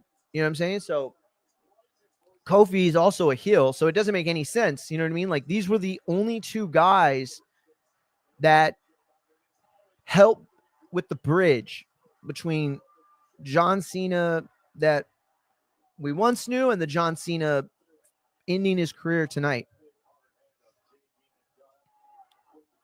Do they do the W? No, I think they're going to do the Rey and Dom at a AAA event.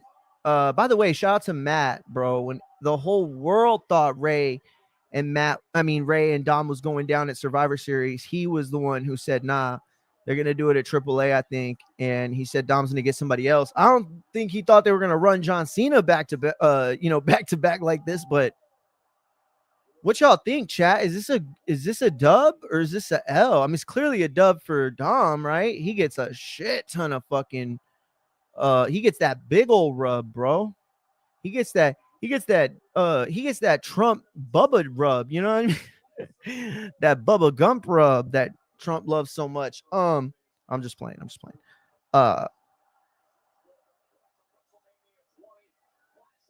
Oof. Yeah, Ray's over. Damn, bro. Ray looks jacked right now, dog. Like, for real. Oof. Dom with the trip. Nicely done. Yo, you can see Ray's lats, dog. Like, fucking just all shredded up right here, back here. Hey, my lats looking pretty good, too. Yo, they did the thing to Ray where he slides all the way outside. They got to stop doing that on the table side. Bro's like this close from hitting his head against the fucking commentator desk. Oof, this is too many commercials. This is too many commercials for this opening spot. I mean, I get it. I know that you got to make money, but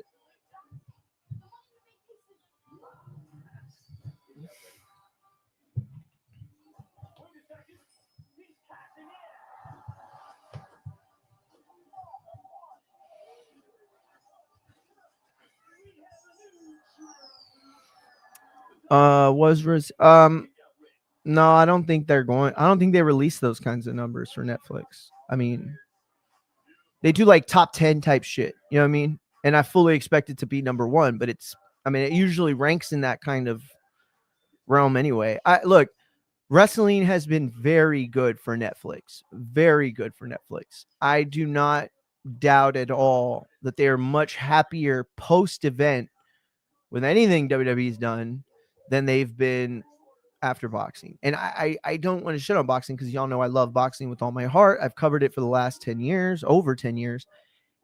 But truthfully, you know, I don't think they really relished in that Jake Paul Tyson news cycle.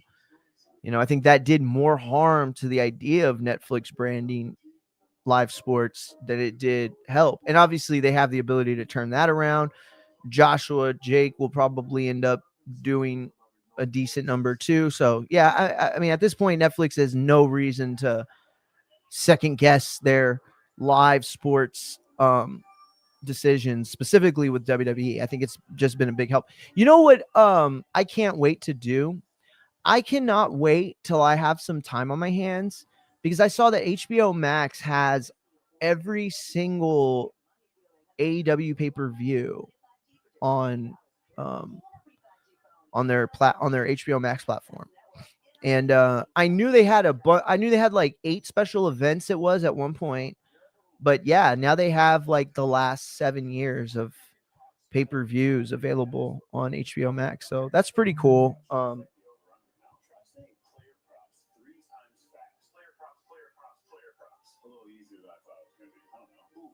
Mario, you gonna talk? No, champ, we're not gonna get into that stuff today. You know what you could do? You could go to Soup or Mario, SOUP or Mario on Twitch. Okay, live Monday through Thursday. You know, we game on Mondays, Wednesdays, and Mondays and Wednesdays. And so go to Soup or Mario on Twitch, and then at Infighting FX, basically everywhere else, YouTube, IG, X, and TikTok. Yo, they were roasting me in the TikTok comments on that last Zack Ryder video, bro. They were like, "Go and play with your toys." Like, what y'all think? Like, people think like, oh, I'm just like playing with these toys that are in the same position every fucking show. I'm just kidding. I don't care. There was a time when I was very sensitive about my collection, but I'm very, very far past that. I mean, I would rather have a collection of WWE figures than my name be a collection in the files that got released. But that wasn't even a joke. That was just true.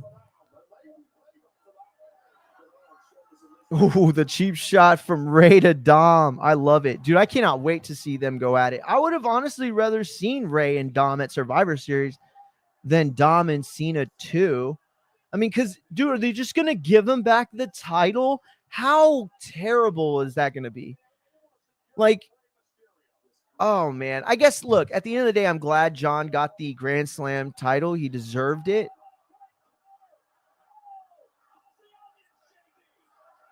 How's the onions, JD? What the hell does that even mean?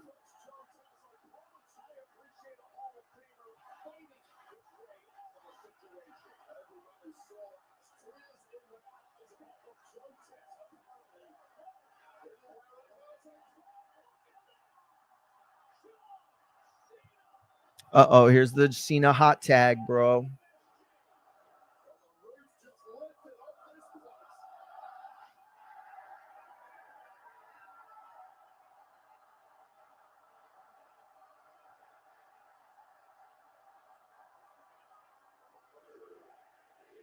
Oh, man, this crowd is Cena hot.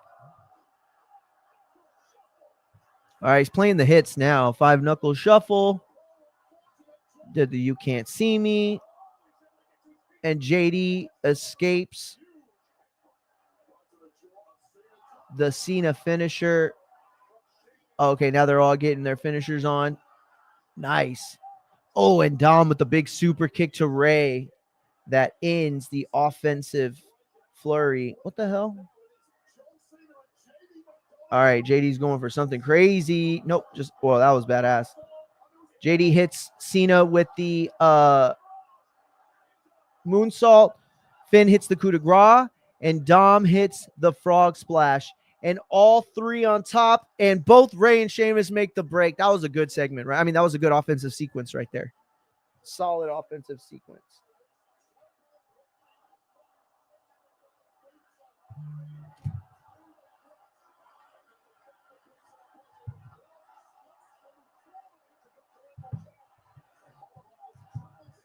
Yo, they all hit their spot.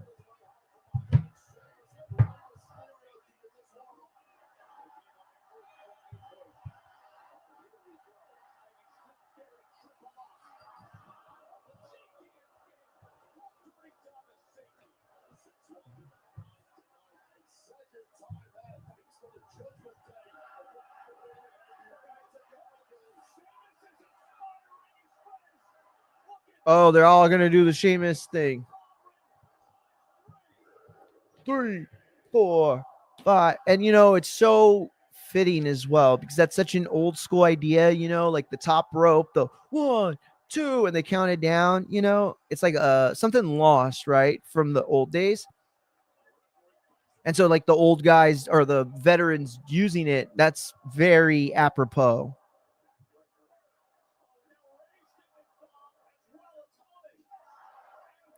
Yo, they're all about to do it. They're all about to do it. The 5-knuckle shuffle from John Cena. Oh my God, look. Oh my God, y'all got to see this. Y'all have to see this. This is iconic. They just all did the 5-knuckle shuffle, and I just went from 6 to midnight. Oh no, they're not all going to do it, are they? Oh my God, stop.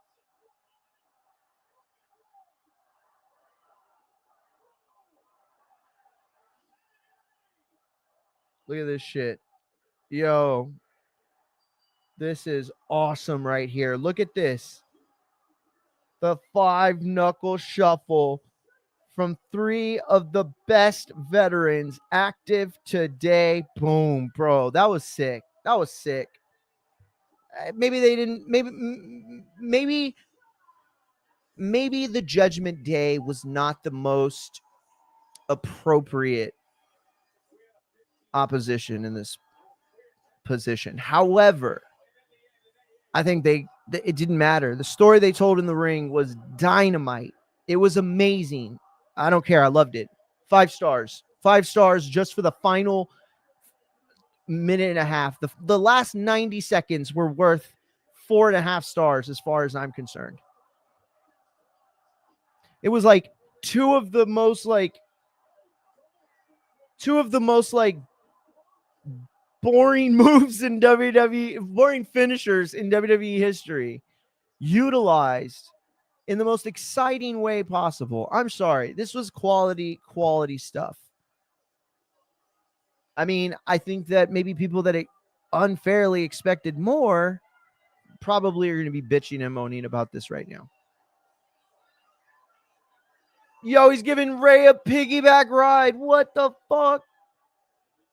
What is going on? He's giving Ray a piggyback ride back to Gorilla. I wonder what those seats are like on top. You know what I'm saying? On top of Gorilla. Because they're always getting like acknowledged. I mean, it's a pretty good height. You got nobody in front of you as far as crowd goes. I don't know.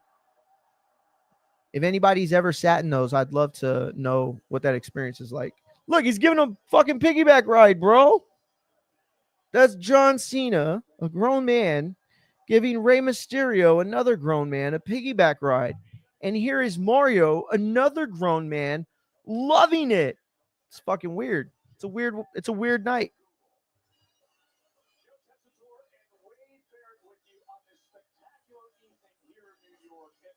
But you know, if we got our bingo cards before the night and it had Cena giving a piggyback ride to Ray, I'd actually hope that's on my card. So that's all I'm going to say about it.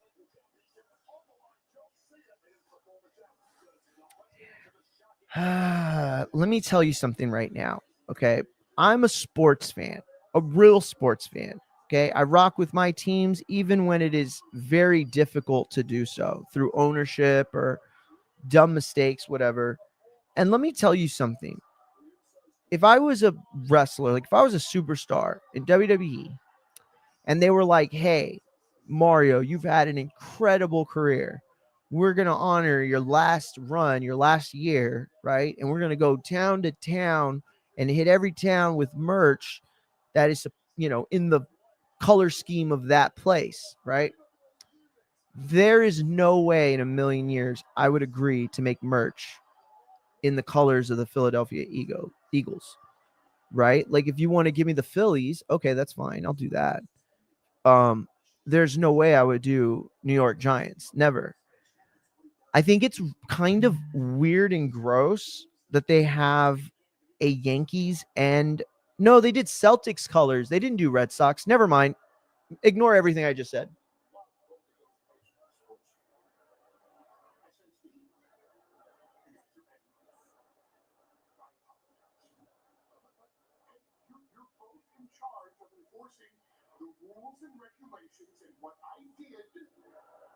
Was within the rules and regulations. We know.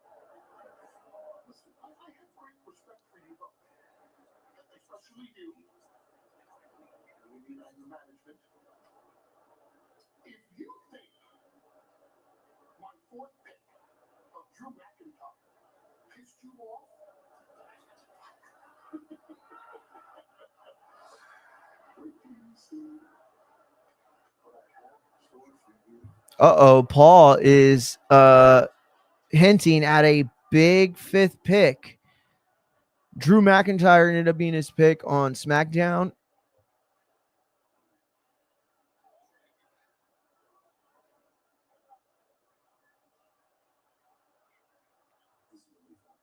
They're not going to reveal.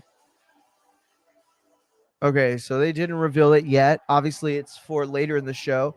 Dude, I'm going to tell y'all this. If I have any predictions for this year's Road to WrestleMania, my prediction is Stephanie Vaquer is in for the road of her life, dude. She is in for the road to WrestleMania of her life. I'm telling you, they are positioning her, and Jade too, you could argue for sure. But I just think, like, for Stephanie, the plan's been there for a long time. I mean, maybe like months back from her actual title win. They knew, okay, we're going to have Stephanie be the champion by this time of the year. You know, kind of give her some, like, throwaway feuds, right? Up until January, possibly even February, right? After Royal Rumble. I don't think they use her for the road to WrestleMania title shot.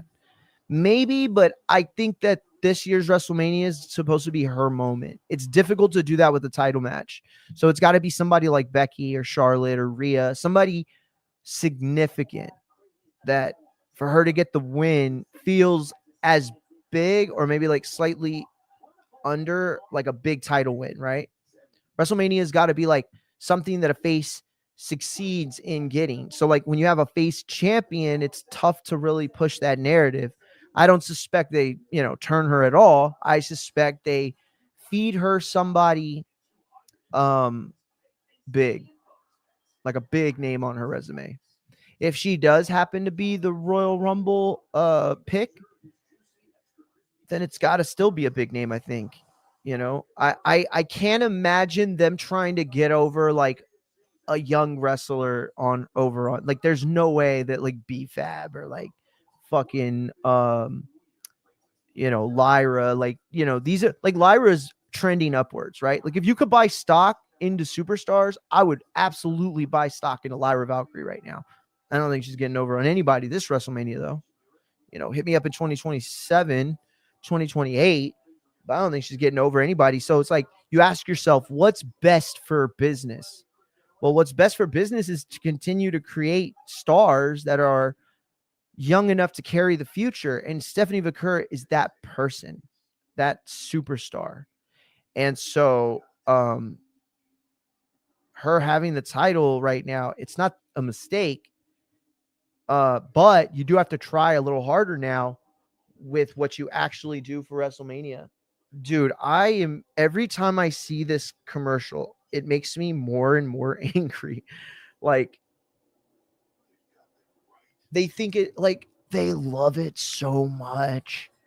Like, I feel like Triple H just watches this thing like, damn, I'm good. Like, I'm fucking Scorsese good. Like, you know what I mean? Like, I don't know.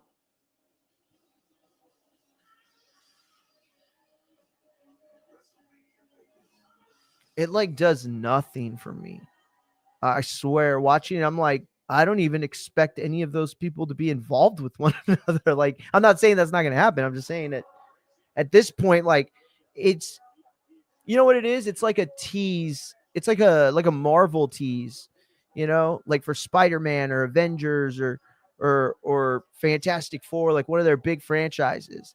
And it's just this like vague, nonsensical promotion that's like, oh, remember all these people that you love? Well, they're going to be in this thing. So, what they're doing, we're not going to tell you. We don't even know.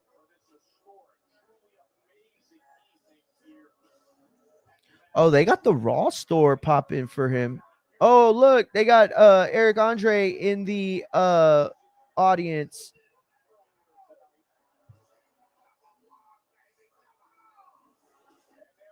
And that's somebody, Ashley Cook, who's saying God bless America before Raw. The hell is that? The you can't see me thing? Oh shit. What's his name from?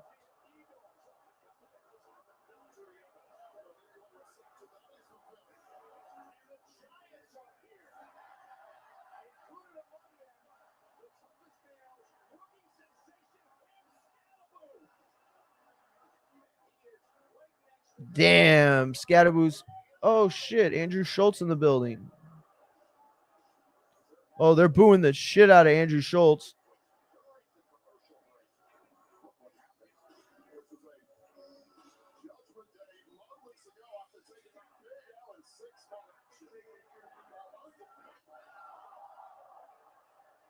The hell? They did this off air? Why did they do this off air? Or was I not watching? So Andrew Schultz and the New York Giants players. Ooh, he almost caught one right there. Scatterboo almost caught one. Andrew Schultz is brawling with wrestlers. I mean, do they ever learn? Does this company ever learn from its mistakes? That was Travis Scott all over again. Why did you have Andrew Schultz? Like, Andrew Schultz should have been the one that like caused the bullshit. That would have been great.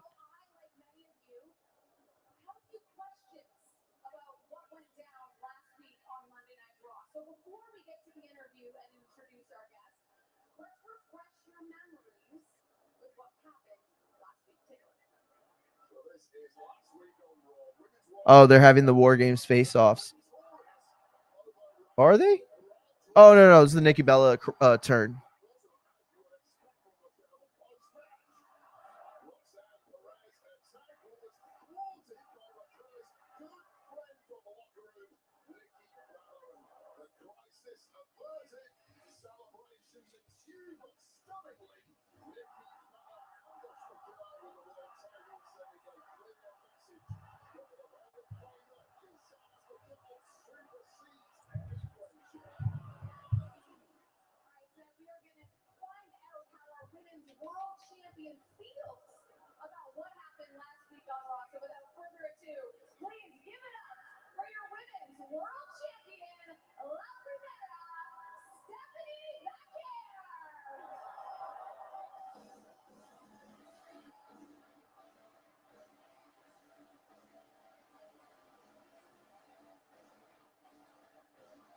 I mean, how about this? How about they were never really friends? How about she didn't even know her name and how to pronounce it? Her Spanish surname, by the way. Like, I don't understand what's happening. I really don't. I think they brought Nikki Bella back hoping they were going to get Brie at some point. I mean, that's what I have to assume because like this is nonsensical. Oh, and now Nikki's attacking her from behind. See that this makes sense right here. Nikki trying to like cheat her way through this whole feud, right? Or like try to like find like moments to take advantage.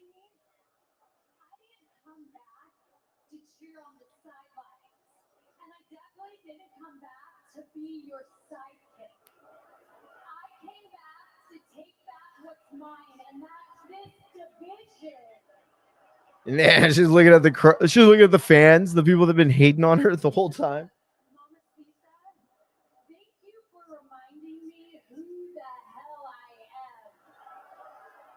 Why is Stephanie like? Why? You've lost every match you've had, Nikki. Why on earth would we give you a title match now?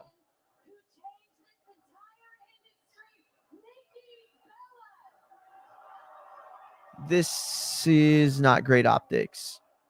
Why isn't it like Stephanie's clearly okay? Why isn't she getting up? And she's just like letting all this stuff happen to her now. Yeah, there you go. Fake the concussion. That's, I mean, sell the concussion. That's way better. checking for blood. See, all that's way better than staring at her adamantly in the eyes. Like, why? Okay, you're clearly conscious.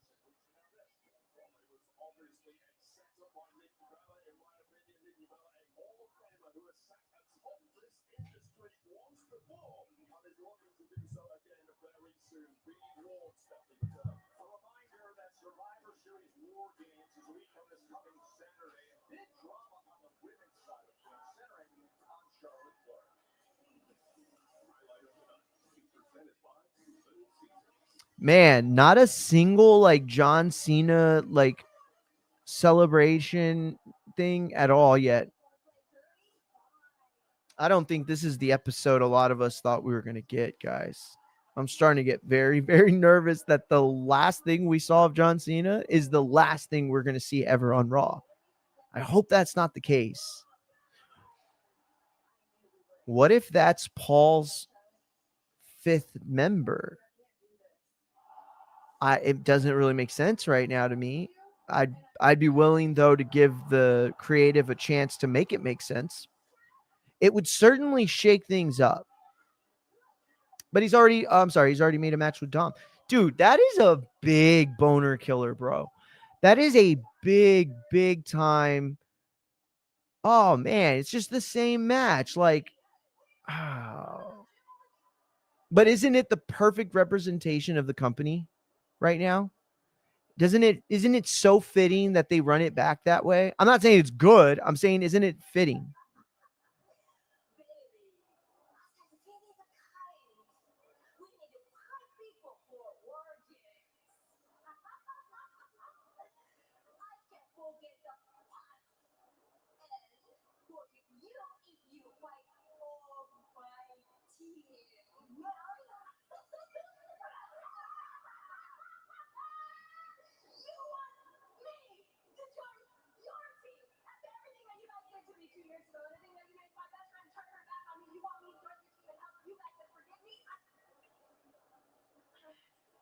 The hell, they were together before.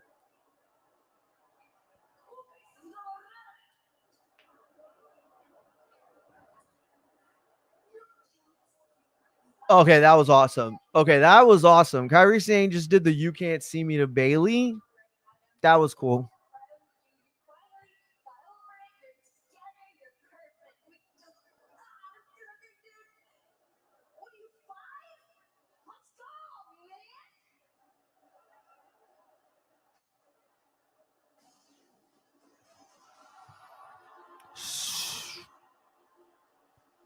Are they just dropping the Bailey thing?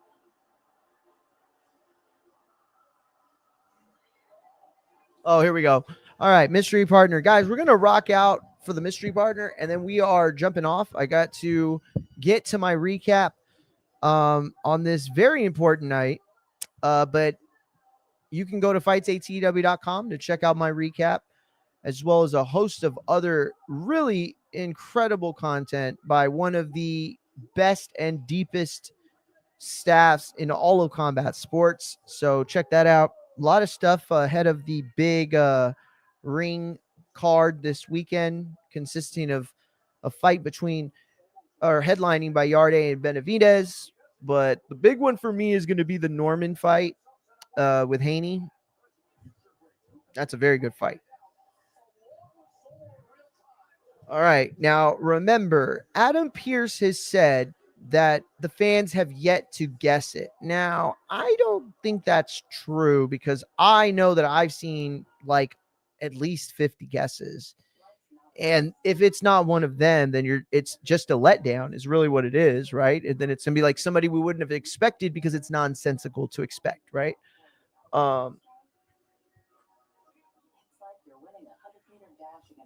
And especially after the Zack Ryder stuff, right? That Zack Ryder, that was huge, dude. That set the bar for the rest of these surprise picks. That set the bar. That's why I think they jumped ship from the Joe Hendry, because everybody knew it was Joe Hendry. I think it was Joe Hendry. And maybe it still is. You know what? That's my pick. Is still Joe Hendry. That's still my pick. It's still Joe Hendry. Yeah, it's got to be.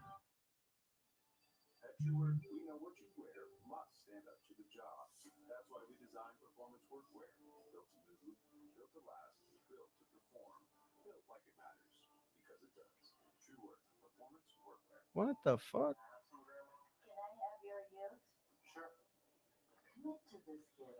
I don't know where you heard that, champ. That doesn't sound like anything that I've seen at all. So I'm not really comfortable unless you got like a link you want to send me and we could talk about that. I'll look at depending on the source, but yeah, that sounds like some crazy conspiracy shit to me, bro. I don't think so. Here's the thing. I wouldn't be surprised if Vince was in the building for the final show. And honestly, I wouldn't have been surprised if he was there tonight. But on camera, no, not at all. Maybe on the final night, maybe they show some Vince action, but no, man, I don't think so. Why? You know what I mean? Like, especially right now. Like, if you wanted to have this conversation, if you wanted to talk about that like last week, I might have entertained it just as because I entertained the Edge stuff, even though I knew Edge was never going to be the guy. But yeah, that sounds crazy to me.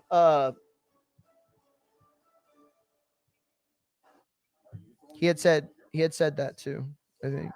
But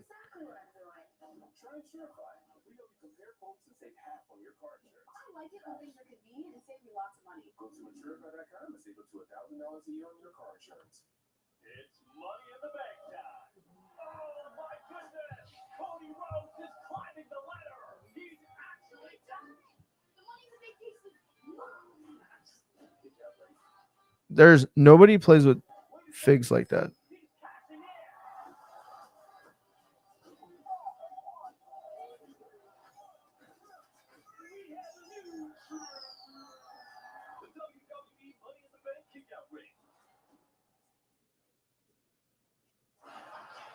All right, here we go.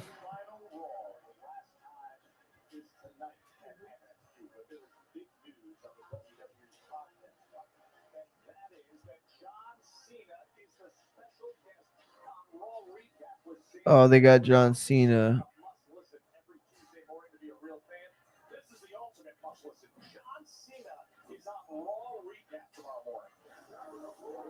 Oh, I heard the Neil deGrasse Tyson and Logan Paul went at it about some shit. Some MAGA bullshit.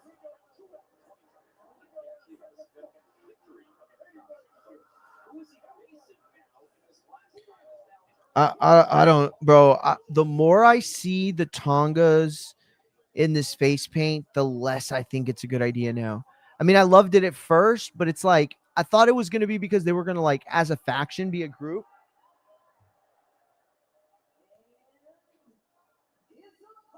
Okay, let's see.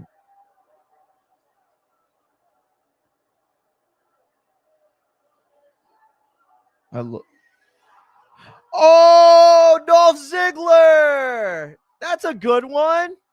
Hell yeah, we'll take it. Yo. That's dope. That's dope.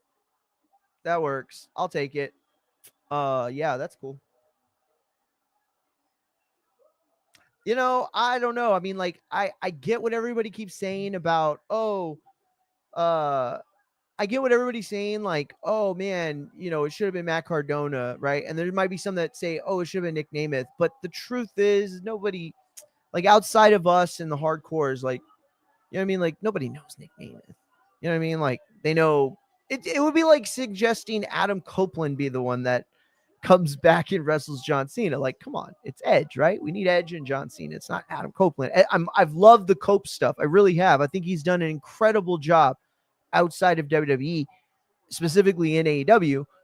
I just don't think that there would be any reason to do that kind of stuff over here. You know what I mean?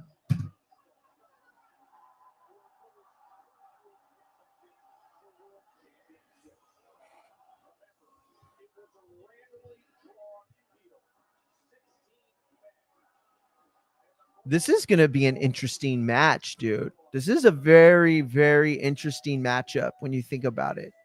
Solo Sikoa is the kind of guy that, if paired well, he can showcase. But I don't know, dude. Dolph looks jacked. I would rather see Dolph get over here. I know Solo's winning. Of course, Solo's winning this.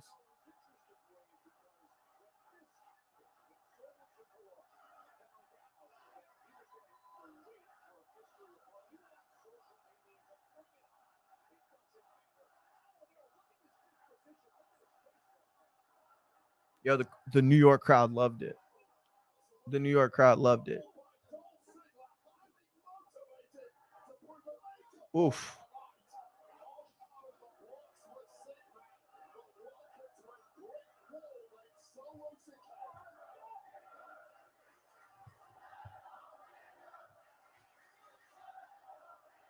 The Let's Go Ziggler chant. That's big time.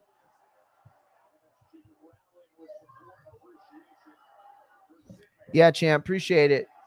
Appreciate the sub. Listen, you could go to at Mario. I'm sorry, at Infighting FX on X, IG, YouTube, and TikTok. And then the Twitch, the new Twitch is Soup or Mario, SOUP or Mario. We're going to be going live and we're going to be doing other stuff on that channel. So if you've appreciated the boxing, combat sports, wrestling conversations, then please subscribe to Infighting FX. And if you've appreciated some of my other content and some of my other takes, or my gaming sessions or workout sessions, then hit up Super Mario on Twitch. That's where we'll be going live for gaming, working out, just like a bunch of different shit as we create our content and figure out exactly what direction we're going in that route. It's not like a political specifically, but I just think a lot of that shit's really important. The thing about this tournament that I don't think's been said enough is the losing parties have really showcased well. The Miz had an incredible match. He really did against Jey Uso, to the point where I was like hoping he was going to win. And I think some of the crowd was too. There was a moment where he started doing like John Cena type stuff, like trolling, but he got over like huge. I really think a Miz win on that night would have popped harder than the Jey Uso one. Let me see who else. Zack Ryder was in an incredible match with LA Knight. I think the disposition I had to it kind of clouded my judgment on it, because the match was really like, it was fire. Zack Ryder showed out really well, and him and LA Knight's in-ring chemistry was quality work, without a doubt. And then, like Ziggler, the match isn't over, but I'm ready to, just write the article already on his part that he's putting out a bang. I mean, he's selling really well. He's just doing all the like little things that you really want to see in these kinds of positions, But yeah, you can go. Oh, thank you, champ. I appreciate the sub at Infighting FX. Yep, on X, YouTube, and TikTok. On IG and Facebook, it's at Mario Munguia. I mean, those are just like my things that I have. Those are like my personal accounts. You don't really got to follow those. But then we got Soup or Mario on Twitch. So yeah, you can sub to those. I'd appreciate it. Yeah, man, I appreciate that stuff, dude. I really do. I mean, I very much enjoy combat sports and enjoy talking about it. I worked for the Boxing Voice for a really long time. So I only did boxing for a really long time. So being able to do like MMA and wrestling and like kickboxing, we're going to look at some of the arm wrestling stuff that went over this past weekend. I introduced everybody to the, I guess like Renaissance Knights MMA. I don't know what it is, but it's like dudes dressed in full like knight armor. You know what I'm saying? Like the full fucking knight armor, and they fight MMA with like shields, and it's fucking crazy, dude. It really is. But it's been fun to do that kind of stuff. The problem is not the problem, but the thing is it's opened up a whole other avenue of things that I really want to do, and talk about. So, yeah. But listen, we're going to wrap it up here. I got to start get really diving into this recap. You can go to fightsaroundtheworld.com, fightsatw.com, to read my recap and also get previews on a bunch of the fights that are happening this week. FightsATW.com is actually going to be in the building for Survivor Series a week from Saturday. So we'll have live coverage from the venue, live updates on the social media accounts, and then, of course, stay bookmarked.